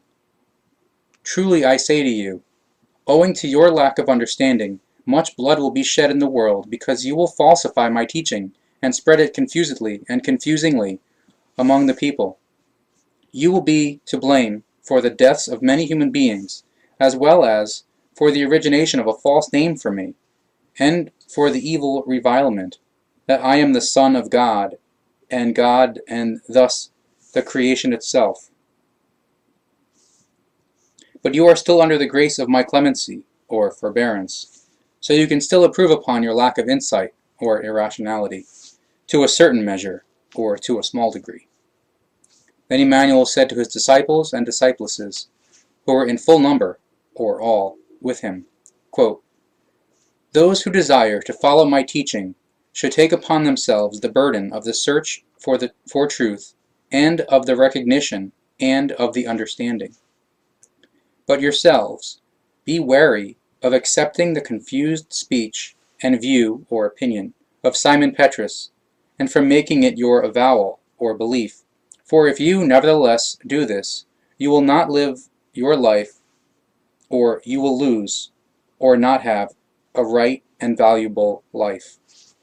For consider, only those who live their lives in knowledge and truth will be victorious, but those who live their lives in untruth and unknowledge will not gain, or will not have a right and valuable life. What would it profit the human being if they should gain the whole world, yet still damage their spirit or consciousness? Or how can the human being help his or her spirit or consciousness if he or she is not mighty in reflection or thought, and does not grasp or recognize and understand the spirit or creation-spirit in the laws and recommendations of the creation? Truly I say to you, there are several here who will not taste the power of the knowledge of the spirit or spiritual knowledge in this life, for truly they will first grasp or learn this in their next lives as new selves or new personalities. The human spirit or consciousness is unknowing for so long until it is first made knowing through the thinking and inquiry. And the spirit in the human being, or part piece of creation spirit, is not a creation of the human being, him or herself, but is a limited or tiny part of the creation given to the human being, which must be made knowing and wise through inexorable learning, as is also true of his or her own spirit or consciousness. And once the spirit, or part piece of creation spirit, has learned in full measure, because the human being has learned with his or her own spirit or consciousness, then it proceeds to become one with the creation, since the creation too learns and lives, or lives in constant growth. The creation is timeless, and thus the spirit in the human being, or part piece of creation spirit, is also timeless, which is given to him or her by the creation. The teaching of knowledge is extensive and not easy, but it is truly the way to the life that is manifold in its nature. The human being's life lies in the determination of working out the near wisdom of his or her spirit or consciousness, and the spirit in him or her, or part piece of creation spirit, in order that his or her life be lived in the fulfillment thereof, so that the one spirit or consciousness and the other spirit or spirit form are allowed to grow forth, or develop, evolve. Even when the human being burdens him or herself with incompleteness, or mistakes, errors, he or she acts according to a law of the creation, because he or she grasps or learns from it, and gathers recognition, or cognition, and knowledge, whereby he or she builds up, or forms, his or her own spirit or consciousness, and through its power he or she is able to act, and also lets the spirit in him or her, or part piece of creation spirit, swell, or develop, evolve. Without unreasonableness, or mistakes, errors, coming about, or errors being made, it cannot be possible, therefore, to gather discernment or understanding, cognition, knowledge, love, and wisdom, so that the spirit or consciousness becomes brought up or educated. Truly I say to you, the teachings of the chief priests, and the Pharisees and the scribes and the Sadducees are confused and false when they tell you that an incompleteness, or mistake, error, would be punished by the hazy picture, God, or fantasy form or delusional construction, God, or by the creation, because the incompleteness, or mistake, error, serves the recognition, or cognition, and the knowledge, and hence the progress of the spirit or consciousness of the human being, and the spirit in him or her, or spirit form, part piece of creation spirit, in the human being. Therefore, there is no punishable incompleteness, or mistake, error, if it serves the recognition, the knowledge, and the progress of the spirit or consciousness. Likewise, there is no acquired or inherited incompleteness, or no inheritable mistake, no inheritable error, and no punishment for such in this world or another world. Punishment of such an incompleteness, or mistake, error, would contradict all the laws of the nature, and thus all the laws of the creation.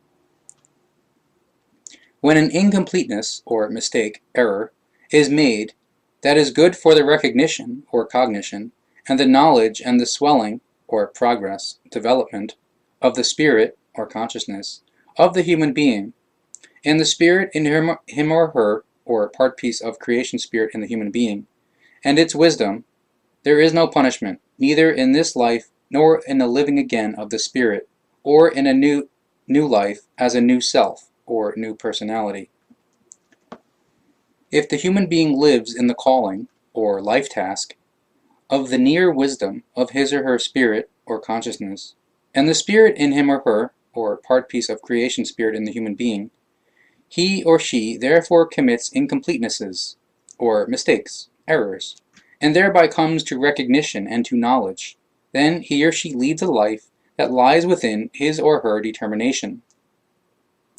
But because the human being does not grasp or learn in proper sequence, or consistency, logic, or in accordance with the greatness of his or her own spirit, or consciousness, which is guided by the laws of the creation and led into things that must be descriptively accessible, since they are determined by laws and recommendations, the human being therefore misleads his or her spirit, or consciousness, and thoughts and impressions, or feelings, and his or her actions, burdens him or herself with guilt, and exposes his or her inner expression, or nature, being, to attacks from outside powers.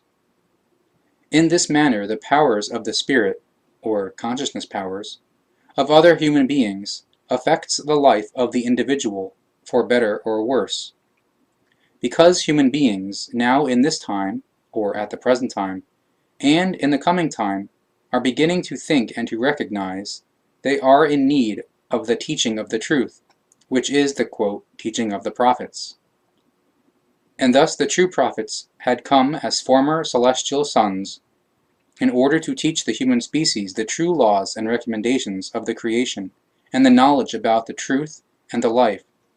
So in the true teaching, and far away from the confused and false teachings of the false prophets, the Pharisees and Sadducees, and the high council and the scribes.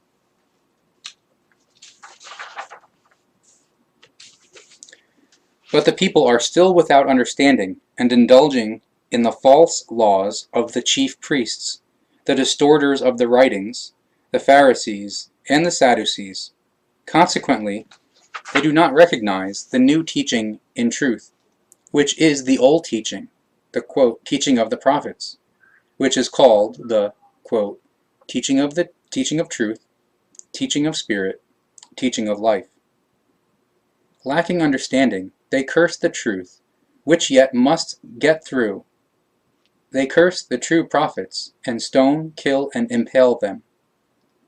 But since the quote, teaching of truth, teaching of spirit, teaching of life, must be brought among the people, the true prophets have to bear great burdens and suffering under the curse of the people. Just as they persecuted the true prophets, they also seek after my life, and will seek after the life of the prophet of the new time, or new time from the year 1844. The providence of the determination says that it shall also come true for me, insofar that I, an innocent man, will be declared guilty. However, it will not come to pass that I am killed, but, while in a state of near death, I will be considered dead for 3 days and 3 nights, and will be placed in a rock tomb, so that the parable of Jonah will be fulfilled. Helpers, or friends, from a distant land, who are well versed in the art of healing, will be my nurses and benefactors until my escape, or flight, from the tomb on the third day. So then my calling, or mission, task, will be finished among foreign people in a distant land, with the rising sun, since my pathway leads me there. It shall come to pass. I will obtain a certain cognition, increase my knowledge, and generate a new power in the spirit, or consciousness, so that I can understand dying and near death, or powerlessness, and can teach about it.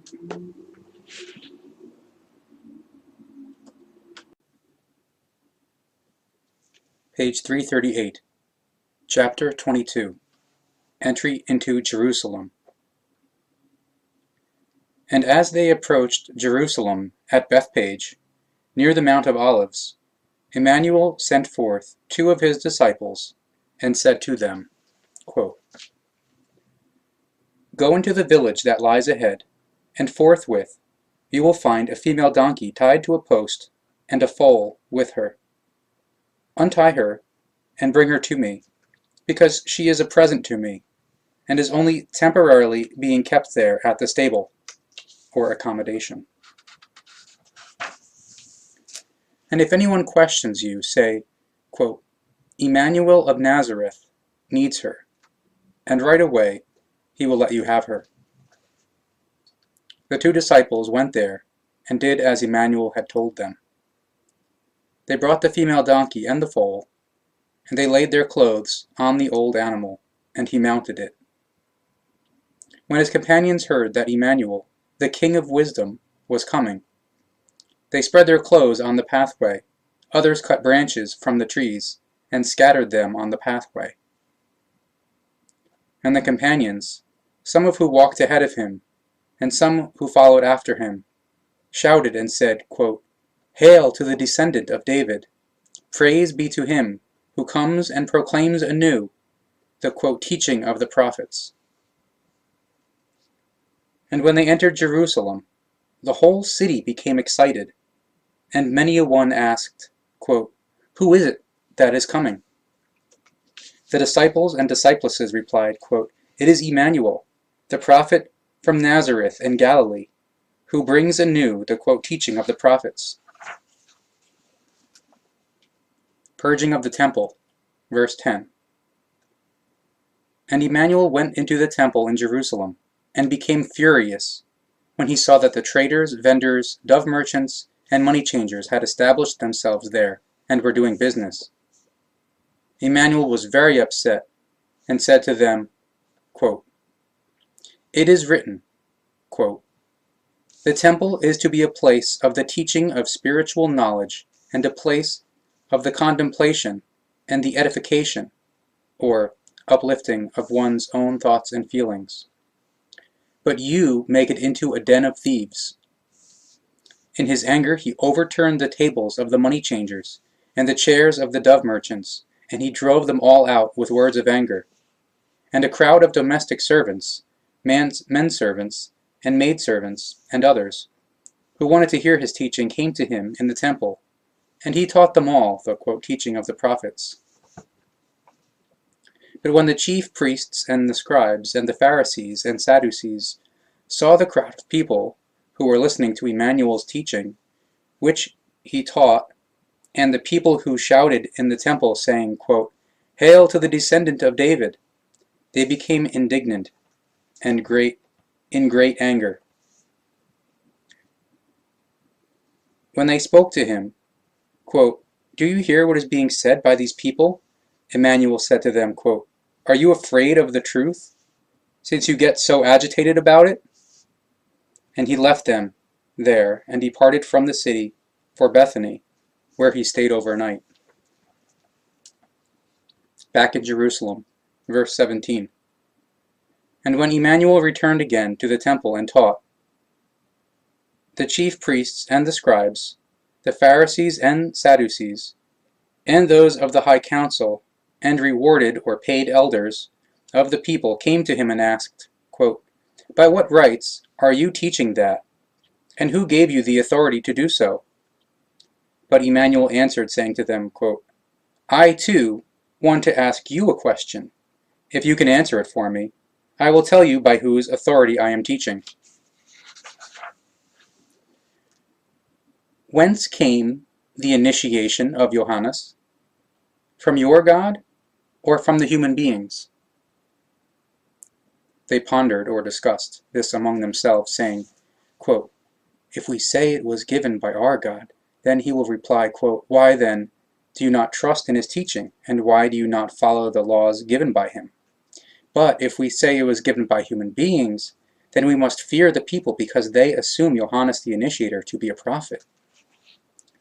And so they answered Emmanuel, saying, quote, We do not know. Thereupon he replied to them, quote, You brood of snakes and adders, neither will I tell you by whose authority I do my teaching. But what do you think? A man had 2 sons, and went to the first one and said, quote, My son, go and work today in the vineyard. He answered, saying, quote, Yes, father, I will go. Yet he did not go.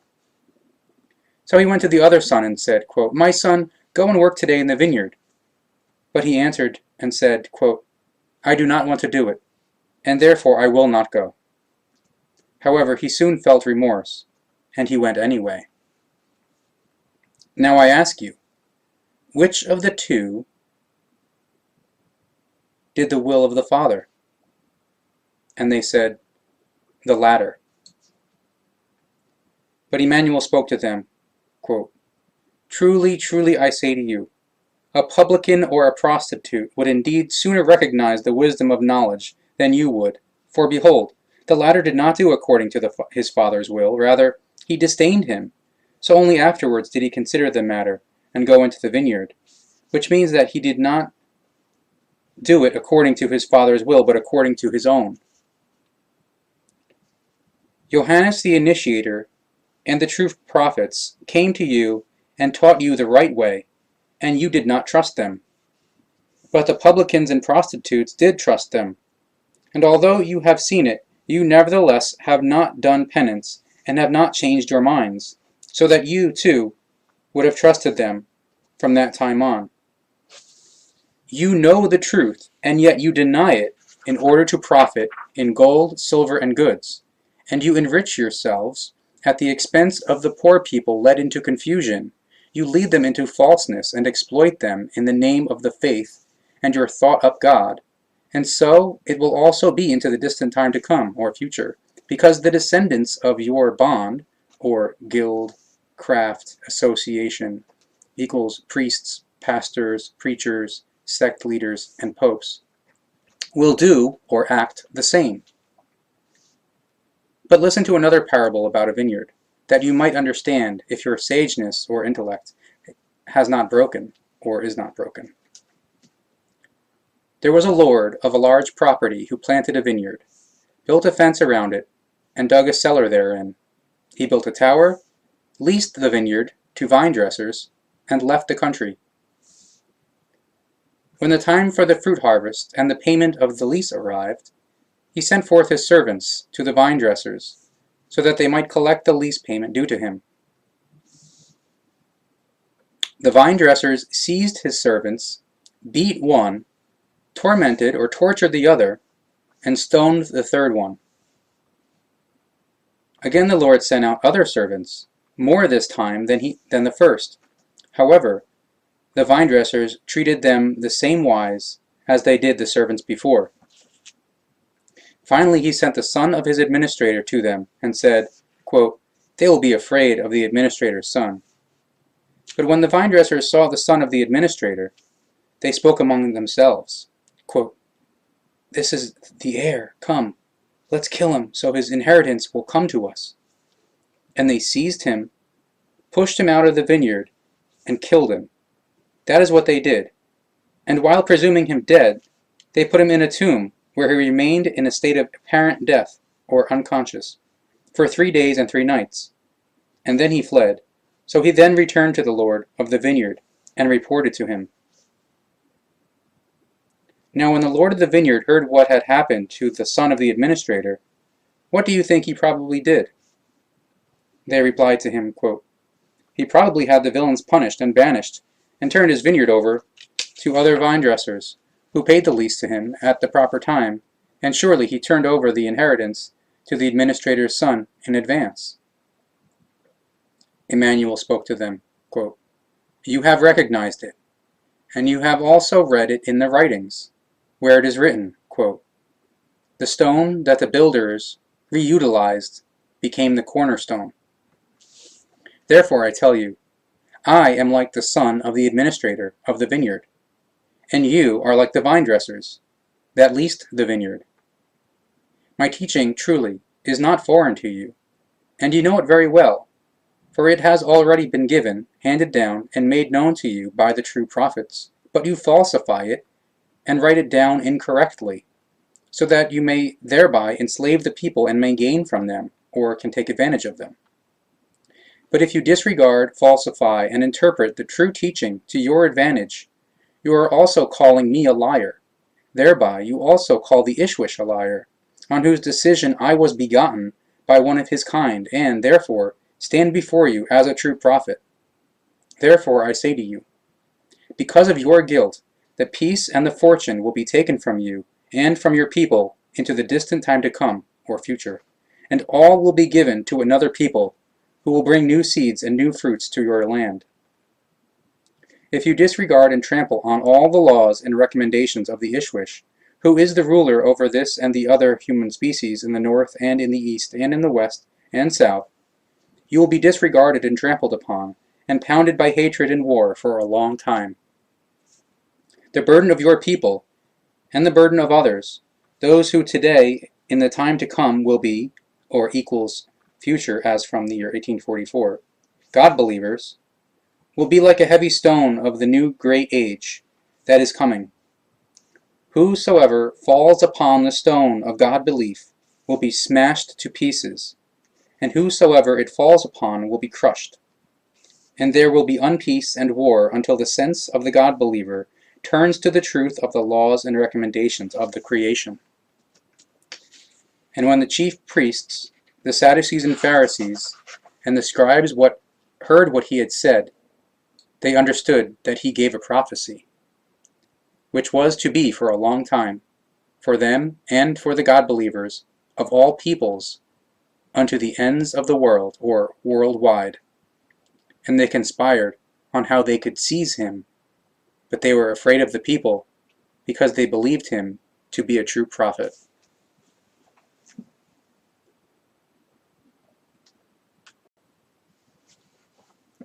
Page 370, Chapter 24. Against the Scribes and Pharisees. And Emmanuel spoke to the people, and to the disciples and disciplesses, saying, quote, "The scribes and Pharisees sit on the chairs of the prophets. Refrain, however, from doing and accepting anything they tell you, and you should also not act in accordance with their works. They teach you confused teachings, which they and their forefathers falsified, so that they may obtain or gain from it, and thus be the pleasure lovers, or profiteers. They bind up heavy burdens for the human beings and place them upon their shoulders, yet they themselves do not want to touch them with one finger or carry them. They do all their works so that they may be seen by the people and may shine before them. They make their prayer belts wide, and the tassels, or pendants, ornaments, ornamental works, adornments, on their clothing great. They like to sit at the heads of tables, and in the best places in the temples, that they may be seen. And they like to be greeted in the marketplace, and to be called master by the human beings. But you should not let yourself be called master until you have become cognizant of the wisdom of knowledge. And you should not let yourself be called teacher until you know, understand, and follow the laws and recommendations of the creation. Because those who allow themselves to be called master and teacher, but do not possess the wisdom of knowledge, will be denounced as liars. For those who unrightly exalt themselves will be abased, and those who unrightly abase themselves will be disdained. Therefore, let those who are great in the spirit or consciousness consider themselves great, and those who are small in the spirit or consciousness consider themselves small, and those who are in between or average in the spirit or consciousness consider themselves in between. It is undiscerning and foolish for the human beings to let themselves be considered greater or smaller than they truly are. And Emmanuel turned to the Pharisees and scribes and said, quote, "Woe to you, scribes and Pharisees, you deceivers, hypocrites, and swindlers, who block the spiritual or consciousness-based progress of the human beings with your lies and false teachings. You will not attain the swelling or development, evolution, so easily, and those who wish to attain it are kept from doing so through you and your confused teachings. Woe to you, scribes and Pharisees, you deceivers, hypocrites, and swindlers, who devour the homes of widows and engage in long and false prayers for the sake of appearance. Therefore, you shall live in roaring, impenetrable darkness all the longer. Woe to you, scribes and Pharisees, you hypocrites, who travel across the land and sea in order to win a brother in the faith, and once he becomes one, you turn him into a child of the undiscernment or irrationality, and the unsageness or unintellect, who indulges in your confused teachings twice as much as you do. And you seek only brothers in the faith. Meanwhile, you debase and disregard and take advantage of the women, and deny them the knowledge. Just as you have done since old time, so will you also do into the distant time. Thus, your wrongdoings will widen, or transfer/expand, from your cult, or religion, sect, to other cults, or religions, sects, also. Woe to you, you blind leaders of confused teachings, you who say, quote, "If a person swears by the truth, the oath is not valid, but if he or she swears by your thought-up false god, or by the temple, or the gold in it, the oath is binding." You fools and blind people, truly you are a progeny or a brood of evil. Why do you let people swear when you nevertheless know that an oath is not binding and is a worthless act? Or you say, quote, "If one swears by the altar of the truth, it is not valid, but if a person swears by the sacrificial offering, it is binding." You blind and false teachers who confuse the human beings, who gave you the right to demand an oath or to make an oath, since the laws of the creation state that oaths should not be taken? Your words should always be only, quote, "yes, yes," or, quote, "no, no." Therefore, those who swear by anything on the earth, or in the firmament or outer space, swear by something mortal, which is without duration or permanence. Hence, an oath is also without duration or permanence. And those who swear by the creation or its laws, swear by something over which they have no might. And so an oath, therefore, is at all times without duration or permanence.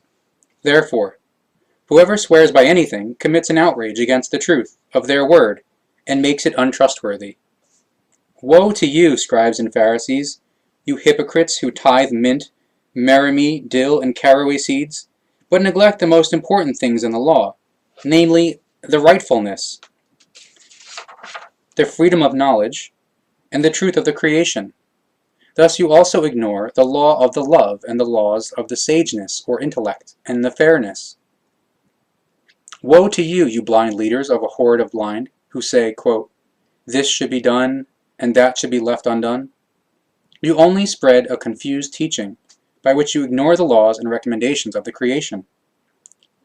You blind leaders, you are gnats and swallow camels, which you cannot digest. Woe to you, scribes and Pharisees, you hypocrites who keep your cups and bowls, or parable equals thoughts and speeches, outwardly fine and clean, but which are inwardly full of rapaciousness and greed. You blind ones, you scribes and Pharisees, you hypocrites and distorters of the truth, first clean what is inside the cup, or the thoughts and greed, etc., so that the outside may also be pure and light up with its brilliance. Woe to you, scribes and Pharisees, you hypocrites, who are like the whitewashed tombs that appear beautiful on the outside, but inside they are full of stench, bones, and rubbish. Truly on the outside you therefore appear pious, or religious, God-believing, and good before the human beings, while inside you are full of hypocrisy, falseness, and infraction. Woe to you, scribes and Pharisees, you hypocrites, who build monuments to the prophets and decorate the graves of the fair ones and say, quote, "Had we lived at the time of our forefathers and fathers, we would not have become guilty with them in the shedding of the true prophet's blood." Woe to you, scribes and Pharisees, you deceivers, hypocrites, and swindlers! You secretly call upon the dead people of the high and of the common, standing, and you thereby deceive yourselves and confusedly believe you are speaking with them and believing in your own delusion, and you thereby deceive the people. You cannot talk with the dead, and even if you could, then the departed could tell you only the erroneous opinions they previously held during their lifetime. You are not great enough to be able to call upon those dead who have wisdom and who could tell you the truth, for the dead are dead and no longer speak. Thus, you bear witness against yourselves that you are the children of those who dishonored and debased the prophets, and killed them and falsified their teaching. Well then, you also fill up the measure of your forefathers and fathers. Thus, you will end your lives with unsageness or unintellect, and will strive to grasp or to learn in vain until the distant time to come or future. You brood of snakes and adders! How can you aspire to be great in the spirit or consciousness when you do not possess any power of thought or intellect yet? However, all the righteous blood that was shed on earth by you will befall you. From the first true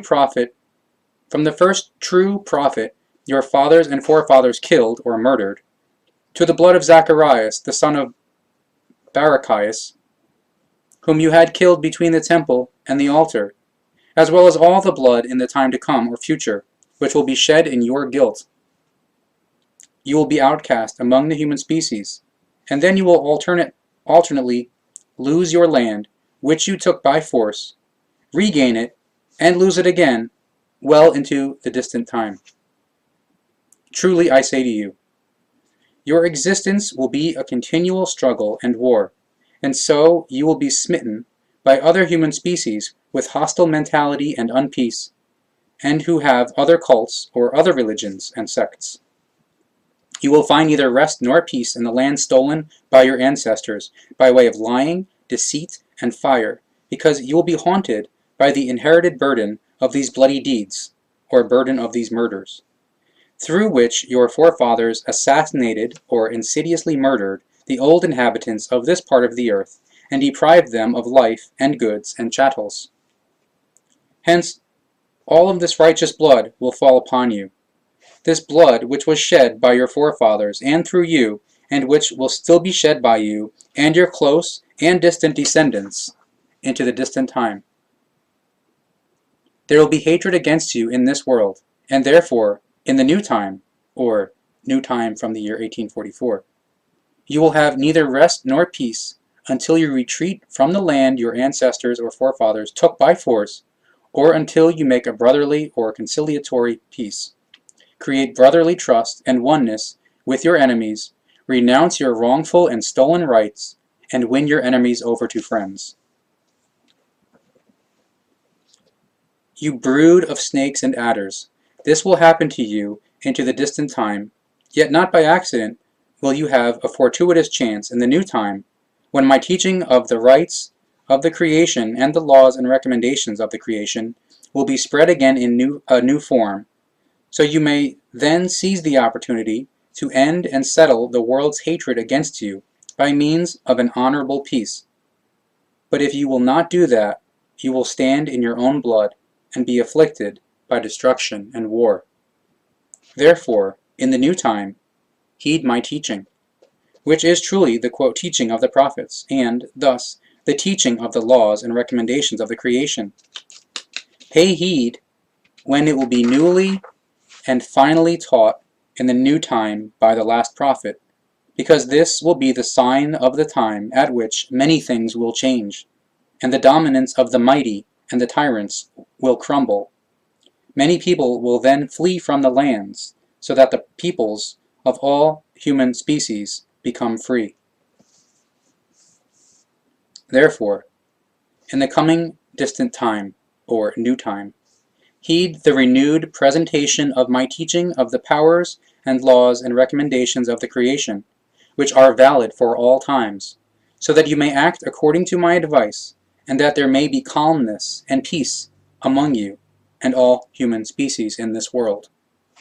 Truly, truly I say to you, all this shall be fulfilled, and thus everything will come upon you and upon your species, long into the time to come, or future. Consider my words, as I have spoken them to you.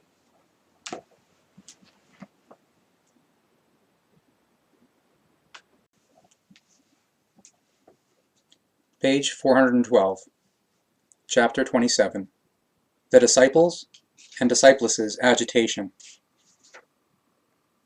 After Emmanuel had finished speaking, the disciples and disciples became agitated and said, quote, "Why do we not capture Judas Ischkerioth and stone him, so he cannot betray you?"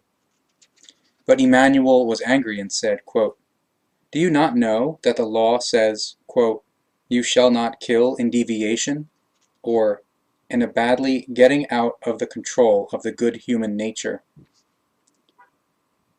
And do you not know what I foretold you? That I shall be staked in order to gain great cognition? How dare you want to disregard that which is sealed, or that which is determined? For thus it is pre-given and intended, or determined.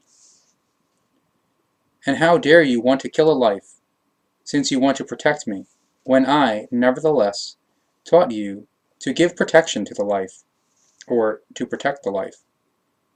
So you therefore shall not kill. Consider this. Just as I have to walk on my pathway, so each human being also has to walk on his or her pathway. Truly I say to you, if I were not to follow that which is sealed, or that which is determined, how could I be in position to fulfill my calling or mission, which will still lead me into a distant land far to the east, or India? You of little courage and knowledge, I have certainly taught you the truth, and yet you do not recognize it. How can it still be inconceivable, or not understandable, therefore, that after my departure you will falsify my teaching and disseminate it in all directions and unto the ends of the world, or worldwide, as false teachings and false cults, or religions, sects? Because of what you will do, the world will resound with false guidance and false teachings in all directions. Many among you will bear blame for the fact that the truth will not be recognized by very many human beings, and that everything will be wrongly understood, although I have taught you the truth.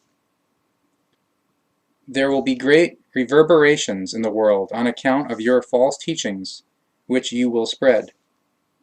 You did not understand the words of the knowledge and, hence, the truth of my teaching.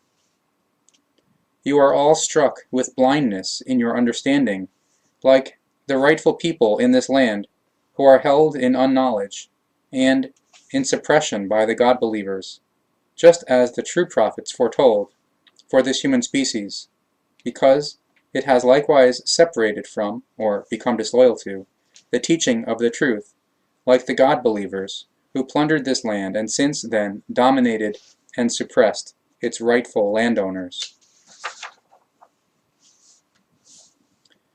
Since my calling, or mission, task, is fulfilled among this race, or people, and since, due to the fault of the God-believers, and due to their confused teachings, I was unable to teach any insight among the people, as their thinking is against the insight, or rationality, because of confused and false teachings, I will therefore leave, and go to the other human species in the north and in the east, for the teaching of the truth shall also be brought to them. Just as this race, or people, standing under the violent rule of the God-believers, as well as the truly rightful owners of the land, are under the laws and recommendations of the creation, so also are the other races under these. So each race, or people, in the far north and east, where cold and ice reign on the highest mountains, and at the ends of the world, or north and south poles, and also the race, or people, in the distant land, or India. As a true prophet, my earliest self, or personality, as former forefather Nocodemian, has come back into the world from the realm of the spirit, or pure spirit level of Arahat Atharsata, and was sent here in accordance with the request or wish of the Ishwish, now as Emmanuel, in order to teach the human species in the newly brought teaching of the truth. Therefore, I must walk on my pathway, as determined by myself and my forefathers, the true prophets, and as requested by the Ishwish. Thus, I also am connected to the request or wish of the Ishwish, and to his laws, as the Ishwish himself is connected to the laws of the creation. In Bethany, verse 18. And Emmanuel finished his talk and departed for Bethany, and the house of Simon, the leper, so that he might give him knowledge and consolation through the teaching. Behold, a woman came up to him, and she had a clay vessel with costly water, or pure mineral water from a special spring, and poured some of it on his head as he sat at the table. But when his disciples and disciplesses accompanying him saw that, two of them became angry and indignant, and said, quote, "What is the benefit of this waste? We could have sold this water at a high price, so the proceeds could have served the poor." But when Emmanuel heard this, he indignantly scolded his disciples and disciplesses, and said, quote, "Why are you upsetting this woman? She has done me a good deed according to her senses or understanding, because she is entrusted with the quote teaching of the prophets. In this wise she shows her gratitude, so nothing is too expensive for her. This woman has become wise, so she lives according to the laws and recommendations of the creation. Therefore she thanks me with the costly water, and has wetted my head. Her gratitude will be lasting, and from now on her deed shall be known throughout the world. Truly I say to you, wherever my teaching will be taught, in all the world, whether it is falsified or whether it corresponds to the truth, what the woman has done will be told for her remembrance or memory. But just as her remembrance, or memory, will remain into the time to come or future, so also a false teaching will remain, by which our companion, Judas Ischkerioth, will be slandered or defamed, because there is one from among you who deceptively presents himself as, or pretends to be, our companion, and who accompanies us at times, or from time to time. He is accusing me of treachery, and is selling me for a handful of pieces of silver. While we are here together, Judas Ischkerioth, the son of the Pharisee, is forging evil intrigues against me in Jerusalem. So he is revealing me to the chief priests and to the Pharisee, Simeon Ischkerioth, as a blasphemer of their false teachings and their God. At this very moment, as we are gathered here, he is asking the chief priests for the blood money that they have offered for my capture. And 30 pieces of silver are being offered to him if they capture me through his help, and he has already received 70 pieces of silver to begin with, or in advance, as a deduction, or advance payment, upfront money, for the writing which Judas Ischkerioth wrote down about me, and which Judas Ischkerioth stole from him and sold. While the plot or conspiracy is being forged against me, the crowd is also conceiving intrigues against one among you, so that there will be a culprit for them to present to the people. As Judas Ischkerioth, the son of the Pharisee, will turn me over to the henchmen, my disciple, Judas Ischkerioth, will be considered the traitor. This, so that the message to the people will be, quote, "Behold, these confused ones are divided among themselves, so that one betrays the other. How then can the teaching of Emmanuel be the one of truth?"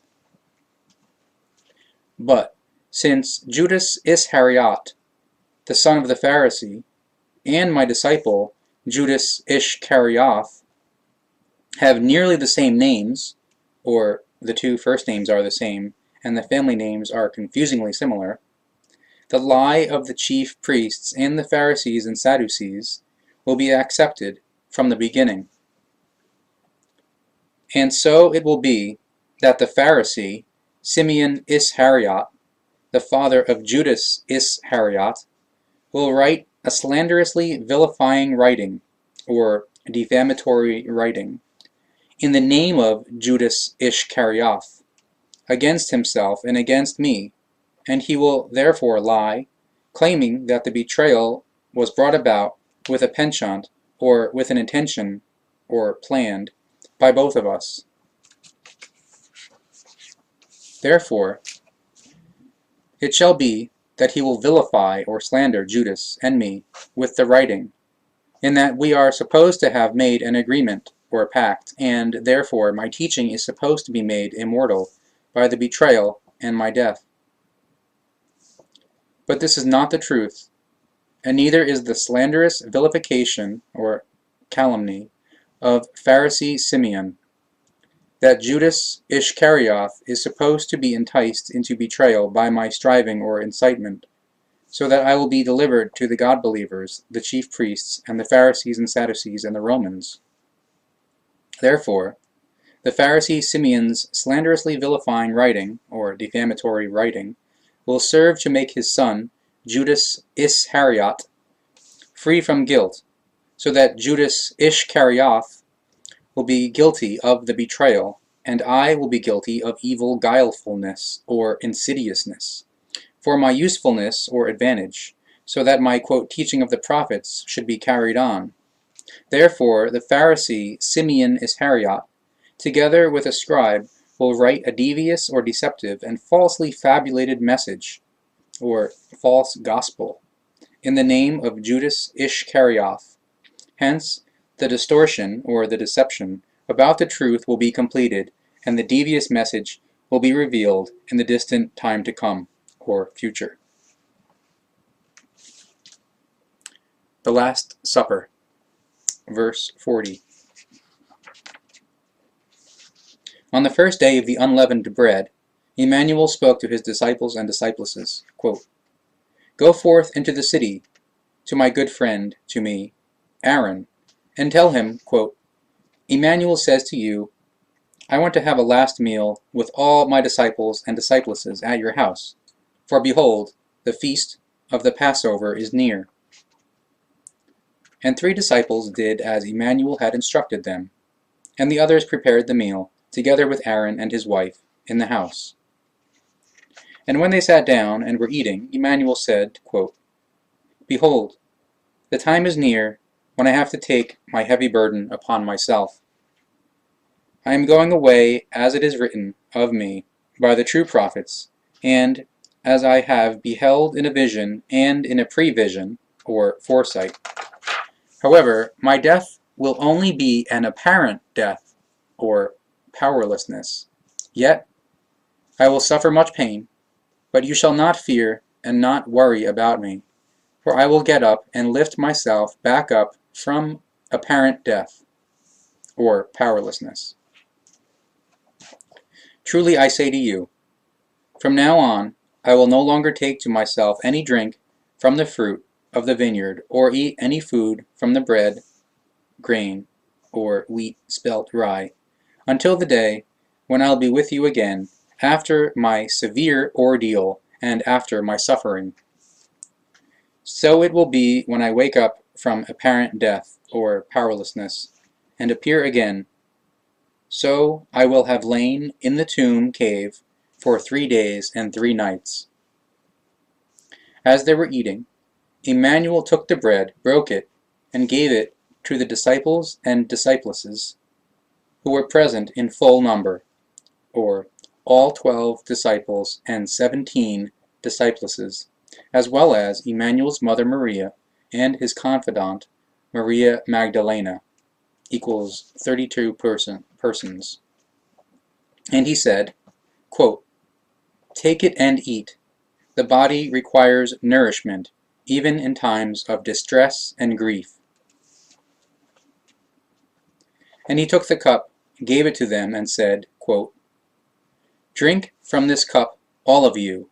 The throat becomes thirsty, even on a day that is full of rain and cold. Truly I say to you, a wise person does not suffer from hunger and does not thirst, because some things must happen or be fulfilled. But a fool suffers hunger and thirsts on account of lack of insight or irrationality, and dissent against things that must happen or be fulfilled. And truly I say to you, just as you do not understand my words now, and are angry with me because of them, so will you also be angry with me in this night, because your sageness or intellect still has not been enlightened with cognition.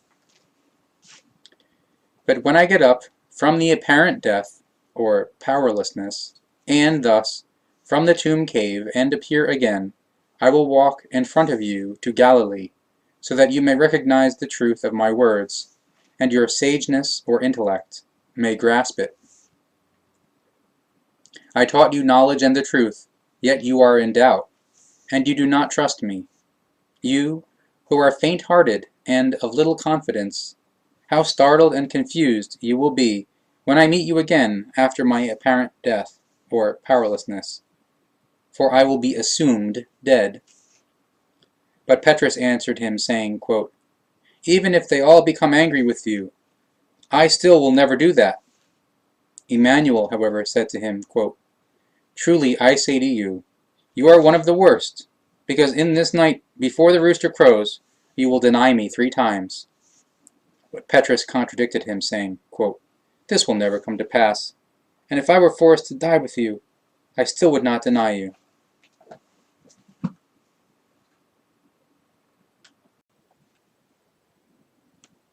Page 350, Chapter 23, Tax Money. When the Pharisees held counsel on how they could get or catch Emmanuel in his speech, they sent to him their disciples and some of Herodes's people. Then they said, quote, "Master, we know that you are truthful and teach the way of the laws and recommendations rightly, and do not inquire about anyone, since you do not esteem the human beings' reputations, but only the recommendations of God. Therefore, tell us your opinion. Is it right to pay tax to the emperor or not?" But Emmanuel sensed their cunning and said, quote, "You deceivers, hypocrites, and swindlers, how low in your sageness or in intellect, and in the belief in your God are you, that you tempt me in such an inconsiderate or foolish manner? Show me a tax coin, so that I can heal you of your inconsiderateness or foolishness." And so they gave him a coin. And he said to them, quote, "This is the emperor's." He then said to them, quote, "Give therefore to the emperor what is the emperor's, and give to the Ishwish what is the Ishwish's, and give to the creation what is the creation's. Yet beware and know that the Ishwish and the emperor are human beings, but above them is the might or almightiness of the creation, and you must give the highest honor and dignity to it. Thus the Ishwish and the emperor are indeed rulers over human species and peoples. Above them stands the creation as the highest might, to which they are subordinate or subject in the law and recommendation, as is every human being and every life. When they heard his speech, they were astonished, left him alone, and went away. Rebirth. Verse 11. On the same day there came to him Pharisees and the Sadducees, who hold the opinion there is no coming again, or rebirth. They asked him and spoke, quote, Master, Moses has said, quote, when a man dies and has no children, his brother shall take the other's wife as his own wife, and beget descendants for his brother. Once there were 7 brothers among us. The first one was married and died, and because he had no descendants, he left his wife to his brother. So did the second and the third until the 7th. At last the woman also died. Now you teach there is a living again, or rebirth. Whose wife will she be among the 7 in the living again, or rebirth? For she was wife to all of them. Emmanuel, however, answered, saying, quote, You are mistaken, and do not know the unfalsified writings of the elders, nor do you know the laws and recommendations of the creation. Truly I say to you, Moses never gave this recommendation, but he gave the recommendation that a brother should take his brother's wife to himself in honor. So if one died, the other would take care of the widow of his brother. How is it possible for a brother to beget descendants for his brother, since the seed, or sperm, of every man is different? Therefore, the one cannot beget the others as his own with the same seed. And in the living again, or new life, as new selves, or as new personalities, they will all be strangers. So the one will not recognize the other. Therefore, no law or recommendation says the wife then belongs to the one or the other. In each life, as a new self, or as a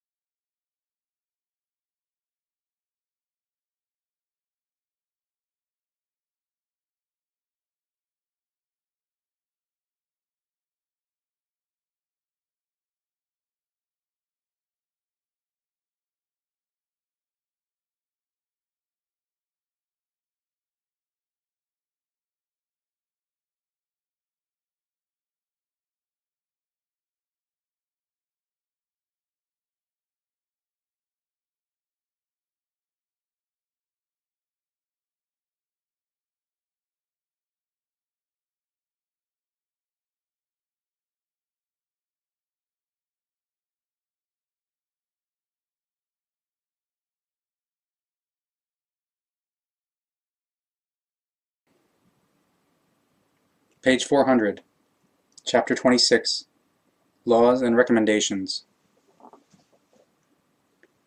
As the laws and recommendations of the creation and the laws and recommendations of the Ishwish are in effect, therefore they should also be followed and heeded. But just as the laws and recommendations of the creation are the laws and recommendations for the spirit, or the creational spirit energy, and for life, so the laws and recommendations of the Ishwish are the laws and recommendations for graspable or material and the human regulation. The Ishwish issued the laws and recommendations as graspable or material and human regulation for that which is right and as a guideline for the life. Thus the laws and recommendations serve as pathways upon which the human beings should walk in wisdom and sageness so as to be fair. Thus, as the laws and recommendations of the creation and the laws and recommendations of the Ishwish are to be followed, the human beings must not bring forth any other laws and recommendations of the same kind. The laws and recommendations of the creation, which are also valid as laws and recommendations of the Ishwish, shall also be followed, since they alone are of lasting validity and correctness. When the human beings deviate from the laws and recommendations, however, they themselves bring forth laws and recommendations which, however, are full of lack of understanding, so based on deficiency and on great errors. When the human beings are faint-hearted in consciousness, their laws and recommendations brought forth by them are faint-hearted as well, and therefore they resemble confused teachings. When the human beings presume to disregard the laws and recommendations of the creation and those of the Ishwish, they are in the compulsion, therefore, to bring forth their own laws, which are full of errors, however, and even lead many into confusion. Laws and recommendations made according to human beings produce murder and all manner of evil. Thus, terrible things spread and gain the upper hand, and the human beings no longer have might or control over it. Recommendations and laws are valuable only when they are derived from sageness or logic. But sageness or logic requires wisdom and recognition. Human laws and human recommendations are powerless unless they exist in the laws and recommendations of the creation, just as the Ishwish's laws and recommendations are based there in them, as he issued them in his wisdom. Proverbs of Wisdom, verse 14. Truly I say to you, wisdom must be grasped or learned from the laws and recommendations of the creation, which the human beings may recognize in the nature. But if they do not think and seek, they will not be able to attain wisdom and will remain fools. The wise do not moan about lost things, and about the dead, and about the events of the past. Fools, however, cry over things that are not worth crying over, thereby increasing their grief, their privation, and their misery. Those who have abundantly acquired wisdom and live according to the laws and recommendations of the creation and are without fault will not tolerate even the slightest harming of creatures. Half-wits or fools, who are not masters over their senses, mistake harm for benefit, benefit for harm, and great sorrow for joy. Because the human beings did not dedicate to the wisdom and did not seek the knowledge, and they did not recognize the laws and recommendations, undiscernment or unintellect, and the vice developed within them. The dishonorable and the dumb, the grumpy and the greedy, and the unscrupulous and uncouth, as well as the angry, will be met with the harm that they cause to their spirit, or they will suffer harm in their consciousness. When a human being duly receives daily just a little of wisdom in his or her spirit or consciousness, he or she will grow like the waxing moon during the first half of the lunar month. Wisdom is the greatest asset of human beings, and so also is the created will, which is master over love and fortune, well-being or terribleness. But all of this is meaningless without the power of the spirit or consciousness. A fool who waits for his or her fate and without effort rests in idleness goes to ruin like an unfired pot in water. Those who take care of a milk cow always receive milk. Likewise, those who nurture wisdom and apply it through the power of the spirit or consciousness reap rich fruit. Each law of the creation is to be recognized, and once it is recognized, it is to be embraced and lived accordingly, because the laws are the greatest wisdom.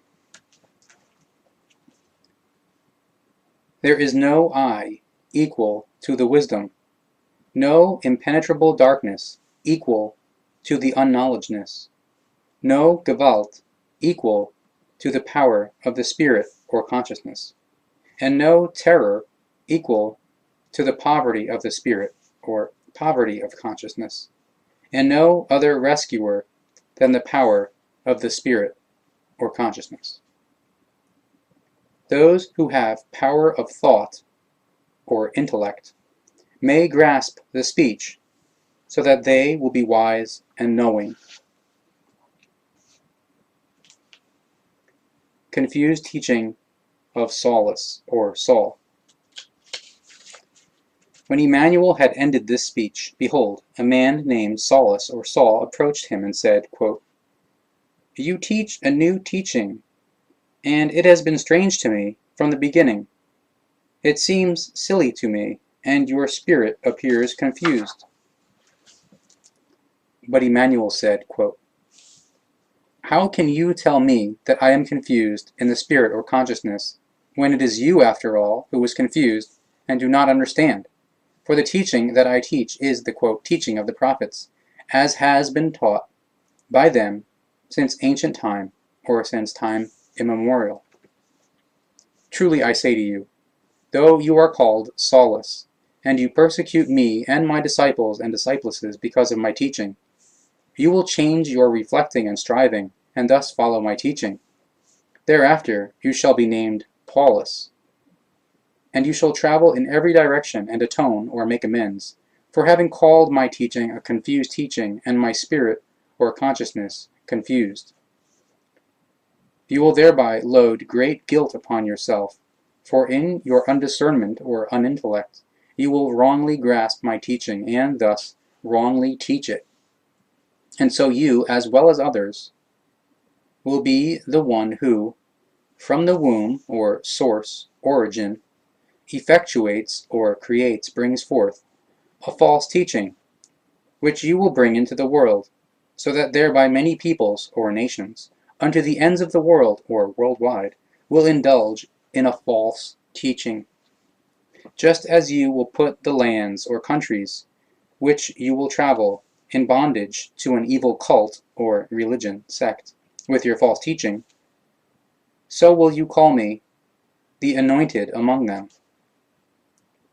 It will be the fault of your undiscernment or unintellect that I will be called, quote, Jesus Christos, which means, quote, Jesus the Anointed, regardless of the fact that I am not named Jesus, but rather Emmanuel, and that I am also not an anointed one.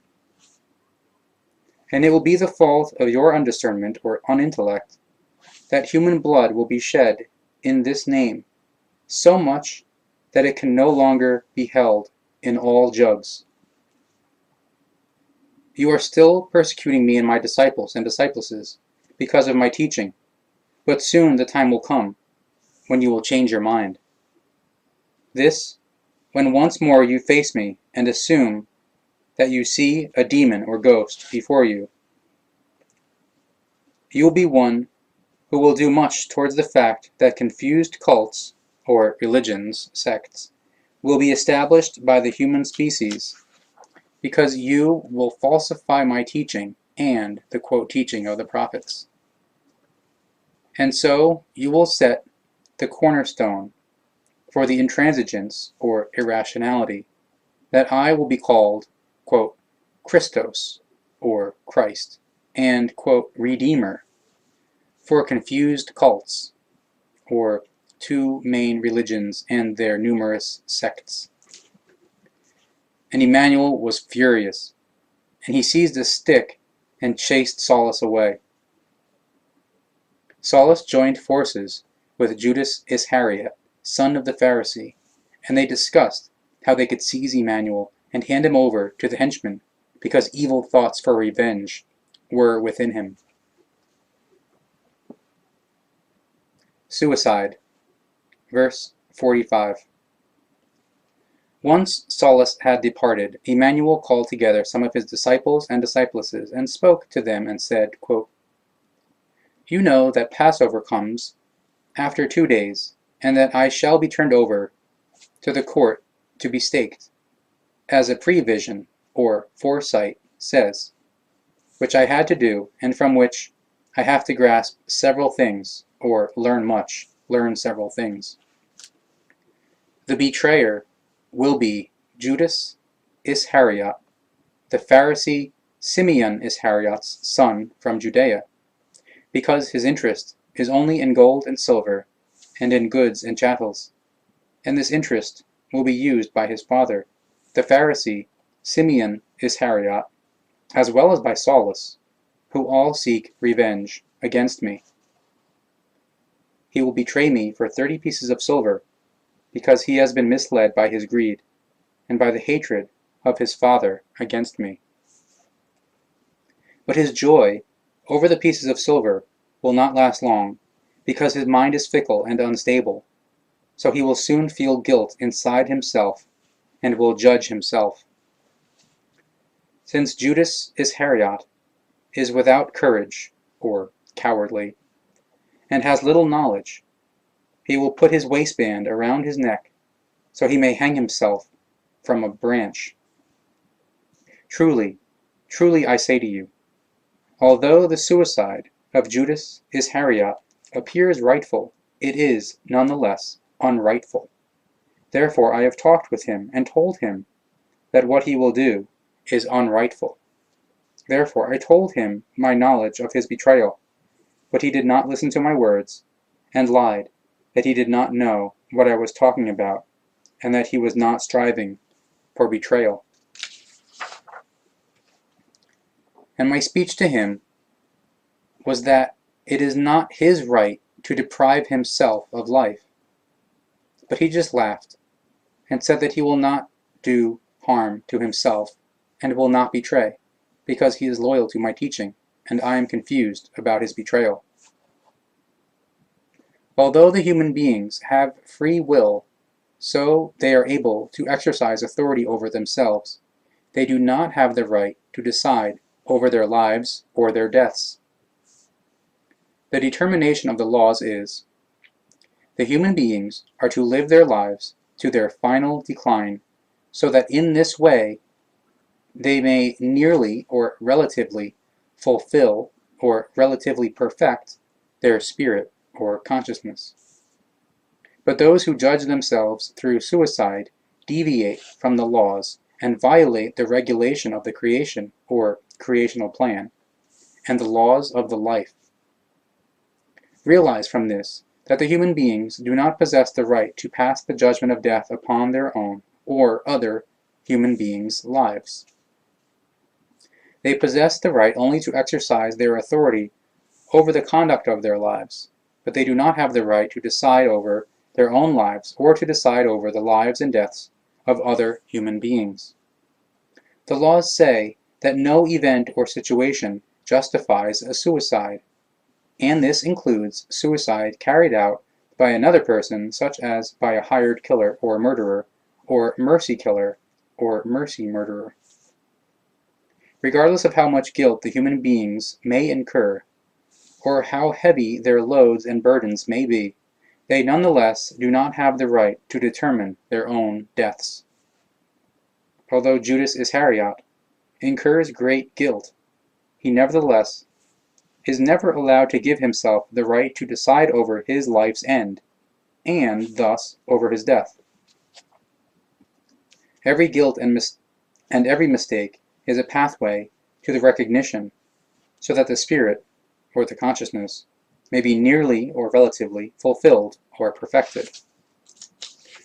But if the human being escapes from guilt or a mistake by killing him or herself, he or she flees from the cognition and responsibility, so the new self, or new personality, must rectifyingly learn and recognize and take responsibility in the next life.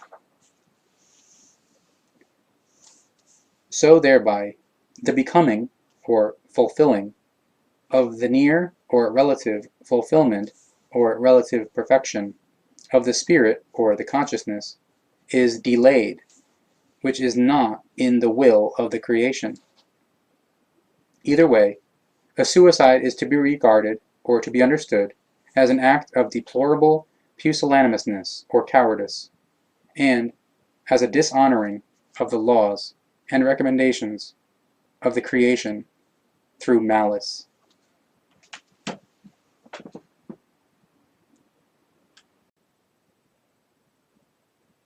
Page 426, Chapter 28, In Gethsemane.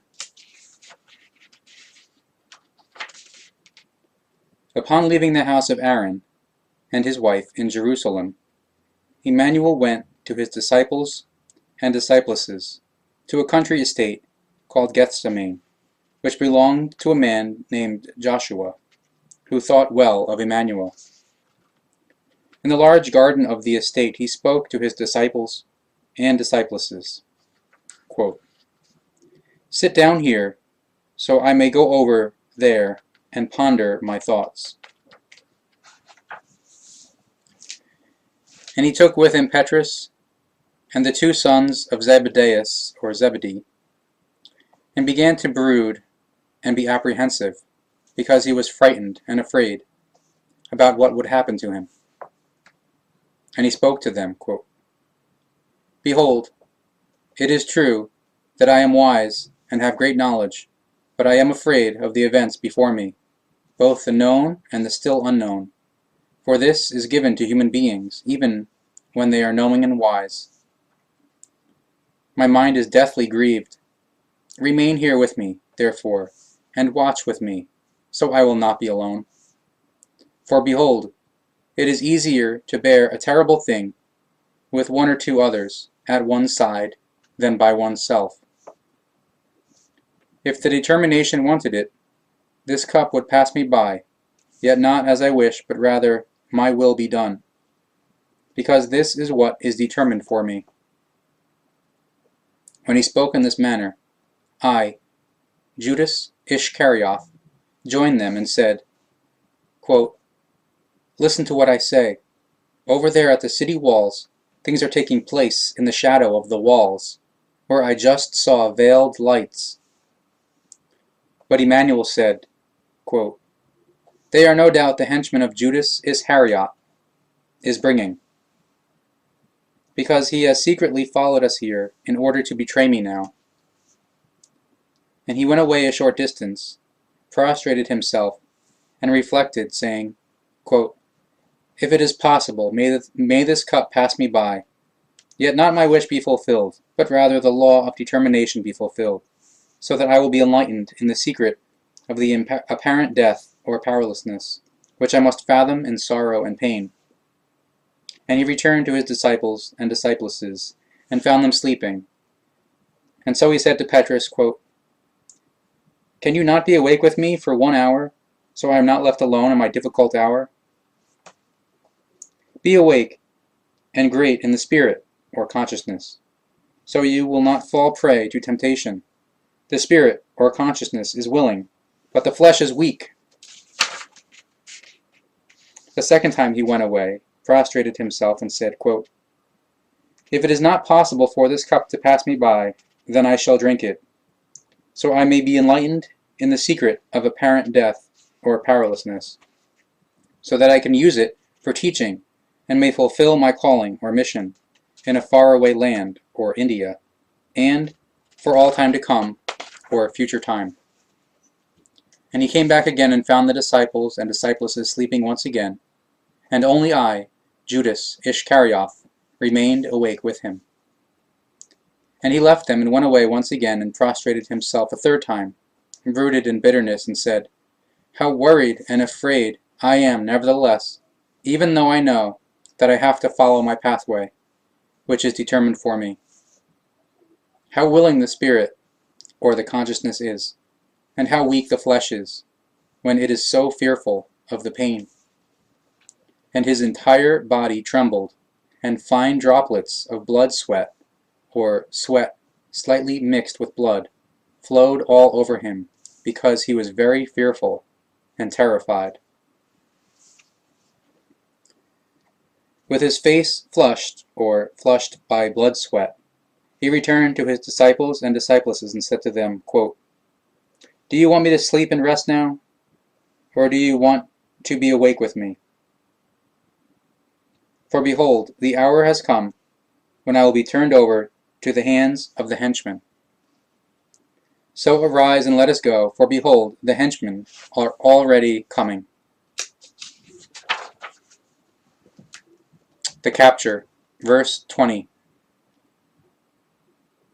And while he was still speaking, there came Judas Ischkerioth, the son of the Pharisee Simeon Ischkerioth, and with him one of the chief priests, and with him a large crowd of henchmen of the high council and the Pharisees and Sadducees, armed with swords and with poles.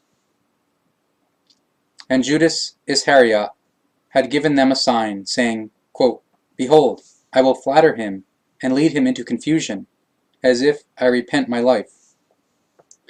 As a sign of the false flattery, there shall be a kiss, and behold, whomever I kiss, he is the one, seize him." And at once he stepped up to Emmanuel and said, quote, "I greet you, Master, for you let me be repentant of my old life, so I want to follow your teaching now." And then he touched Emmanuel and gave him the kiss of betrayal. But Emmanuel said to him, quote, "My friend, why have you come and spoken to me in a lie? For I know well, as I already told you once, that betrayal burns in your mind and in your actions." The henchmen then came up to Emmanuel, put their hands on him, and seized him. And behold, one from the crowd of the henchmen thought better, had a quick change of mind, and sided with Emmanuel, so he was remorseful and wanted to protect him. Therefore he stretched out his hand, drew his sword, and struck the chief priest's servant, cutting off his ear. Then Emmanuel said to him, quote, "Put back your sword into its sheath, because anyone taking a sword without being in danger will perish by the sword. Or do you think that I would not have been able to flee before your group arrived? But how should I have gone on my pathway, if I would have done so?" And the henchman turned away and wept, then fled, and was never seen again. Thereupon Emmanuel said to the henchman, quote, "You came here with swords and with poles to capture me, as though I were an assassin," or insidious murderer. "How easy it would have been for you to capture me in the city, as I was in the temple teaching daily, yet you did not seize me. You hypocrites! You were no doubt afraid of the people, therefore you now come to me in the night like thieves, so you may throw me into prison in darkness, out of the sight of the people. Truly I say to you, the darkness will become light, and everyone will speak of your deed for which you will be denounced for all time to come."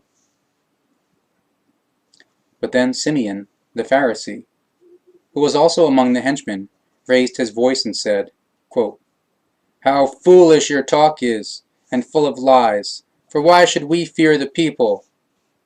You have wrongly taught the people confusedly, disregarded our laws, and called them lies. So for this you will now suffer. You thought we would not seize you and bring you to trial, but you were mistaken.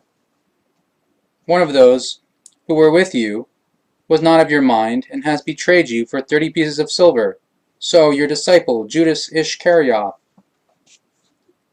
But Emmanuel answered, saying, quote, Truly I say to you, you may succeed in shielding or protecting your son Judas as a betrayer, so that my disciple Judas Ischkerioth will be accused as my betrayer before the people for a long time.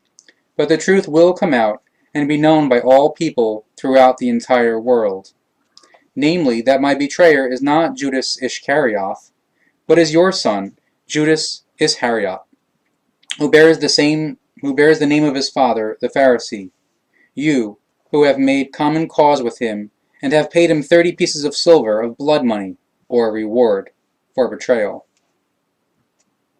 The Pharisee, Simeon Iscariot, was furious, stepped up, and struck Emmanuel in the face with his fist, because he was afraid of his true words. After this happened, the disciples and disciplesses, fearful and discouraged, turned away from Emmanuel and fled. But those who had seized Emmanuel led him to Caiaphas, the high priest, where the scribes and Pharisees and Sadducees and those of the high council had gathered, as they wanted to pass judgment on him. Emmanuel before the high council, verse 46. The high priest, however, and the Pharisees and Sadducees, and those of the high council sought false testimony, or false accusation, against Emmanuel, so that they could put him to death. And even though many false and rewarded or bribed witnesses appeared, they still found no testimony, or no attested accusation, against him. But finally, two stepped forward and said, quote, He has said that God is not the creation, but simply a man like us all. He also said that he was begotten by an angel of God, by a celestial son named Gabriel. And Caiaphas, the high priest, arose and said to Emmanuel, quote, Will you not reply to what these two bear witness against you? Speak an oath by the living God, so tell us, if you were begotten by the angel Gabriel, who is an angel of God, as the scriptures hand down. Emmanuel said to him, quote, You said it, but I also say to you that I am not a son of your God, and he is not the creation. I am not begotten by an angel, but begotten by the guardian angel Gabriel, by order of the Ishwish, the ruler over the new human species that were begotten on earth through his will. He, the Ishwish, has come from the vastness of the firmament, or outer space, and has brought the world under his will. Therefore, he is the supreme emperor of the human species of this world. One of them is here in your land, which you have deprived of its rights and forced under your yoke. Others are in the east, and still others are in the north and west and south, from the land of the kings with horns, or the land of Vikings, to the sea, where icy mountains drift in the water. But there are many human species living in all the directions of the wind, from one end of the earth to the other end, or worldwide. And the Ishwish is master over them also, although they serve false gods who are of this earth and are thought up by human beings. But if you consider a God to be the creation, you turn away from the truth and commit an outrage against it. Just as you are human, like I am, so is the Ishwish human, having knowledge about the spirit in the human being, or part piece of creation spirit equals spirit form, and about the human spirit or consciousness. And he is very much more advanced than all the new human species procreated by his order or directive. The Ishwish and his celestial sons are other human species who have come from the stars out of the depths of the firmament, or outer space, in their brazen, or metal, flying devices, or beamships. But the creation stands above the Ishwish immeasurably higher than he stands. Therefore, the creation also stands above his celestial sons. The creation alone is the immeasurable secret that has begotten life through its laws, so it also stands immeasurably far above the Ishwish and above all life. So also above you, and above your self-thought-up God and your false teachings, which you teach in confusion about this hazy picture, or delusional construction, God, and against the laws and recommendations of the true creation. Recognize the truth of my teaching, which is the quote, teaching of the prophets, so that you may attain knowledge and wisdom in truth. Thereupon Caiaphas, the high priest, rent his clothes and spoke with rage, quote, He has blasphemed God, our God, the Creator. Why should we need further testimony against him? See and hear, now you have heard this blasphemy for yourselves. What punishment do you think he deserves? They answered, saying, quote, He deserves death. He deserves death. Then they beat him with their fists and spat in his face. And some of them struck him from behind and said, quote, Prophesy to us, you great king of wisdom and son of a celestial son. Who is the one who was beating you? But Petrus had followed Emmanuel and the crowd, and hid among the people, looking through the doors and windows. And so he saw what was being done to Emmanuel. But then a maid approached him and said, quote, Are you not one of those who are the disciples and disciplesses of this Emmanuel from Galilee? Denial by Petrus, verse 71. When Petrus was asked by the maid, he denied it and said, quote, What kind of intransigence or irrationality do you accuse me of? For I do not know what you are talking about. But because of the maid's question, he was afraid and wanted to escape from the place, for he feared for his life. As he walked out the door, another woman saw him and spoke to the people, quote, This man was also together with the blasphemer from Nazareth. But Petrus denied a second time, and, raising his hand, as in an oath, said, quote, Truly, I do not know that confused human being. And when Petrus left the house, those who had been standing there came up to him, saying, quote, Are you not one of those who serve this Emmanuel? For you are giving yourself away through your manner of speech. Then Petrus began to revile Emmanuel, cursing himself, and swore, quote, I do not know this confused human being, nor his teaching of blasphemy against God. But soon thereafter, a rooster crowed 3 times, and Petrus thought of Emmanuel's words, and he hurriedly ran away from there and wept bitterly.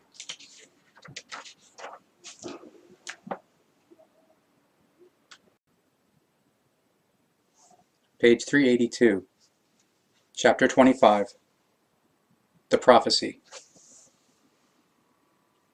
And Emmanuel walked out of the temple, and his disciples and disciplesses came up to him because they wanted to show him the temple's structure.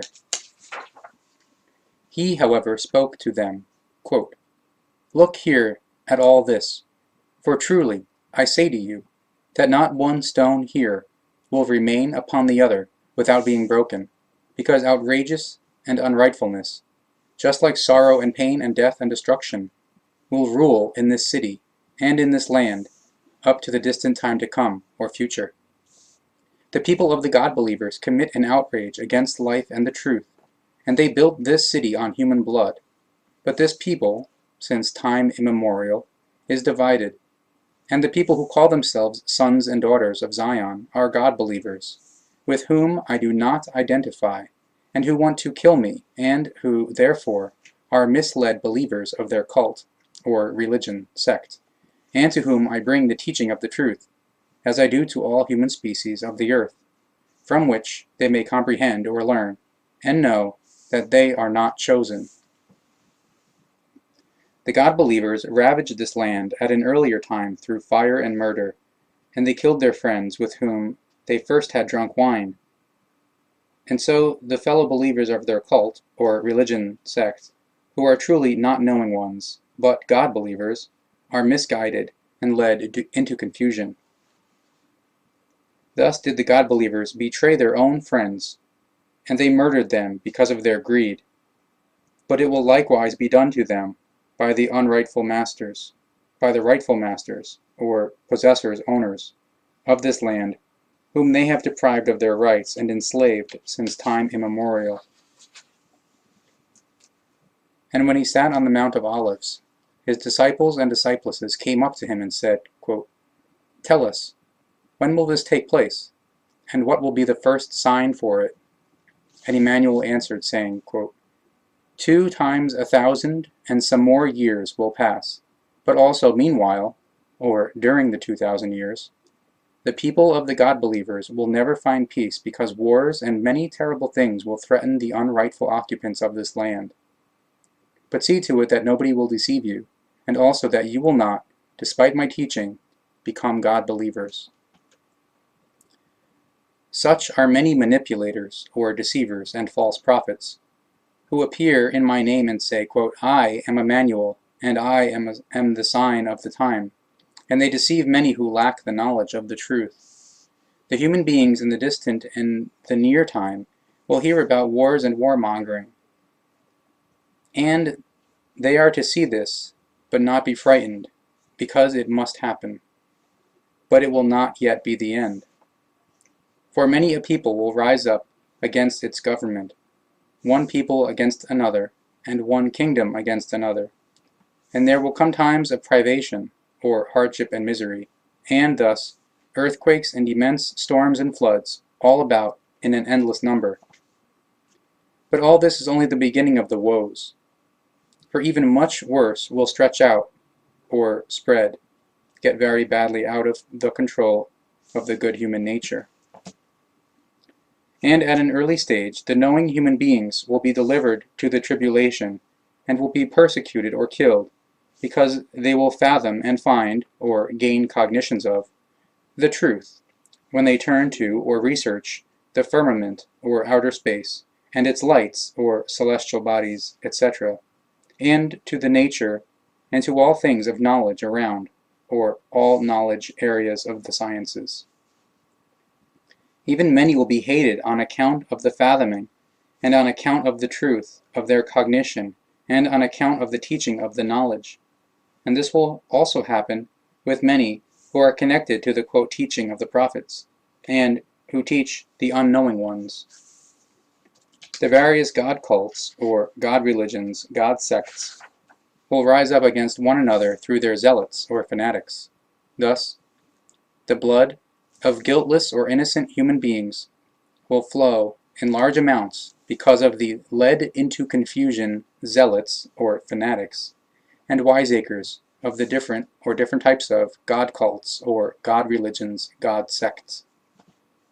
Then many will succumb to the temptation, and will betray one another, and hate one another, and be untouched by, or indifferent to, the human beings, and they will speak falsely against one another, and witness falsely or defame, because they remain small in the spirit or consciousness. And apprehension or doubt will burn in them, and they will be tormented by a fallible, or false, wrong, cult, or religion, sect. So they will turn away from it, but will turn themselves to another fallible cult, or religion, sect, and thus will fall into the other from a grievance or misery. And the believers of the cults, or religions and sects, will hatefully fight and kill one another, and the hatred of the cult believers will rule over the whole world, and the evil will reign around. But those who persist in the truth will withstand, and the quote teaching of the prophets will be taught in the new time, or new time from 1844, to the end of the world, or worldwide, as a testimony for all peoples. And then the end will come, as the true prophets prophesied, for they proclaimed great terribleness through wars, and infamous action or felony, and infirmity, or diseases and plagues, for the time to come, or future. When the human beings then see the horror of the destruction standing in Jerusalem, of which the true prophets have already spoken, then the end will come. Whoever is in the land seized by the God-believers, or whoever is near and far, or anywhere in the world, at that time, should flee to the mountains. Those on the roofs should not climb down to get things from inside their houses. Those who are in the fields should not go back to get their coats. Woe to the pregnant women, and the women who give suck, or nursing mothers, at that time, for they will suffer tribulation and death, and there will be many of them. For soon thereafter there will be a great tribulation, as has never been before, since the beginning of the world, and will also never be again. And if these days were not cut short, or if the wars and the misery, etc., would not be brought to a halt, no human being in this land, or unto the end of the world, or worldwide, would survive, but the days will be cut short, for the sake of the human beings and their lives. This will also be for the sake of the human beings, who will be partial or connected to the truth and the laws. But there will be howling and chattering of teeth when this time is brought about by the human beings' intransigence or irrationality, and by their hatred and their obsession or greed. And they will construct brazen or metal devices or machines in the new time for use in the air, on the water, and on land, in order to kill each other and to destroy much, and to exterminate themselves. From these metal devices, or machines, they will fling heavy balls and arrows, or bombs and rockets, across the land and upon the cities. Fire will burst from these balls and arrows, or bombs and rockets, and the world will burn in evil fire, and not much will be spared. They will place the basic elements of life, or atomic explosive devices equals atom bombs, and deadly air, or biological and chemical substances, into the balls and arrows, or bombs, missiles, and rockets, to thereby kindle deadly fires and destroy land and life. If at that time mighty ones of the peoples with their armies were not to intervene, as once did the celestial sons, to bring a halt to the unrestrained hazy picture or delusion, and the deadly doings of the dictators fallen prey to depravity or heinousness, truly I say to you, no human being would survive. Since the human species at that time will consist of far more than 10 times as many human beings as the earth is able to bear without becoming to harm, or 529 million, a large portion of them will be killed by infirmity, or disease and plagues, and war and felony. This is what the will of the human beings wants, because they have violated the laws and recommendations of the creation, and so will continue to violate these into the distant time to come, or future.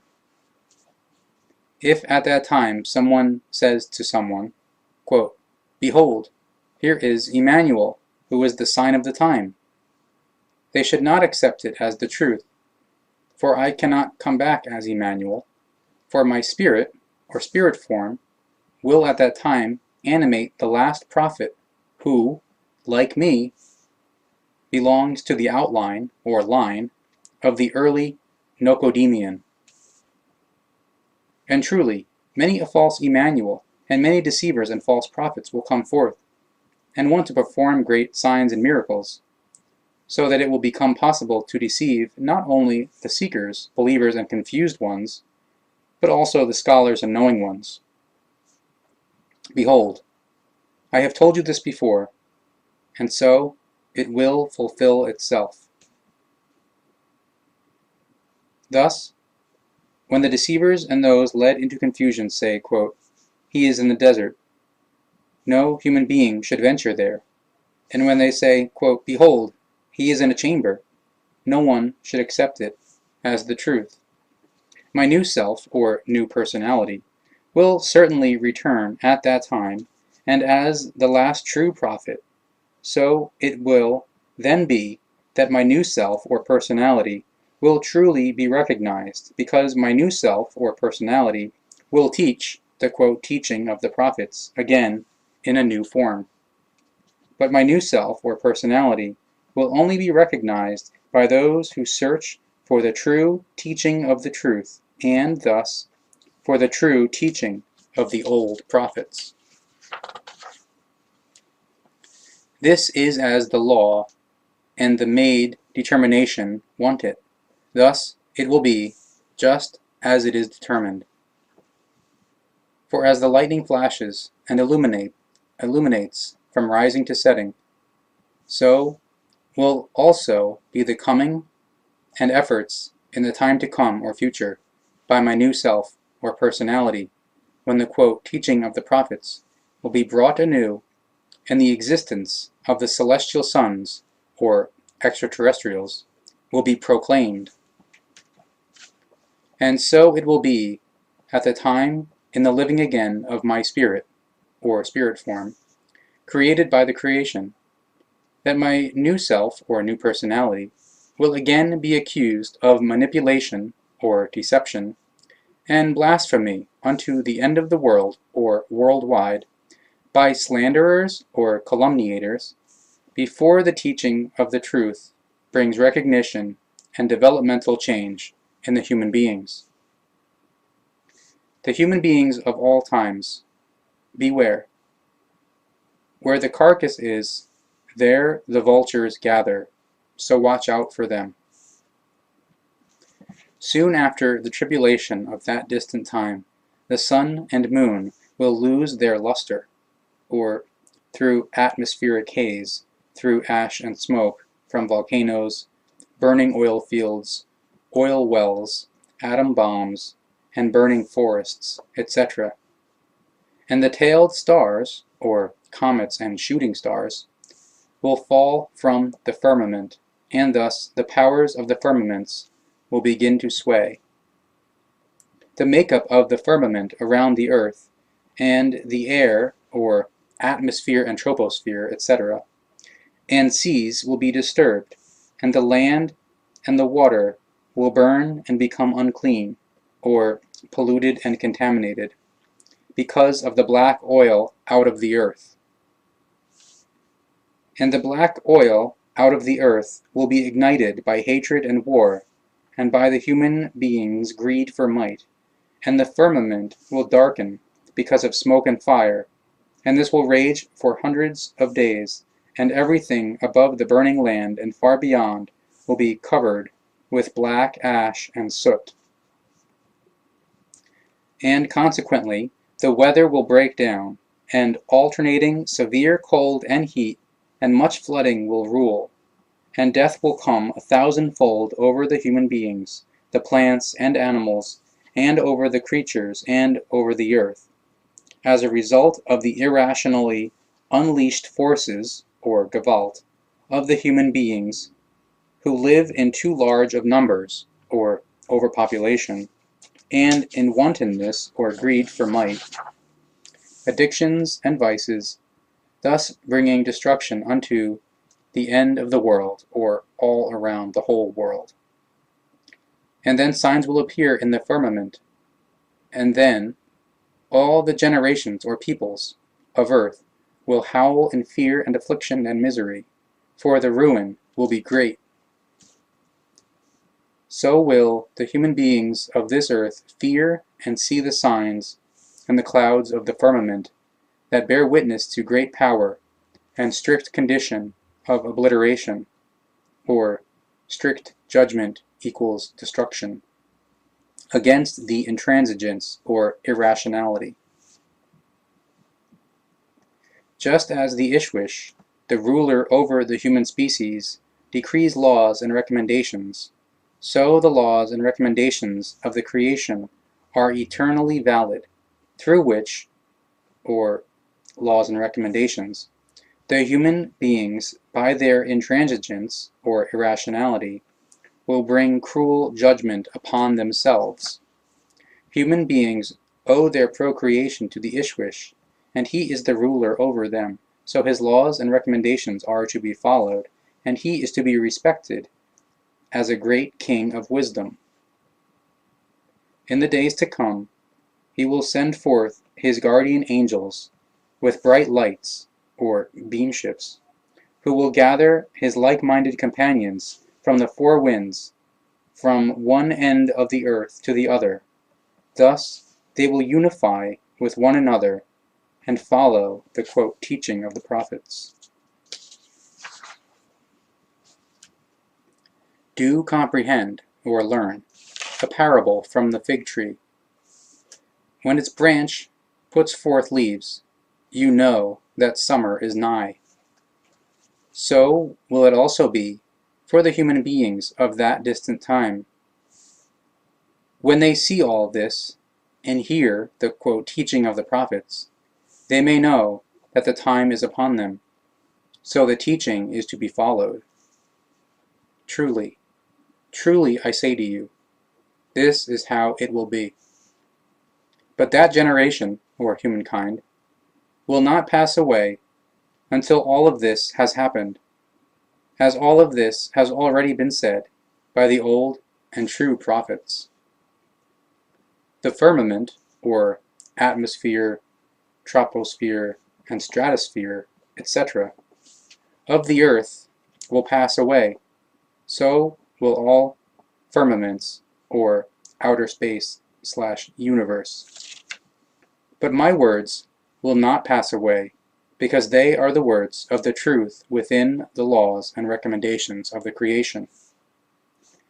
No one knows the day or the hour when the end of all time will be, and thus when everything will pass away, or contraction or falling back of the universe into the universe's core. Not even the guardian angels, nor the Ishwish himself, nor I, for only the providence and determination, through the laws and recommendations of the creation, know the time when it will be. The creation alone stands above all human species and above all happenings of the firmament, or outer space/universe, and it alone deserves the honor and the dignity, just as it grants honor and dignity to the timelessness, or absolutum, above it. Human beings can not only esteem and honor the Ishwish alone, for endlessly above him or her stands the creation as the highest. Thus, if they, the human beings, recognize and understand, so they honor and esteem and acknowledge with dignity the Ishwish and the creation, then they act rightly in accordance with the truth.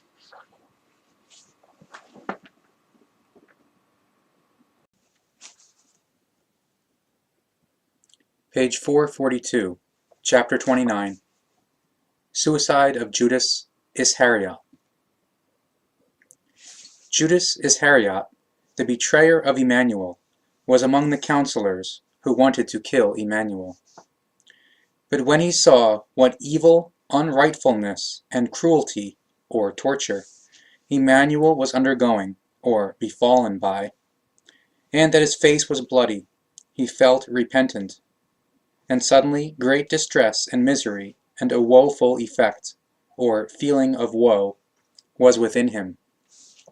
Therefore he became at odds with himself, took his money bag, with the 30 pieces of silver, tossed it before the high priest, and those of the high council, and said, quote, I did evil to this human being because I was thinking only of gold and silver and goods and wealth. I repent that I have betrayed innocent blood because his teaching does not seem evil to me now. But the high priest and those of the high council and the Pharisees and Sadducees replied, quote, Of what concern is that to us? Behold, it is up to you what you want to do, to live in peace with yourself. And Judas Ischkerioth wept and fled from there, and soon he hanged himself from a tree branch in the field of the potter behind the walls of the city. The high priest, however, took the pieces of silver and said, quote, It is not acceptable that we put them into the collection box, because this is blood money. What should be done with it? Then one of the sons of the high counselors came forth and said, quote, I followed Judas Ischkerioth, and he has hanged himself from a tree branch, in the field of the potter." Thereupon Caiaphas the high priest said, quote, "Well then, the blood money shall be given to the potter, so that he sells his field to us, for the burial of the strangers and those who judge themselves." And at dawn of the following day the business matter was settled, and Judas Ischkerioth, the betrayer of Emmanuel, was the first to be buried in the field. But the high priest and the high council spread the news among the people that I, Judas Ischkerioth, the disciple of Emmanuel, had hanged myself as Emmanuel's betrayer, and was hurriedly buried in the field of the potter. The people believed this talk, and they said, quote, "He betrayed his friend for the pieces of silver, and so it has happened to him as he deserves, that he has hanged himself. He has taken a blood guilt upon himself, and so from now on the field of the potter shall therefore be known as Akeldama, or the field of blood." Before Pilatus, or Pilate. Verse 16. Emmanuel, however, was brought before Pilatus the governor, who asked him, saying, quote, "Are you Emmanuel, whom they call the King of Wisdom?" He said, quote, "You said it, and this is what the people call me." And Pilatus asked and spoke, quote, "Is it also said that you were begotten by the angel Gabriel, who is the angel of God?" But he said, quote, "You say that, but I say that I am begotten by the celestial son Gabriel, who is a guardian messenger of the Ishwish, who is the ruler of the new human species." And Pilatus inquired once again, saying, quote, "Let us hear your wisdom, for it is new to me, your teaching." And Emmanuel spoke, quote, "Behold, eons ago, my spirit in me," or part piece of creation spirit equals spirit form, "returned from the realm of a higher world, or level of Arahat Athersata, in order to fulfill a difficult duty, or task, mission. But now, I have been begotten by the celestial son Gabriel to be a true prophet in this life. This came to pass because of a determination and according to the desire of the Ishwish, the ruler over the new terrestrial human species, procreated in accordance with his directive. Through his kindness I added to my knowledge, so in this, living again, I gained great cognition and a right knowledge, which was imparted to me by his teachers over a period of 40 days and 40 nights. Furthermore, I have traveled extensively to faraway places, and I lived for many years in a land far to the east, or India. So also there I was taught much knowledge and many secrets, by way of the great wise ones and knowing ones, who are known as masters. And I will be on my way there again with my brother Thomas, a loyal disciple of mine, once I have fulfilled my calling or mission here." And when they heard Emmanuel's speech, those of the high council and the high priest became very agitated and shouted in front of Pilatus, quote, "Do you hear his blasphemy?" Thereupon Pilatus said to him, quote, "Do you not hear how harshly you are accused by them? Do you not wish to absolve or vindicate?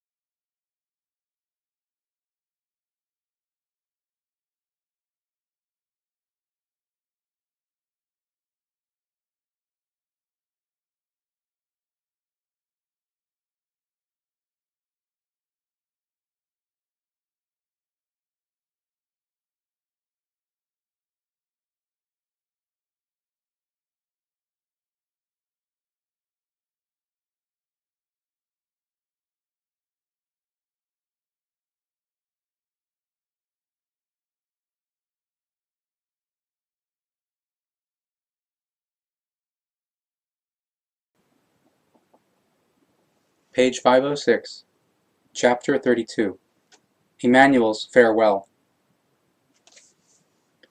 And they went to the hill where Emmanuel had directed them.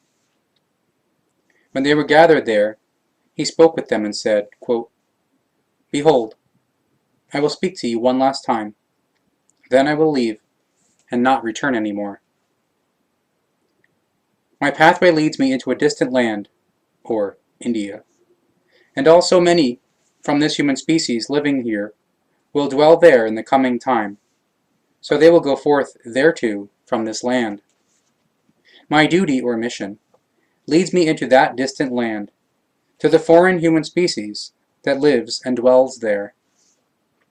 My pathway thereto will be long, for my teaching, the old, quote, teaching of the prophets, must still be brought to other lands or countries, so even to the shores of the great dark waters in the north or Black Sea. But before I leave you, you will be given my final instruction of the teaching.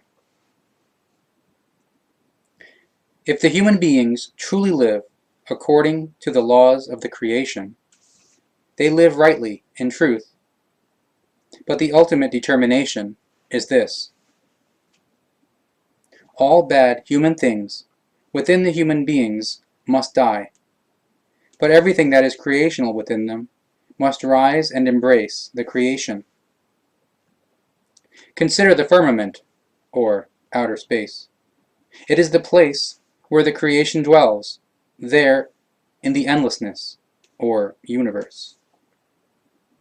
All of that which the human beings possess has its origin in the creation, and therefore it belongs to the creation.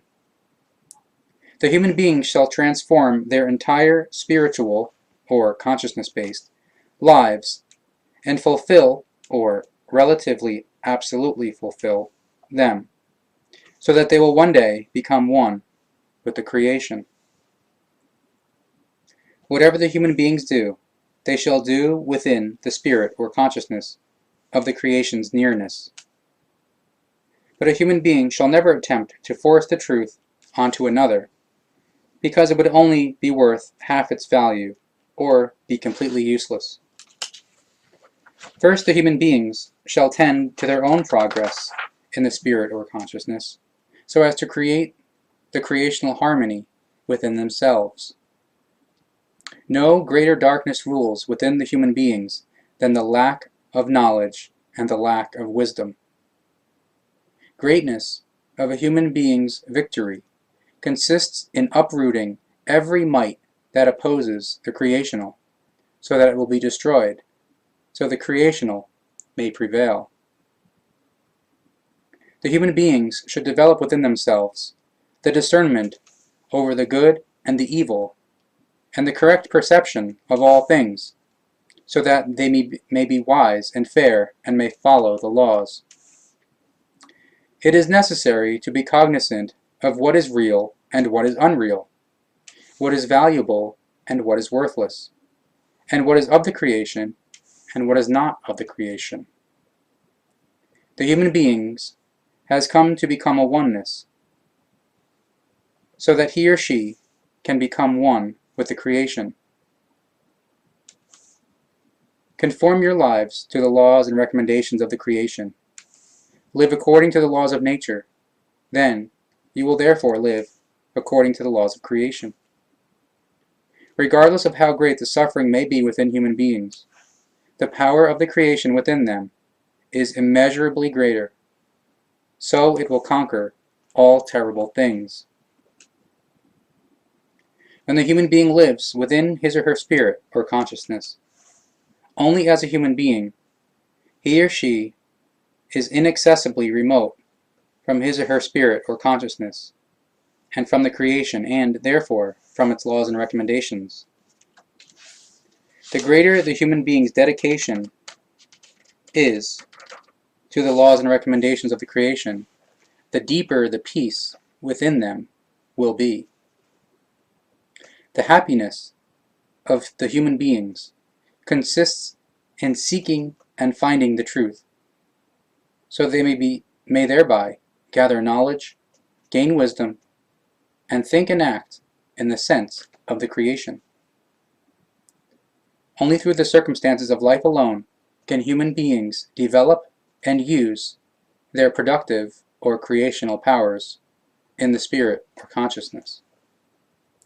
The human beings should practice unfolding their powers and capabilities daily, for only through this can they gain experience in their use. As long as the human beings do not become one with the creation, they will never be able to rise above the death or the apparent death, since the fear of the uncertain is within them, and only once they recognize the near or relative absolutely full development and oneness of the creation can they slowly begin to acquire sublimity, or dignity, greatness, maturity, and elevation. Instead of being led by wrong impulsions, or wrong motives, and wrong drives or impulsive urges, human beings should live by cognition and wisdom, so that they may live fairly according to the laws and recommendations. The human being should not lose his or her way in the thickest of limitations, but he or she should expand his or her spirit or consciousness and seek and find the knowledge, the insight or rationality, and the truth, and from these comprehend or learn the wisdom. Thereby, they will come closer to their life's goal and become cognizant of the creative or creational origin or principle in all things. Thousands of lights will light up, each of these helping the human beings along their pathways, provided they observe and follow them. The human being will attain all his or her knowledge and the wisdom, provided he or she seriously strives for the near or relative, absolutely full development in his or her spirit or consciousness. The laws and recommendations of the creation serve all those who strive to search for them in unlimited measure, so that the truth will be grasped or learned from them, and the wisdom will arise therefrom.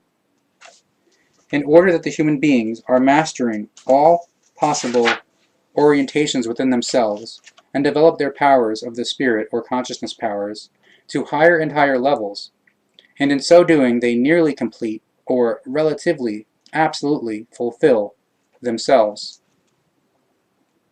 The human beings should not attempt to dwell upon their physical misery, but upon the reality of the spirit or consciousness and the life or being of the creation.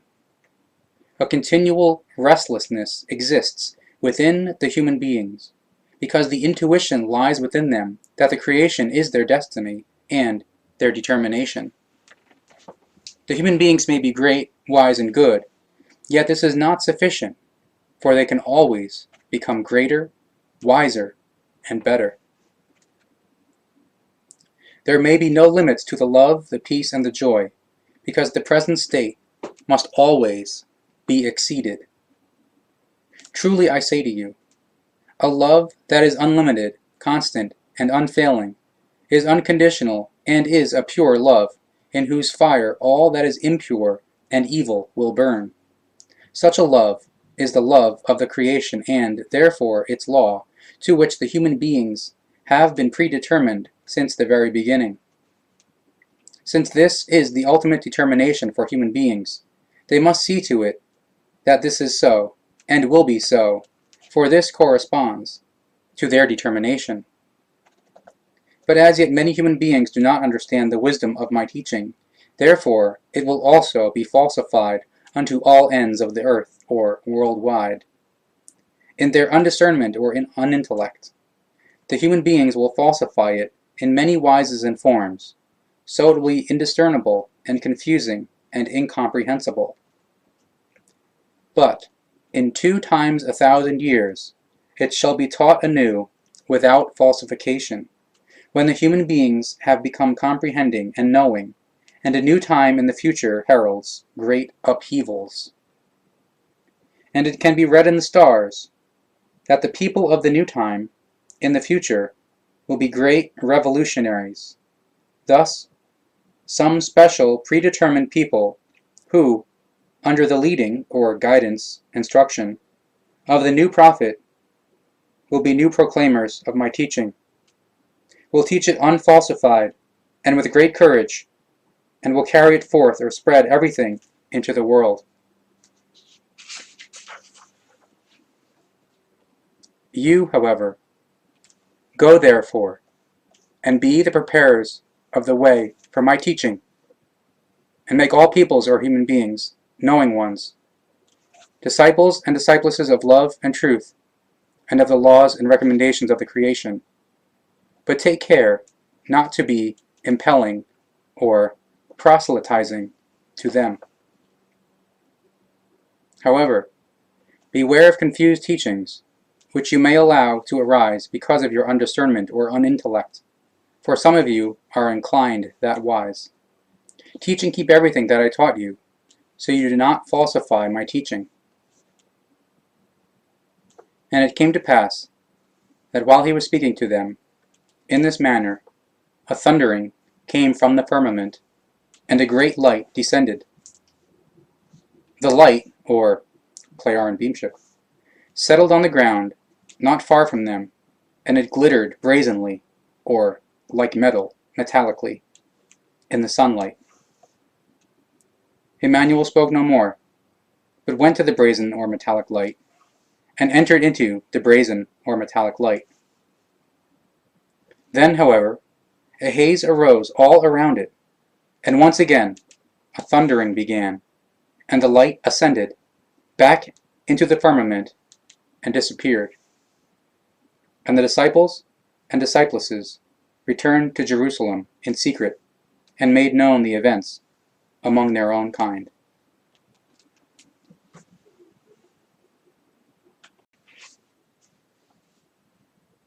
Page 496, Chapter 31, Emmanuel's Flight from the Tomb Cave.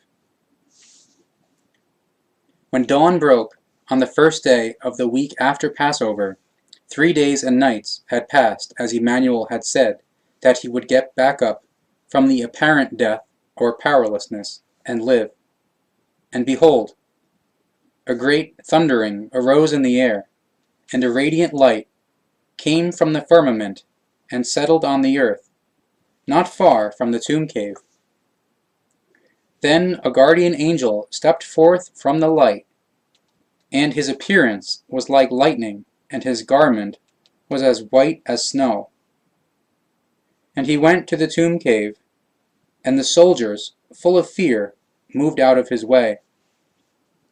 He lifted his hand, and from it bright lightnings from a rod, or paralyzing flashes from an energy rod equals, today, such beam devices are called, quote, phasers, sprang forth and struck the soldiers, one after the other.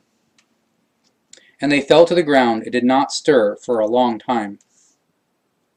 Then the guardian angel stepped up to the tomb cave, rolled the stone away from the cave, and said to Maria, the mother of Emmanuel, and to Maria Magdalena, his one confided to him, or his one confided to him in friendship, who were both there, quote, "Do not be afraid. I know you seek Emmanuel, the staked one. He is not here, however, for he is alive and has fled, and he has gone away, or through the second secret exit. Just as he said that he would get up. Come here and behold the place where he has lain. Go quickly and tell his disciples and disciplesses that he has risen again, or gotten back up, from the apparent death or powerlessness.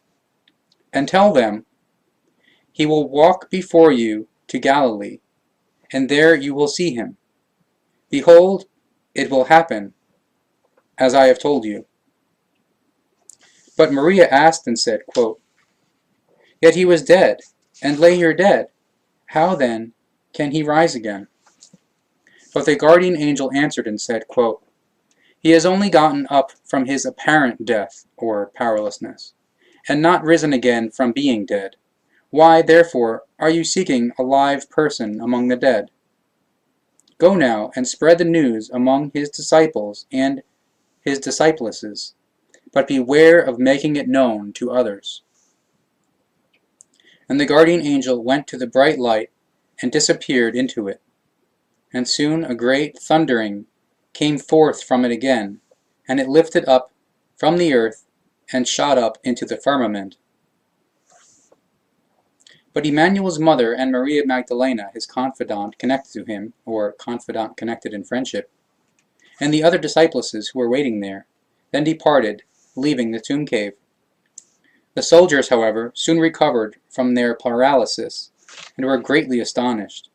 So they went into the city to spread the news of what had happened. And they met with the high priest and the council, secretly speaking about what to make known to the people. And the high priest, Caiaphas, gave sufficient gold and silver to the soldiers and said, quote, "Tell the people his disciples and disciples came at night while we were sleeping and stole his body." And the soldiers took the gold and silver and did as had been indicated or commanded to them. Emmanuel's mother Maria and the confided to him, or confidant, Maria Magdalena, and the other disciples, however, left and did as had been said to them by the guardian angel. And behold, again a guardian angel met with them on their way and said, quote, "You know what I have instructed you to do. Be careful and do not inadvertently tell people." Maria Magdalena, Emmanuel's confidant, however, approached the guardian angel, who wore a brilliant white garment, and she wanted to grasp his hand. But he stepped back from her and said, quote, "Do not touch me, because I am of a different kind from you, and my garment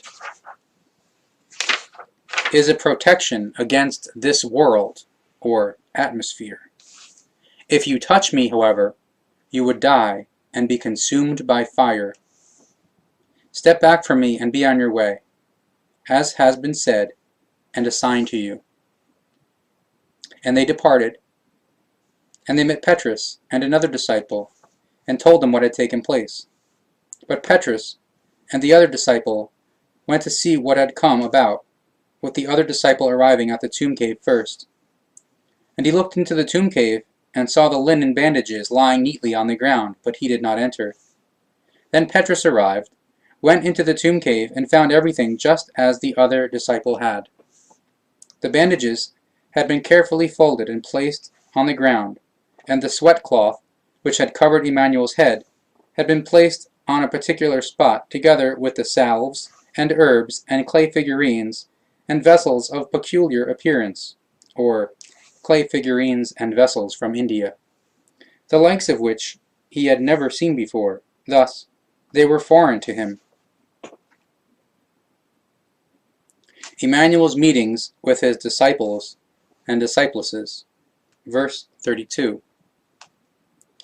In the evening of the same day, all the disciples and discipleses were gathered in a room in the city, where they had taken their last meal with Emmanuel before Passover. And they were, in their full number, 29. And with Maria, the mother of Emmanuel, and also Maria Magdalena, still being added to them, they were 31. And they were in the room speaking to each other about the events that had taken place on that day, when, behold, the door opened, and a masked stranger, in unfamiliar clothing, or Indian clothing, entered, whom they had never seen before. And they were afraid that he might be one of the God-believers who wanted to betray them. But then the stranger spoke and said, quote, "Peace be with you." And when he took the cloth from his face, they recognized him as Emmanuel. And after he had said that, he showed them the joints of his hands, his loin, and his feet. And when they saw his wounds, they were happy he was among them. But Thomas believed that he saw a ghost, and so he said, quote, "If I could touch your wounds, I would know that you were not a ghost." Then Emmanuel said to him, quote, "Reach out and place your hand on my wounds, so that you of small mind may recognize the truth. So Thomas did as had been said to him, and he touched his wounds and said, quote, "Truly it is you." Then Emmanuel departed, saying, quote, "Guard the secret of my return, so it will not be known that I am alive, so that I will not be persecuted again in a new form."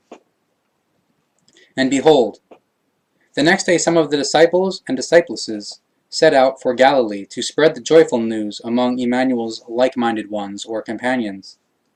But as other disciples and disciplesses went along, behold, an unfamiliarly clothed, masked itinerant joined them, and, for part of the way, went with them. And they were sad, and talked among themselves about how Emmanuel had been forced to die on the stake. Then the itinerant, who was a stranger, spoke and said to them, quote, "Why are you mourning?" And they told him what grieved them. But the masked itinerant said, quote, "How little knowledge you yet have! Emmanuel told you he would rise again, or get back up, from the apparent death or powerlessness, after 3 days and 3 nights. So just as he has said, it has also happened." And after he had spoken, he removed the cloth from his face, and they recognized him, and it was Emmanuel.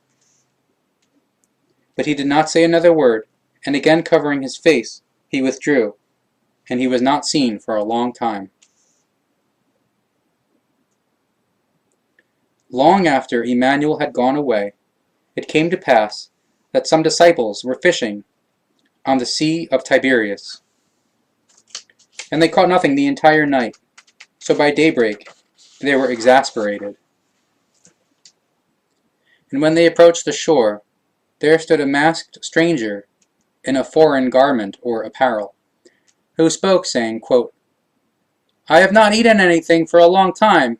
Have you not anything? I am hungry." They answered and said, quote, "No, for we have not caught one fish in our nets." But the stranger spoke and said, quote, "Throw the net out to the right side of the boat, and you will make a large catch." And the disciples were astonished by what he said, but nevertheless cast the net, and behold, they could not pull it in because of the multitude of fish. And they came ashore and prepared a meal, for like the masked stranger they, too, were hungry. But when he uncovered his face, behold, it was Emmanuel. And while they were eating, and in good courage, he spoke and said to them, quote, "Go to Galilee, to the hill where I have spoken. There I will join you, because our time together has ended, and everyone goes their way."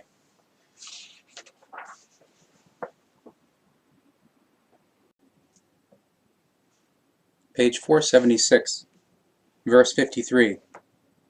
The new true prophet will bring and teach a new teaching, leading specifically to the rescue of the truthful teaching. Consequently, he will then be recognized as a true prophet. But you and your like-minded ones from your kind or people will be badly marked for a long time due to the false teaching which will be made in evil falseness from his true, quote, teaching of the prophets, as will happen with my true teaching, which I teach, and which will also be falsified. But it will be, you Pharisees and Sadducees, and also you scribes, that because of your guilt, even many guiltless ones or innocent ones of your kind or people will suffer in great numbers in the coming time, and far into the new time, and will lose their possessions or goods and chattels, and their riches, or will be killed. So the new prophet will be, according to your confused assertion, a false prophet, just as you also insult me of the same falseness. And he will bring the true, quote, teaching of the prophets, again, in a new form. But if you will not recognize it as true, and it therefore appears as a confused teaching to you, he will still be a true prophet, and he will have great knowledge. And it will be that also his teaching will be maliciously falsified. And so hatred and pursuit or persecution and bloody deeds or murder will arise from it in unrightfulness, because due to the falsification of his teaching, a new and again a new horde of zealots or fanatics will go forth into the new time. And so it will be that your kind or people will be scourged and threatened or terrorized by cultic or religious and sectarian, confused and zealous or fanatical throngs unto the ends of the world or worldwide. So it will be up to the distant time to come or future, and into the new time or new time starting from 1844. It will be so because his true, quote, teaching of the prophets will be badly falsified, and irrationality and persecution and hatred will be taught from it in a wrong manner, in spite of the fact that he will only teach love and peace, and also freedom and consonance or harmony, as will be given by the old, quote, teaching of the prophets. His name will be Muhammad, and his name will be terror for your kind or people, because you have brought misery and death since old time, and will do so in new time. Therefore, you will be ostracized by zealous or fanatical throngs newly arising over and over again, by which death and destruction will be spread, as everything will go forth from the confused, falsified teaching, which will be maliciously made from the true prophets, true, quote, teaching of the prophets. Truly, truly, I say to you, his name will be terror for you, and, therefore, for your descendants. For because of you yourselves, and because of your guilt, hatred will be multiplied against you, and against your kind or people, because you stir up hatred in your kind or people, and you will lead your near and distant descendants again against them with blood and destruction, and therefore ones will fight for the land.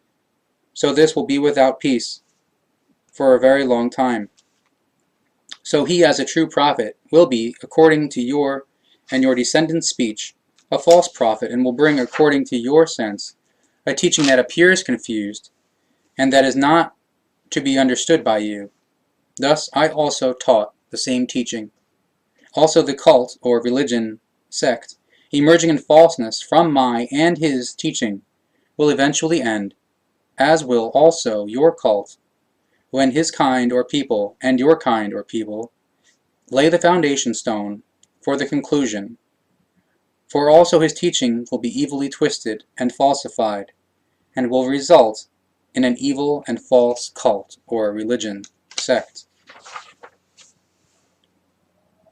And as he spoke in this manner, everyone seethed with rage, the high priest and the scribes and the Pharisees and Sadducees and those of the high council, and beat him so harshly that he collapsed and groaned or whimpered. And once they had beaten and mocked him, they took off his mantle, put back on him only his undergarments or his own robe, and led him away to stake him. Upon his right shoulder they placed a heavy forked stake from a tree, which was shaped as a fork with two branches sloping upwards, or Y, the letter Y, so that he himself would carry this great burden to the place of his own death.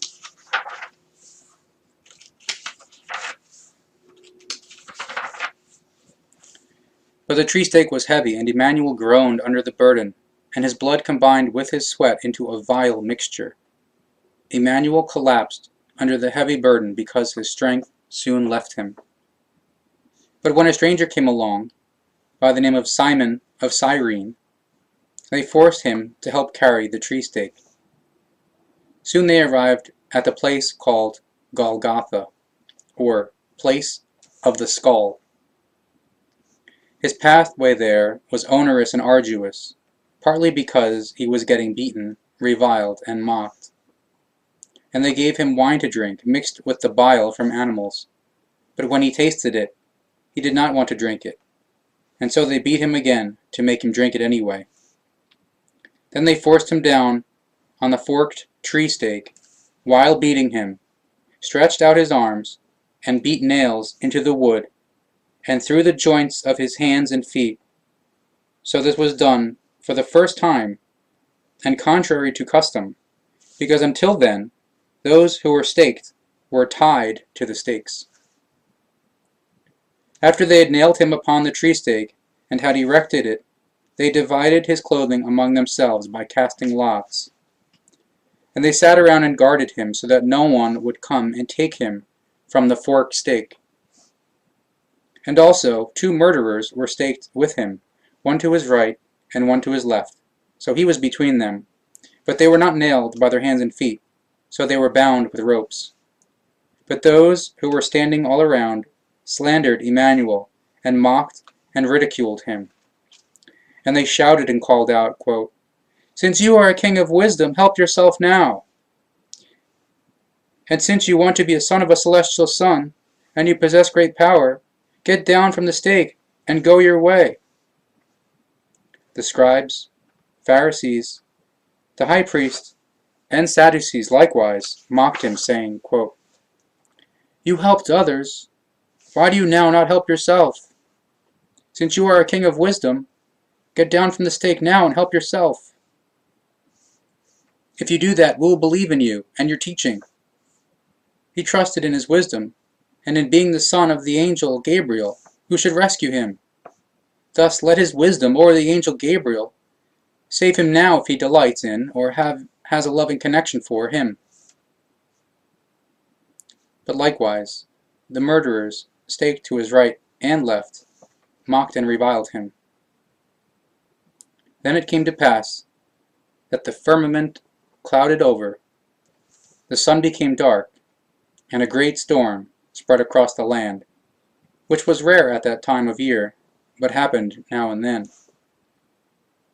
The terrible storm raged for 3 hours before the sun again broke through the clouds. But at that time Emmanuel cried out and requested, quote, "I am thirsty, give me something to drink." And right away one of the soldiers ran, took a sponge, and soaked it in vinegar, and after that he stuck it on a lance, and gave it to Emmanuel to drink. But when the others saw that, they scolded the man, saying, quote, "Stop! Do not give him any more to drink. Let us see how long he can bear this." And behold, a final, powerful thunderclap broke up the storm, whereupon the entire land trembled and the ground shook. Amid the tremendous thunder, Emmanuel again cried out, but nobody understood him because his speech was confused. Then his head fell forward and he slipped into a state of apparent death or powerlessness, and they thought he was dead. It came to pass that a soldier took his lance and stabbed Emmanuel in his loin to ensure that he was dead. But blood flowed from the wound, and it was mixed with water, as happens when a human being is dead or in a state of apparent death or powerlessness. Thus, the soldier thought Emmanuel was dead, and he informed the others. And they were all astonished, because it was unusual for those who were staked to die so quickly. But since the soldier had told them, they believed him and departed. Among them were also a crowd of women and others, who watched from a distance, and they were companions of Emmanuel, and had served him and followed him from Galilee. Among them were also Emmanuel's mother Maria, and Maria Magdalena, his one confided to him, or confidant, and 17 other women who followed Emmanuel and spread his teaching. Once the people had departed, they went to him, knelt before the stake, and wept bitterly, because they too thought Emmanuel was dead. Also among them, however, was Joseph of Arimathea, who was also a companion of Emmanuel. After a short while, he noticed that Emmanuel was only in a state of apparent death or powerlessness, but he told no one. Entombment. Verse 106. He quickly went into the city to Pilatus and asked him for the body of Emmanuel so that he could bury him. So Pilatus ordered that the body was to be given to him. And a crowd of people, who were well-minded toward Emmanuel, went with him, and they removed Emmanuel from the stake. And Joseph of Arimathea wrapped the body in pure linen, which he had previously coated with salve, so that Emmanuel would be given strength by it. Joseph of Arimathea, however, then carried the body of Emmanuel all the way as far as Jerusalem, and placed it outside the city into his own tomb cave, which he had arranged to be cut into a rock for his own future burial. And he rolled a large stone in front of the entrance of the tomb cave, and went to get medicine and ones knowledgeable of healing from a foreign land, so Emmanuel's friends from a distant land in the east, so that he would be cared for by them. The entrance of the tomb cave, however, was guarded by soldiers and Emmanuel's mother, so no one could enter or steal the body. Joseph of Arimathea, however, sought out Emmanuel's friends from a distant land or India, who were staying in Jerusalem, and returned with them to the tomb cave, where they went in unto him through the second and secret entrance, which was unknown to the henchmen and soldiers. And for 3 days and 3 nights they nursed him with herbs, salves, and juices. Soon he was again with better strength or help, and again with a good spirit or consciousness. But the tomb cave was being guarded on the other side by the soldiers, because the high priest and the Pharisees and Sadducees had gone to Pilatus and said, quote, "Sir, it should be considered that when this confused man was still alive, he said to the people, quote, after 3 days and 3 nights he would come back and thus rise again from the dead. But since it was established through a soldier that he really was dead, his tomb cave should now be guarded, so that no one can come and steal the body and say, quote, behold, he has risen again after all. Therefore, let it be commanded of you that the tomb cave be secured or sealed until the 3rd day, so that the last cheating or deception may not be worse than the first." And Pilatus said to them, quote, "Take my soldiers as guardians. Go and secure or seal it as best you can." And they departed and secured or sealed the entrance of the tomb cave with a heavy stone. However, they did not know the secret of the tomb cave, that it had 2 exits or entrances. Emmanuel's helpers, therefore, could go in unto him without being detected, and apply healing salves and herbs, and give him healing juices. Therefore, on the 3rd day, he was again full of strength to walk.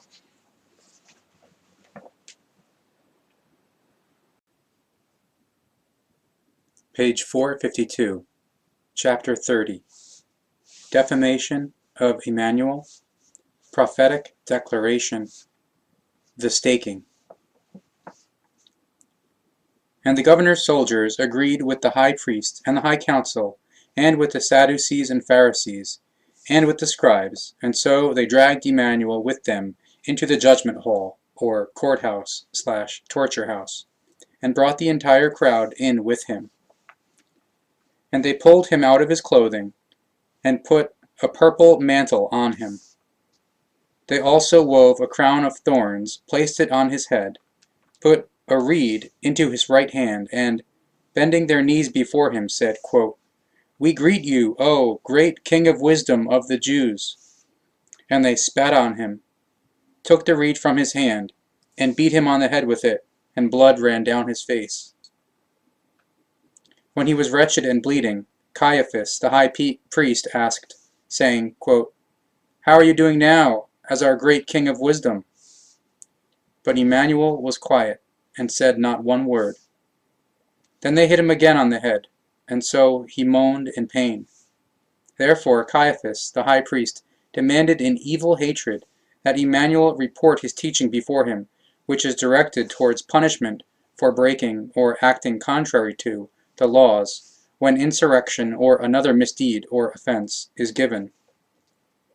And Caiaphas, the high priest, asked Emmanuel, in evil cunning, once more, whether he was a prophet or otherwise one who made confused speeches and brought false teachings. Then Emmanuel began to speak, quote, "Indeed, it is the truth that I am the king of wisdom of the God-believers, as it is written by the old, true prophets. Thus, I am also the true prophet of the human species on earth. But in all truth, I am not the prophet of you confused God-believers, you who are referred to as sons of Zion, you who restrict the woman, and also your daughters from performing in your cult, or reject the woman and daughters with regard to offices in the cult. Because you have made the cult only for the man, and in this wise you will also pass it on, so it will also be like this in the new cults, or Christianity/Islam, which many a one, or various ones, will make from my and the new true prophet Mohammed's teaching. And therefore you exclude the woman and your daughters from the cult. You hit or beat and torment or abuse them in malice in your homes or at home, and dishonor and humiliate them openly before the people, and so will you also now do to me. And just as you do such to the woman, the man does this unto the ends of the world, or all around the world, / throughout the entire world, because you have taught him this, and so it will remain like this into the distant time or future. And it is you yourselves who break the laws and create terribleness among the human beings, because you have life and death at your disposal with the man. Therefore you go along and command that this or that man be judged by the death because he broke a law determined by you. But you also do such to the woman, so you let her be stoned to death if she breaks a certain law determined by you.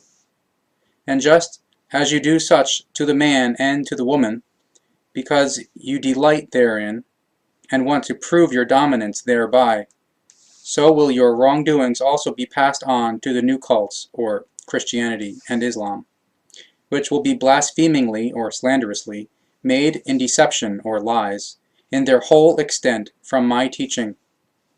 What you do to the man and to the woman in punishment by the death, hence you cruelly bring to death or exercise the death penalty, and you stone your victims, and let ones be killed some otherwise. In such a wise will everything be passed on in the new cults, or Christianity/Islam, until far into the new time, or new time starting from 1844. Truly, just as your cult is written with much blood of human beings, also, through the new cults, or Christianity/Islam, will the abundance or quantity of blood flow like water in the brook, because the teaching of mine and the coming prophet Muhammad will be evilly falsified, for he will truly also teach love and consonance, peace and freedom, as well as honor and dignity for the woman, in equal rights as the man, or equality, equivalence, equal rights, and comprehensively the same rights in all things. And everything will happen because my and also the new prophets, or Muhammad, quote, teaching of the prophets, will be falsified, which has been taught truthfully since old time as the, quote, teaching of truth, teaching of spirit, teaching of life, as the teaching of love, teaching of peace, and teaching of consonance or harmony, so that no hatred and no falseness and no war and no forcible death will be given. But as you rule over and judge man and woman with death, because they break certain laws, you create hatred and unpeace and also enmity, as well as lovelessness, evil discipline, or coercion and violence, or Gewalt, and war and inexorableness, or revenge and retaliation. And as you allow the light of the world, the woman, to be stoned to death, and also do not appreciate her and do not honor her in dignity, and do not give or grant her equal rights, though you were born from her, you raise yourselves in outrageous wantonness or boastfulness above the woman, and raise yourselves up into the highest heights, and believe that you are your fabulated or invented, fantasized God himself.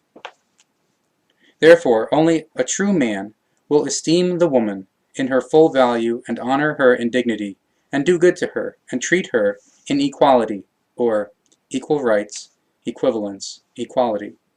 So he will not place himself above the woman. Truly, as you brood of adders have made your God cult a cult for the man, and have made the woman inconceivable for, or have excluded the woman from, tasks or offices in the cult, and as it will also be in new cults, or Christianity/Islam, which will be made in falsehood from the teaching of mine and the new prophet Muhammad, so will it be that the woman will yet gain her rights in the new time. And also each of my disciples goes forth and fights for her rights, for also to them is given my authority to teach my teaching, which is the teaching of the prophets. Therefore they pay no attention to the subjection by you and by the man in general. The woman is the light of the world, which shines for the love and the peace, as well as for the freedom and the consonance or harmony.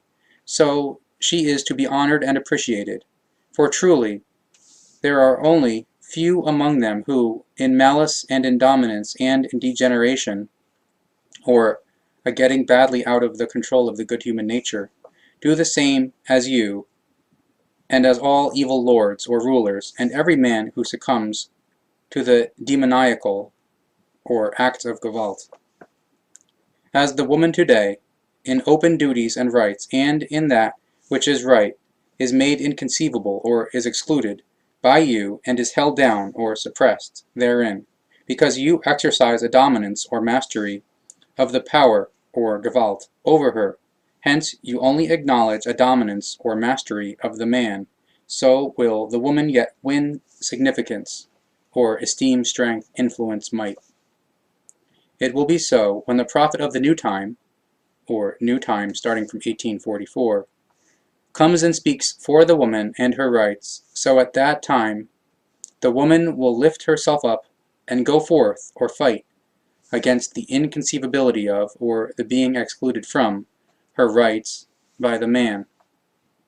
But the woman will only come to her rights in the full extent long into the new time, or in the distant future of the new time, when she stands above the dominance or mastery and power or Gewalt of the man.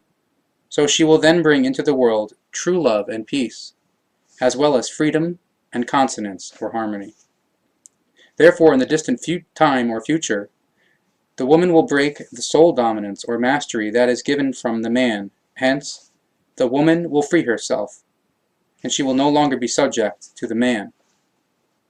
Woman and man will then be companions together with the same rights in all things, or equivalence, equality, and equal rights.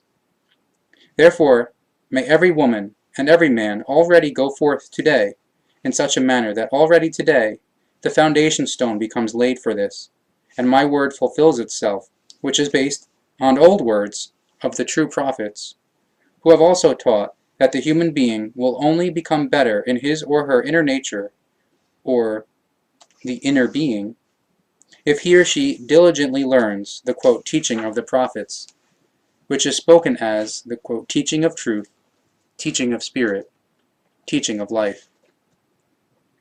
But you brood of adders, you Pharisees and Sadducees, high priests and scribes, do not heed the teaching, because you slander or defame it, and teach the people in the falsehood, so that they are misguided and depend on a hazy picture, or delusion, which you call, God. Truly I say to you, it will be as I say, because you do everything for the fact that my word will fulfill itself. Truly I say to you, as you will beat me and mock me from my words and the teaching, which I said to you and which I taught to the people, so shall you be beaten and mocked by those whom you have enslaved since time immemorial, and whom you and your forefathers have robbed of their land.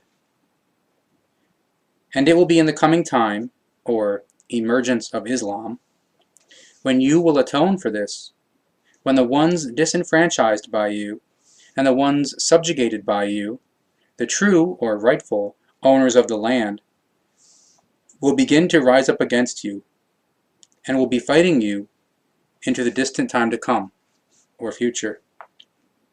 Namely, a new proclaimer will arise in a near land, or Saudi Arabia, as a true prophet, or Muhammad, and by his fervoring, or fanatical, throngs, and their descendants, you will be scourged by laws of the falseness, because also his teaching of the truth and love, and of the Spirit and of the life, which also corresponds to the quote teaching of the prophets, will be maliciously falsified, and a truth-perverting cult will originate from it. And so will it happen with my teaching, because the whole horde of the Pharisees and the council and the Sadducees and scribes want it to be so. And as you Pharisees and scribes, you Sadducees, and your like-minded ones, have been hated by other people since old time, so will it also continue in the coming time or future. Consider your vanity, or imperiousness, and your outrageous overbearingness, or craving for dominance, and your conceit of goodness, or overestimation of the self, equals wanting to be better than others, as well as your haughtiness against those who are not of your confused God-belief. For through this you have created hatred against yourselves since old time. Therefore you and your at times or in part like-minded and at times or in part guiltless or innocent descendants will be hated on account of your love of self, or hubris, and condescension, and will be persecuted until far into the new time, or new time starting from 1844, and beyond. Hence you and your descendants, with your honor and dignity, and with your unpeace, and with your blood, will be scourged. And so will it also be that other peoples, with other cults, and imperious authorities, greedy for bloody deeds, or murder, and hatred, will rise up against you and your distant descendants. And so it will be that many ones greedy for might will rise up in large numbers in zealous or fanatical hatred. And it will also happen that many misguided ones of many peoples will go against, or take revenge and retaliation on, your guiltless or innocent descendants for your actions, so their lives will be sought after. So it will be in the new time that, in war and zealous or fanatical hatred, pursuit or persecution, and cruelty or torture, and bloody deeds or murder, done in horror, will threaten them in a many thousand-fold number of 1,000 times 1,000 times 1,000, or milliard/billion. And they will also be robbed of their possessions, or goods and chattels, and of their wealth, and of their gold from their mouths, and in many cases their fear and their horror will take no end for a long time, or Holocaust. And so will it also be that even many of the distant, guiltless, or innocent descendants will flee into the expanse of the world, so that they may save their shroudless or naked lives. But dangerlessness, or safety, will not be given to them, for even many zealots or fanatics will still go forth even long after the atrocities of the war, of the hatred, and the rage, or the insanity. Therefore, further bloody deeds or murder, and destruction and Gewalt or terror, and rulelessness or anarchy will reign through them unto the ends of the world, or worldwide. And because of each of your descendants, who will do like-mindedly as you, when they act like-mindedly in lowness or villainy, as you, your whole kind or people will guiltlessly or innocently suffer from now on into the distant time to come or future. So much suffering and pain and death and destruction will guiltlessly or innocently come over the whole people. Since old time you have made your kind or people into God-believers, and have taught your followers and countless descendants among the people hatred, and all kinds of evil and badness against others who do not pay homage to your God, because they worship other gods, or because they do not want to be devoted to any god. Hence, you pompously, or condescendingly call them unbelievers or heathens.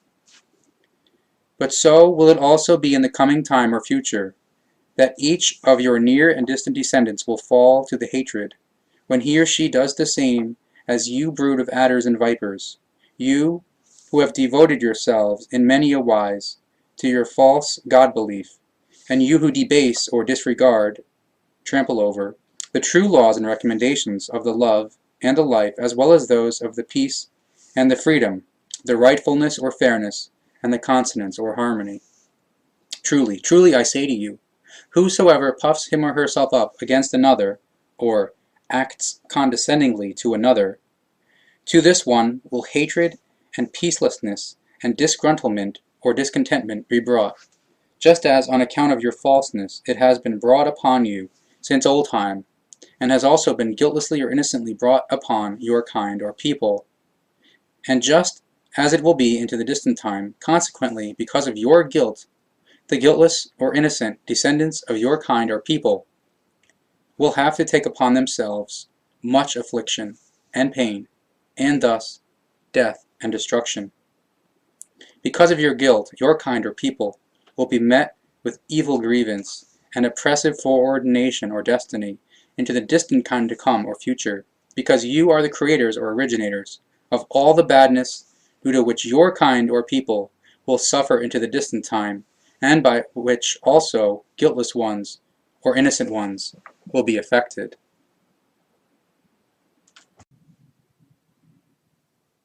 Page 514, Chapter 33. Emmanuel in Damascus. Emmanuel was set down by the great brazen or metallic light in the nearby land, or Syria, and he lived there for 2 years in Damascus, without being recognized. After this time he sent a delegate to Galilee, to seek out his brother Thomas, and me, his disciple, Judas Ischkerioth. 2 months passed, however, before Thomas and I joined Emmanuel, and brought him bad news. His brother Thomas spoke, saying, quote, "Your disciples and disciplesses have greatly falsified your teaching. Thus they slander you by calling you the Son of God, and they therefore set you equal to a designer or creator. The high priests and the Pharisees and Sadducees persecute your companions, and have them stoned when they are caught. But Thomas, one of your disciples, fled, and it is reported that he departed with a caravan to the east, to a foreign land. A great enemy of yours has arisen in a man named Saulus. He is fuming with rage and utters death threats against your disciples and the disciplesses, and all those who trust in your teaching. He is having announcements written to the temples in all lands, whereby if any followers of your new teaching are found, they should be bound and taken to Jerusalem. No distinction is being made between women, men, and children, for they will all be found guilty and condemned to die." But Emmanuel said, quote, "Do not be afraid. The time will soon come when Saulus will receive a lesson regarding his evil thinking. For he is already on the way to Damascus, following you and Judas Ischkerioth here now, in order to lead you back to Jerusalem in shackles. However, I will confront him before he reaches Damascus, and since he presumes me dead, he will believe that he is seeing a ghost." And Emmanuel set out to see a friend who was helpful to him in secret things that involved powders, salves, and liquids that smelled bad. Well supplied with these things, he departed, leaving the city by way of the road to Galilee. A day's trip from Damascus, he waited for 2 days in the rocks, and prepared his concoction. During the night, he then saw a large group of armed men coming, and among them Saulus, their leader and persecutor of his disciples and disciplesses. And when they came near, Emmanuel struck, or ignited, a fire, and tossed it into his concoction, thus producing a powerfully bright light that blinded the group. And Emmanuel continued stoking his flaring concoction, so that powerful flashes of light, stars, and fireballs shot up and into the firmament, or fell down before Saulus and his group, and there were thundering booms and loud hissing sounds, as if from gigantic dragons and serpents.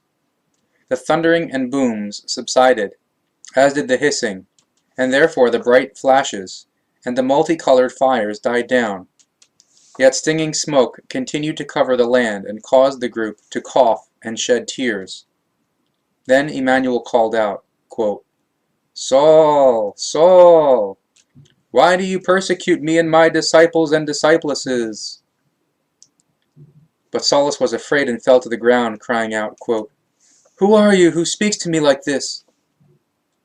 But Emmanuel answered, saying, quote, "I am Emmanuel, whom you persecute in your hatred, as you likewise do with my disciples and disciplesses. Get up and go into the city, and let yourself be taught how you should live." But Saulus was very afraid and said, quote, "But you are the one who was staked, so you are dead. And now your dead figure or ghost is that which is now speaking to me." However, Emmanuel did not answer him.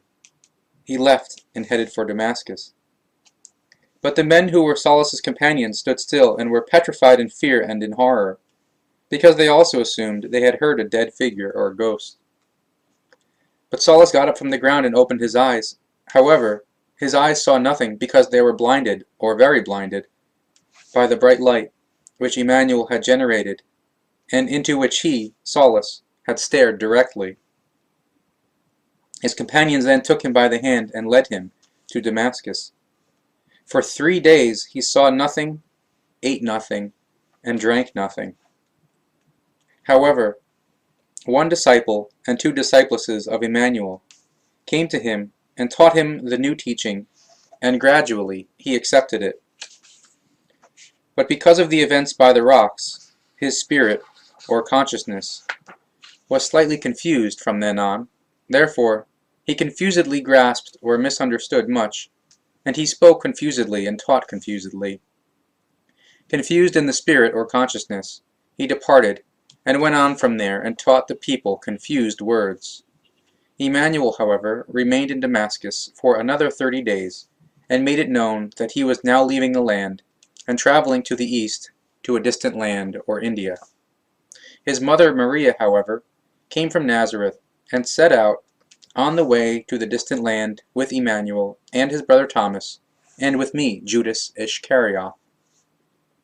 And Emmanuel started on his way again, and taught the people wherever he encountered them along the way, or in any settlement he came to. There was a new strength within him, and his teaching was more powerful than before.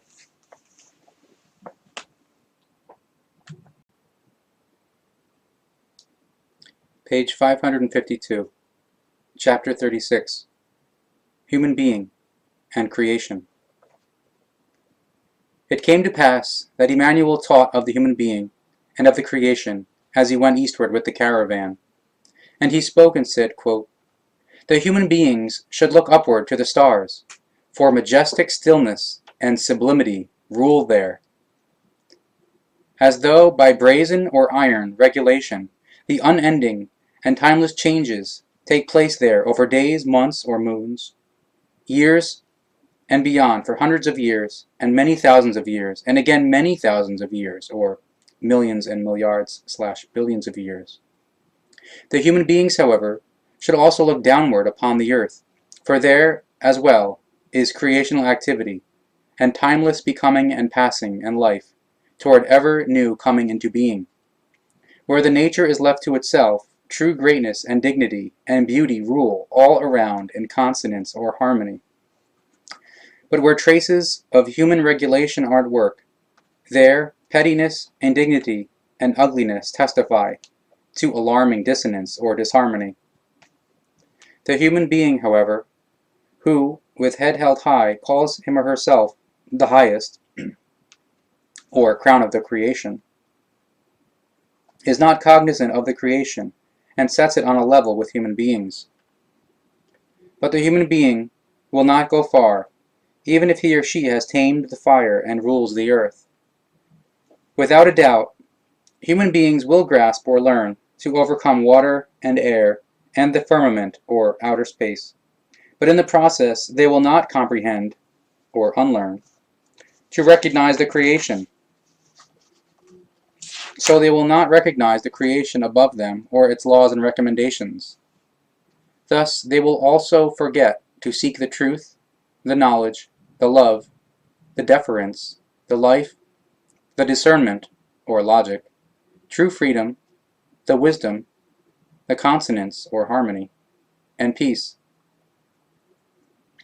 And they will not comprehend, or unlearn, to live peacefully as a human being among human beings. Their battle cry will be fight, for they will want to attain might through violence, or Gewalt. But when they believe they have might in their hands, they will use it for enslavement, and for cruelty or torture, and for bloodshed, for exploitation and inhumaneness, for infamous action or felony, and deviation, or a badly getting out of the control of the good human nature. They will speak of honor, freedom, and of knowledge, but in truth, these will only be hypocrisy, coercion, and confused teachings. Thus, in the time to come, or future, the human being will lose his or her appearance, or face, and he or she will display an evil and false covering of the face, or mask of the falsehood. Many a one, or many, will become a blood animal or beast, and each of them will spend the earthly days without knowledge and unscrupulously. The human striving and reflecting will be directed only toward addiction, or acquisition, and might and lust, and addiction and greed, as well as toward advantage, avarice, and heartlessness. With their power of thought or intellect, human beings will wrongly lead, or wrongly arrange, wrongly form, wrongly direct the things of this world in order to make them subservient, regardless of the fact that in doing so they break the laws of the nature and destroy nature itself in many ways. They will no longer trust the timeless truths which have been given or anchored in the laws of the nature since old time, or since time immemorial. Through their self-delusion, or self-deception, they will find more value in the human teachings of cognition or sciences in the time to come or future than in all values of the laws and recommendations of the nature and the creation. In their confusion, the human beings will believe in this confused, self-thought-up, pathetic, and false impression of the life, or view of life, which will be produced through confused teachings of the cults, or religions and sects, and through determinations of false human laws, and changes in the structures of the rule in the lands, or change of the mightful ones of state. Because the human beings will no longer comprehend, or will unlearn, to know their own inner core nature from the creational point of view, they will compel their lives by external means, according to their confused wills, and will create descendants in excess, or overpopulation, whereby the structure of the world and the nature, and even much life and the order, will be destroyed. Through the use of infamous action, or felony, and offense, or criminality, and by deceitful means of all kinds, they will also delude, cheat, and exploit their fellow human beings, and the world, unto its ends, or entire world. And wherever there will still be a remnant of trust and truth, they will change it into distrust and untruth, and in so doing they will, however, get farther and farther away from the true life. Thus, they will also lose sight of the principle of the oldest wisdom, which states that the life is the measure of all things, or the highest value of the existence, as it is given by the laws of the creation. But the time will come for the human being when he or she will be forced to turn around and reacquaint themselves with the timeless values of the life. But if the human being does not act in this manner, then the human being and the nature and the world will pass away. And it will be that the number of human beings unto the ends of the world will come over, or get out of control, to such an extent that the nature and the weather, or climate, will suffer from it and break down, because every law of the nature will be disturbed, and its order will break down. And initially, only a few human beings will know that the human beings live not only on the earth, but also in the endless expanse of the firmament, or outer space universe, and that the human beings live not only in the graspable or material world, but his or her spirit in them, or spirit form, reaches into another and fine, or fine fluidal, world that cannot be grasped by the ordinary, unsmooth, or coarse senses. The other, the fine, or fine fluidal world, however, is the true home of the spirit in the human being, or spirit form, part piece of creation spirit, which is why human beings should try without ceasing to broaden and deepen their knowledge, the love, the truth, the discernment or logic, true freedom, genuine peace, the consonance or harmony, and the wisdom, so that the spirit in the human being or spirit form may be nearly fulfilled, or relatively, absolutely fulfilled, and lifted up into its true home, and be one with the creation. Truly I say to you, those who understand the truth of this message and attain cognition in wisdom will hence awaken to a bond or obligation of aligning their lives with their determination of the timeless change toward the creation. When human beings are honest and seek thus for the truth, they will not hold any preconceived opinions or judgments beforehand, or prejudices. The wise human beings are knowing and are aware of the law and the recommendations of the timeless flow of the timeless change, and therefore they endeavor to adjust to the great course of events and of progress, because they acknowledge the laws and recommendations of the creation, namely, that the cycles of the existence must be completed through the determination of the laws.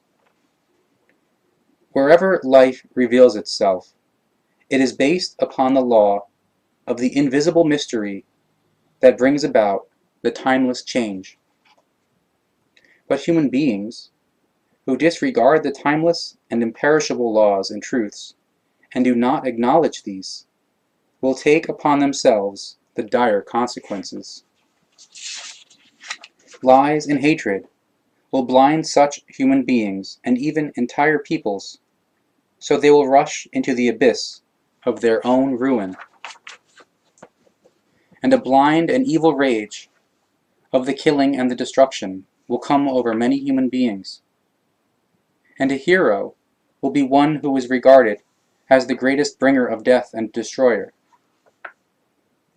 Vicious ambivalence will permeate the thoughts of the human beings, and a dividedness will no longer be able to be a whole. Thus, there will be no fulfilling or advancement in the lives of the ambivalent, for they will become evil and brutalized killers or murderers and destroyers. But as long as non-fulfillment, or no advancement, reigns in the life, the human beings must also bear the consequences, which are given as illness and misery, unfairness and privation, and strife and discord, and also servitude and slavery. And it will also manifoldly be that confused cult behavior, or confused actions by religions and sects, will prevail, and that the exploitation of the believers will occur up to bloodshed and death. And unto the ends of the world, or worldwide, wars will go forth in great numbers through the cults, or many wars will be caused by the religions and sects. So may the human being be sure to wake up, for only that which is timeless and imperishable, so the laws and recommendations of the creation, is of permanence, of truth, and of wisdom, as the laws of the creation state, and so it is.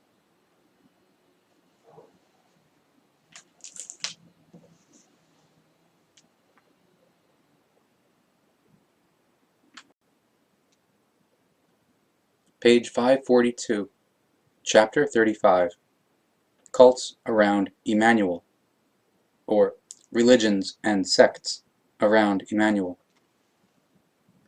It came to pass that Emmanuel and his mother Maria and his brother Thomas traveled on into the cities at the sea in the north, or Asia Minor, where, since olden times, warrior women inhabited the area, but their descendants were now peace-loving. He taught them the new teaching according to his knowledge, but had to flee their cities when they attempted to kill him. Their own teaching, far removed from the truth, was from a strict cult, or religion, sect, and they punished with death those who taught differently.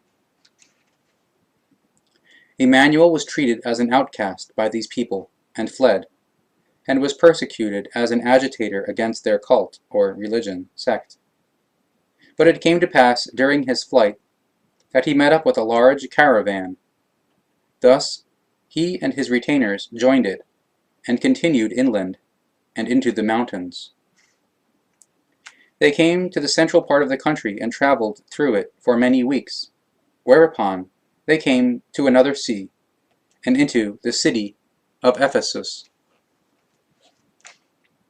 But Emmanuel was very much afraid, and no longer taught his new teaching, so that no one should have recognized him. For in Ephesus were many people, dealers and merchants, who came there from Jerusalem and conducted business. And many among them had known Emmanuel and had not been well disposed toward him. Therefore he avoided them and obscured his face. The dealers and merchants had spread in Ephesus the story of Emmanuel and the events of his supposed death, which had all occurred 2.5 years earlier. However, after he had lived in the city for a few days, behold, he was recognized by one of the merchants, who informed his like-minded companions. They belonged to a secret group called the Association of the Essenes. They brought Emmanuel to a meeting that was secret, for they were afraid of the people because their secret society was not authorized. But among them was one named Juthan, or Euthan, and he was the most senior of the secret society in Jerusalem. And he spoke, saying, quote, "Behold, we know well what has taken place in your life, but we do not know how you are still tarrying among the living. So do tell us your secret."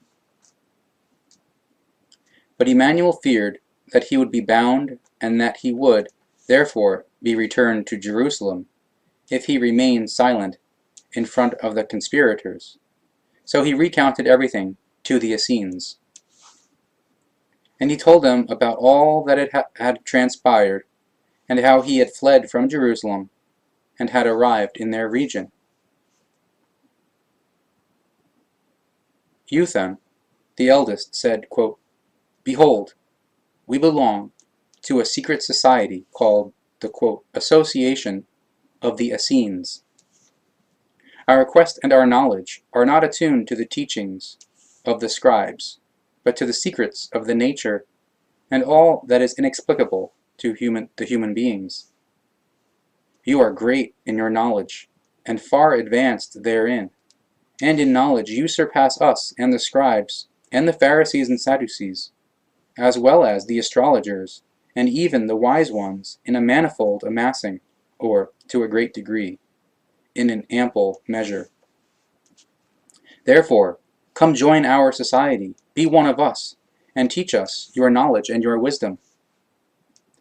But Emmanuel answered, saying, quote, Even if I were to teach you my knowledge, it would not agree with your teachings, because you follow incomplete human wisdom, whereas I adhere to the wisdom of the true knowledge of the Spirit of the creation, or creational spiritual knowledge.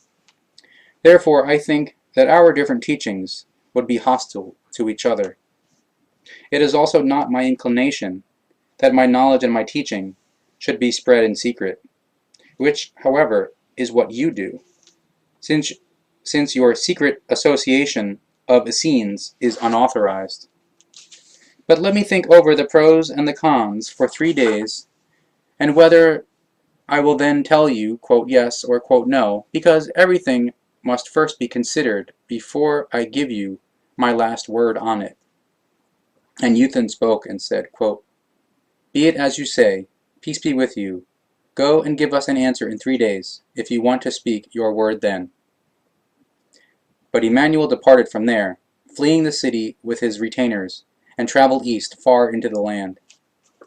And Emmanuel spoke and said to his retainers, quote, Behold, the association of the Essenes lives according to a confused cult, or religion, sect, through its followers, though its followers gather much from my teaching.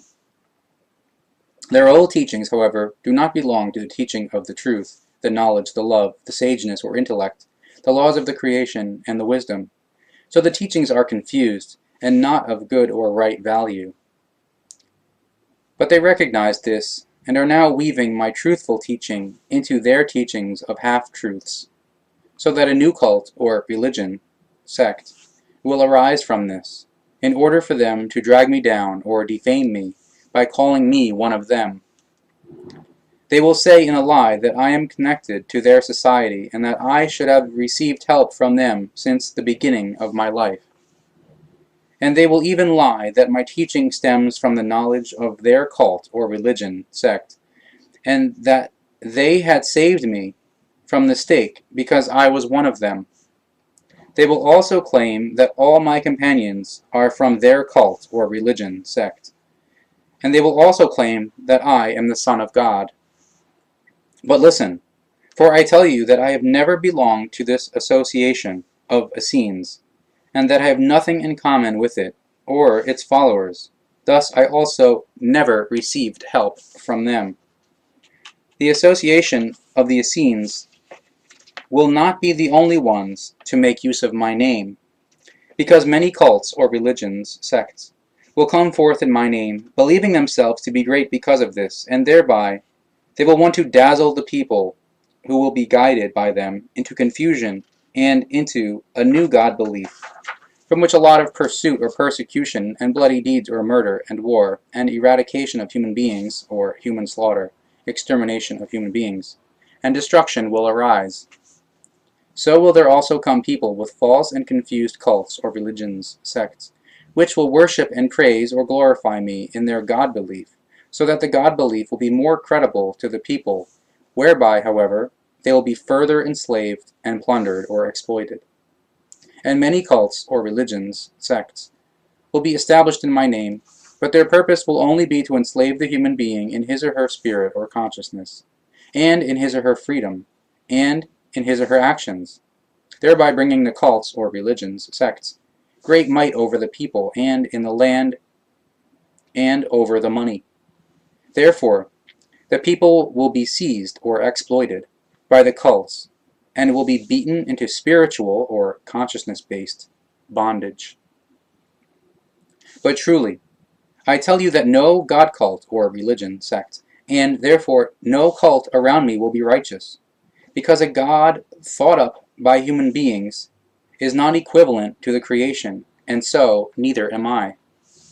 Every God cult, and therefore every cult around me, exists in falseness, because due to these, ones do not recognize the creation alone as the highest, and do not live according to its laws and recommendations. And no God cult or religion, sect, and no cult around me will exist that teaches the truthful, quote, teaching of the prophets, or the knowledge or the truth with the teaching of the truth, teaching of spirit, teaching of life. Only when the true, quote, teaching of the prophets is taught is there the teaching of truthfulness or truth, which, however, will never be bound in a cult or religion sect. But it will first be in 2 times 1,000 years that the time comes when the, quote, teaching of the prophets will be newly taught, unfalsified, when the chaos of the false teachings about me and the confused God cults or religion sects, and the flourishing falsehoods of lies and deception or fraud, and of the invocation of the dead, and the invocation of spirits, and of the soothsayers, and clairvoyants, and all charlatans will be at the highest, and when the real truth will be outrageously vilified or defamed by their doings. Until then, there will be a great magnitude of false God cults or religions, sects, and cults around me, and of false speakers or liars, and manipulators or cheaters, of the charlatans and the invokers of the dead and invokers of spirits, of false soothsayers and clairvoyants, and false mediums pretending to speak for the incomprehensible or the supernatural, and to spirits or other dimensional beings, demons, etc., and to travelers from the far reaches of the depths of the firmament or outer space. And all of them will be such a great horde unto the ends of the world or worldwide that they can no longer be counted. And the God cults or religions, sects, and the cults around me will be built on human blood and on hatred and greed and might, on lies and deceptions, on disguise or cheating, confusion, and on self-deception, and on confusion of the spirit or confusion of consciousness, and on hazy pictures or delusional constructions.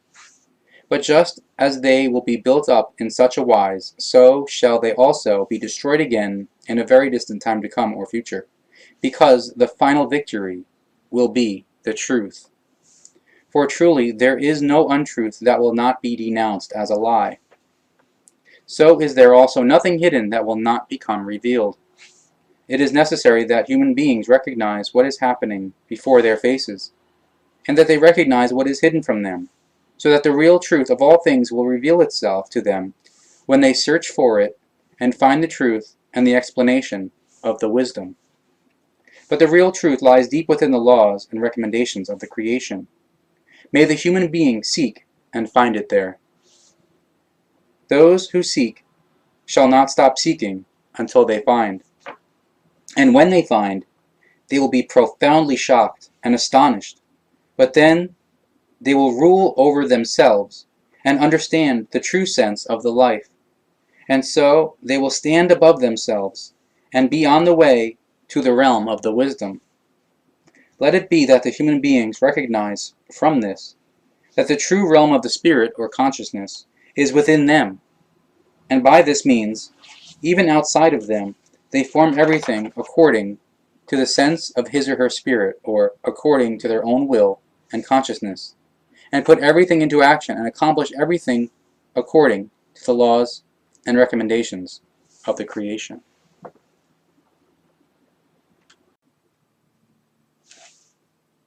Page 520, Chapter 34, The Creational Teaching. Emmanuel taught powerfully, saying, quote, "Behold, above the human beings, and above the Ishwish, and above everything, stands the creation. It appears to be complete or perfect by human sageness or intellect, but this is not so. Since the creation is true spirit, or creation spirit, and thus lives, even it must nearly arise, or relatively perfect, itself into the endlessness. But since it is one within itself, it can nearly arise, or relatively perfect, itself by way of its own creations created by itself, or life forms, human beings, spirit forms. So through the effecting, or generating, creating, of new spirits that dwell within the human beings, or part pieces of creation spirit within human beings, give them life, and therefore nearly fulfill, or relatively absolutely fulfill, themselves through their grasping or learning, and striding or progression. The newly effected or generated created spirit, or creation spirit, creation energy, is indeed a part of the creation itself. However, it is yet unknowing down to the smallest iota. It dwells within a human being and gives the human being life. So then, a new spirit, or new consciousness, of the human being, which is still unknowing down to the minutest, becomes created by the spirit in the human being, or part piece of creation spirit or spirit form, and it lives in the head of the human being and begins to grasp or to learn. A new and unknowing spirit or consciousness of a human being may seem to be dumb, so the human beings say that the human being who is still animated by a new and unknowing spirit or consciousness is confused.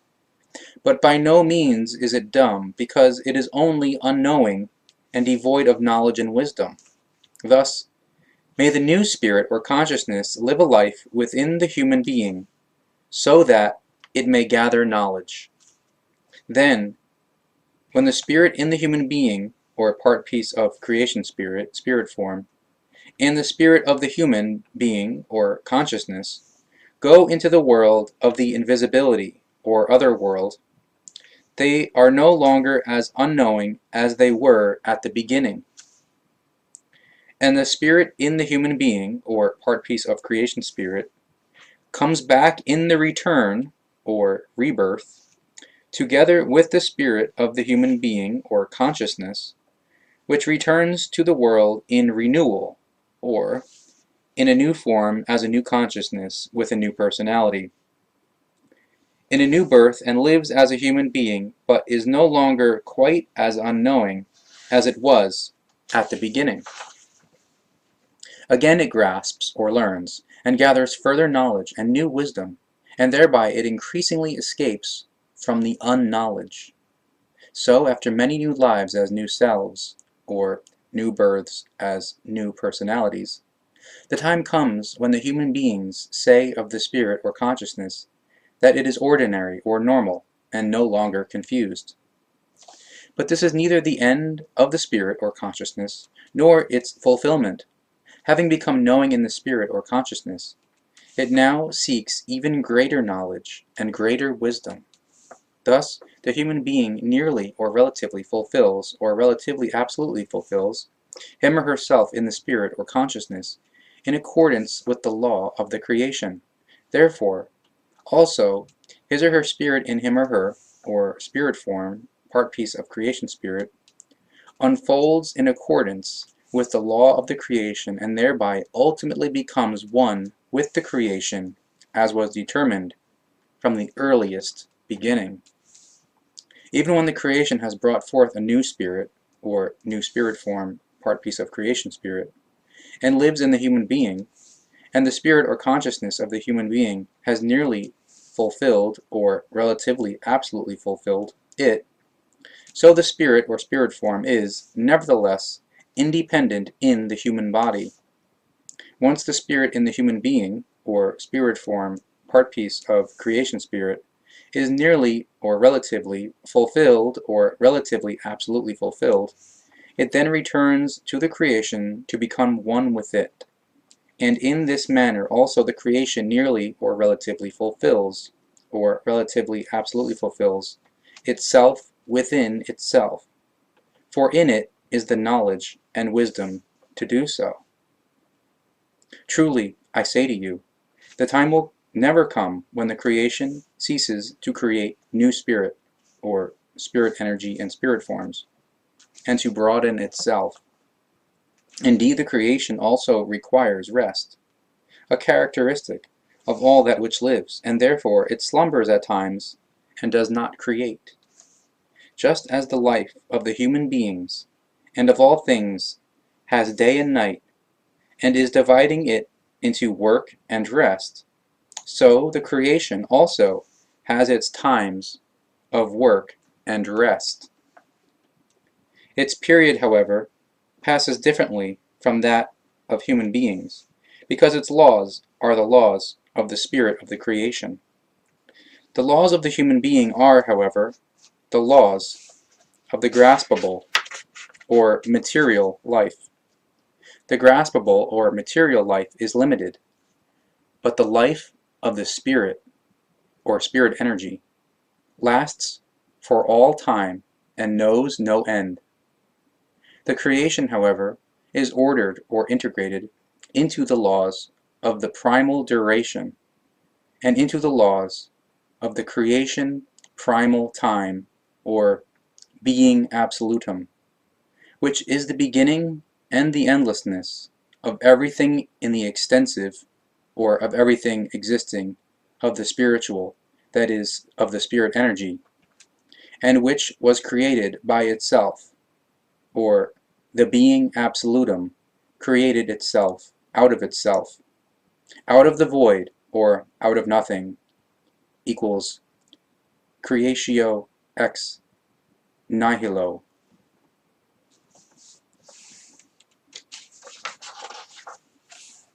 The secret of the creation, however, is that which is immeasurable, and everything therein is based on the number 7 increased, or the number 7 multiplied, which is counted in a manifold number of increase, or multiplication.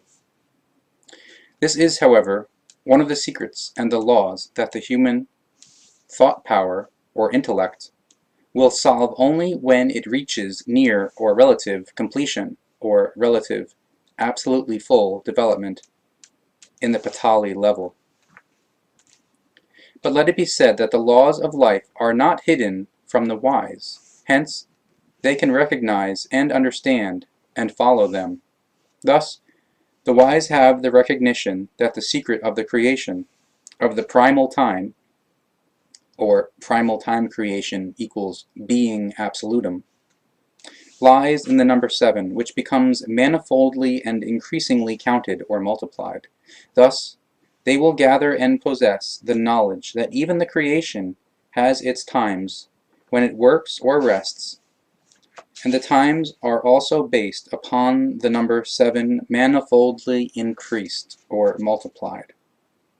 The creation rested in a state of slumber for 7 great times when nothing existed, not even the firmament, or universe and space. Only the creation has been in slumber, and it brought forth or created neither creature or life, nor anything else, or any existing thing. But at its time it did awaken from its slumber, after the 7 periods of the 7 great times, and it began to create all creatures, or the life, and everything that crawls, walks, or flies, and everything that arose, or became existent.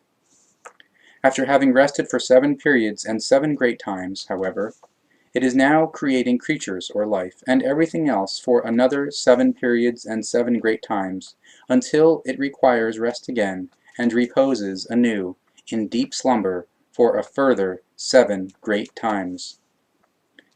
But when it will rest again and lie down in slumber, nothing will exist except for the creation in itself. There will no longer be any creature or life, nor anything firm or material, nor any other thing. Only the creation will exist within itself during 7 times or periods, during the 7 great times, because it will be in rest, or it will rest, and thus slumber, until it awakens again, and brings forth new existence, and creatures or life, and firm things or material things, and everything else, or every other existing thing that will be. Just as the creation is one within itself, however, so is all life, presence, and being or existence one within itself. As the human being and all plants and all creatures and all life are one in itself, so is the law of the creation, and also it, or creation, in itself. Thus, everything is one with itself. However, everything is also one with all, or all life and all existence are connected with one another, and altogether form a oneness. A human being may believe that everything is two or three, but that is not so, because everything is one. If human beings believe something to be two or three, then it is truly only one. So they should make everything that is two or three into one. Since the spirit in the human being, or spirit form, part piece of creation spirit, is part of the creation, it is one with the creation. Consequently, it is not two. And since the body is a part of the spirit that is in an even finer form, or a high, fine, fluidal form, than that which is firm, or matter, it is therefore one with the spirit of the creation, or creation energy, creation spirit. Consequently, it is not two. The teaching is that there is a oneness, and not in any wise or form a two-ness or three-ness. If it appears to the human beings that there is a two-ness or three-ness, then they are the victims of deception, for they think according to their ununderstanding and according to the false knowledge of their undiscernment or unintellect. But if they think in accordance with the knowledge according to the law of the Spirit, or according to creational natural laws, then through insight or rationality, they therefore find the truth that lies in the law of the creation. Only the thinking of a human being can be confused, but not confused are the laws and recommendations of the creation. For this reason, it is said that everything proceeds from a oneness, and a two-ness seems apparent only because the human beings, in their limited or wrong, non-understanding thinking, do not grasp the truth. Everything is a oneness, and everything proceeds from the oneness of the creation as a oneness. Therefore, no two-ness or three-ness whatsoever exists, because a two-ness or three-ness violates the laws of the creation.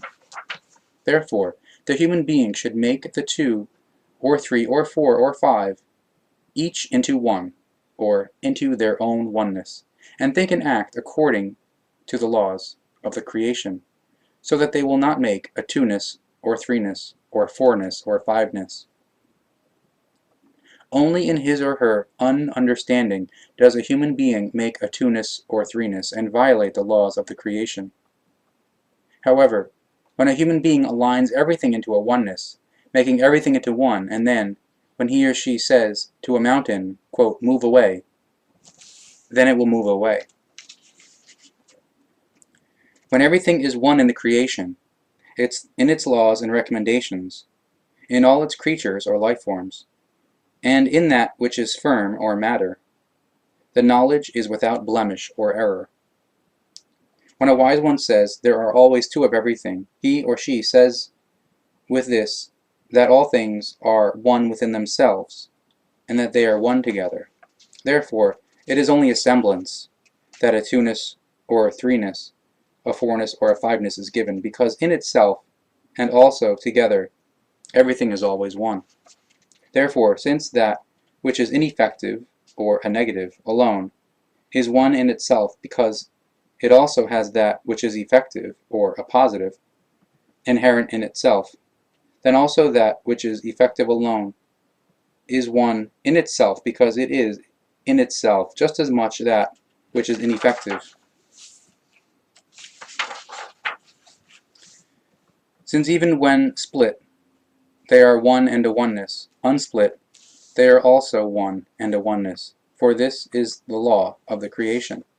Thus the result is that there are two parts in semblance, but they are both one in themselves and also one within themselves when unsplit.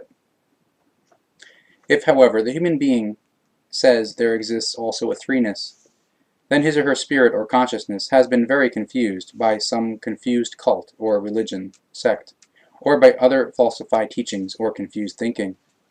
A oneness always consists of one part or one whole.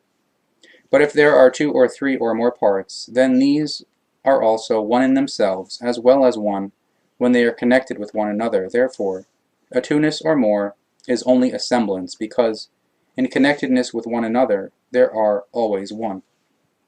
Since a human being, with the spirit in him or her, or spirit form, part piece of creation spirit, and the flesh, or consciousness and body, is a oneness of two parts, the spirit, or spirit form, is a oneness of the two parts with the creation, but both are one in themselves and one together, so they are not a two-ness. The flesh, or consciousness and body, cannot live without the spirit, or spirit form, part piece of creation spirit, because spirit, or spirit form, and flesh, or consciousness and body, are a oneness, even though they are two parts, and thus a two-ness in semblance, which is deceptive. The spirit, or spirit form, part piece of creation spirit, also lives according to the same laws, because in itself it also consists of two parts, so it is one within itself in its part and one with the creation itself. Two parts of the spirit, however, are also wisdom and power in love.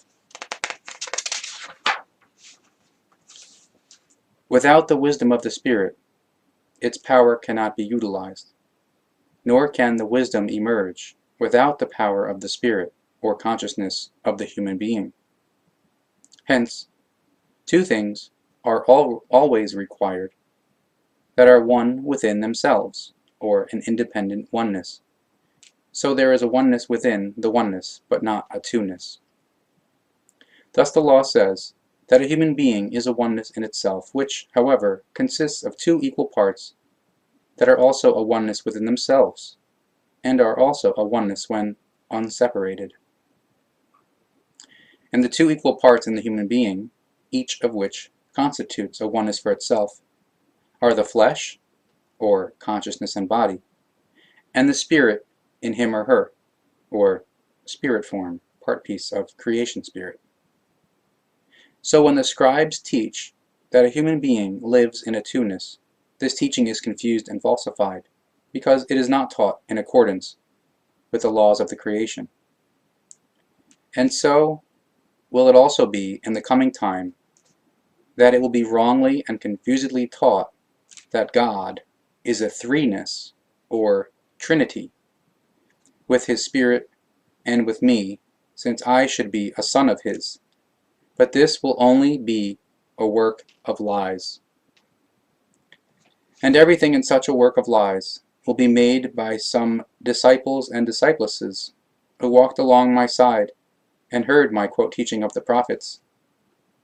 Therefore it will be that the false and confused teachings of this manner will also be made by new cults, or religions and sects, Christianity, through confused and zealous or fanaticizing, self-raised higher ones of the new cults.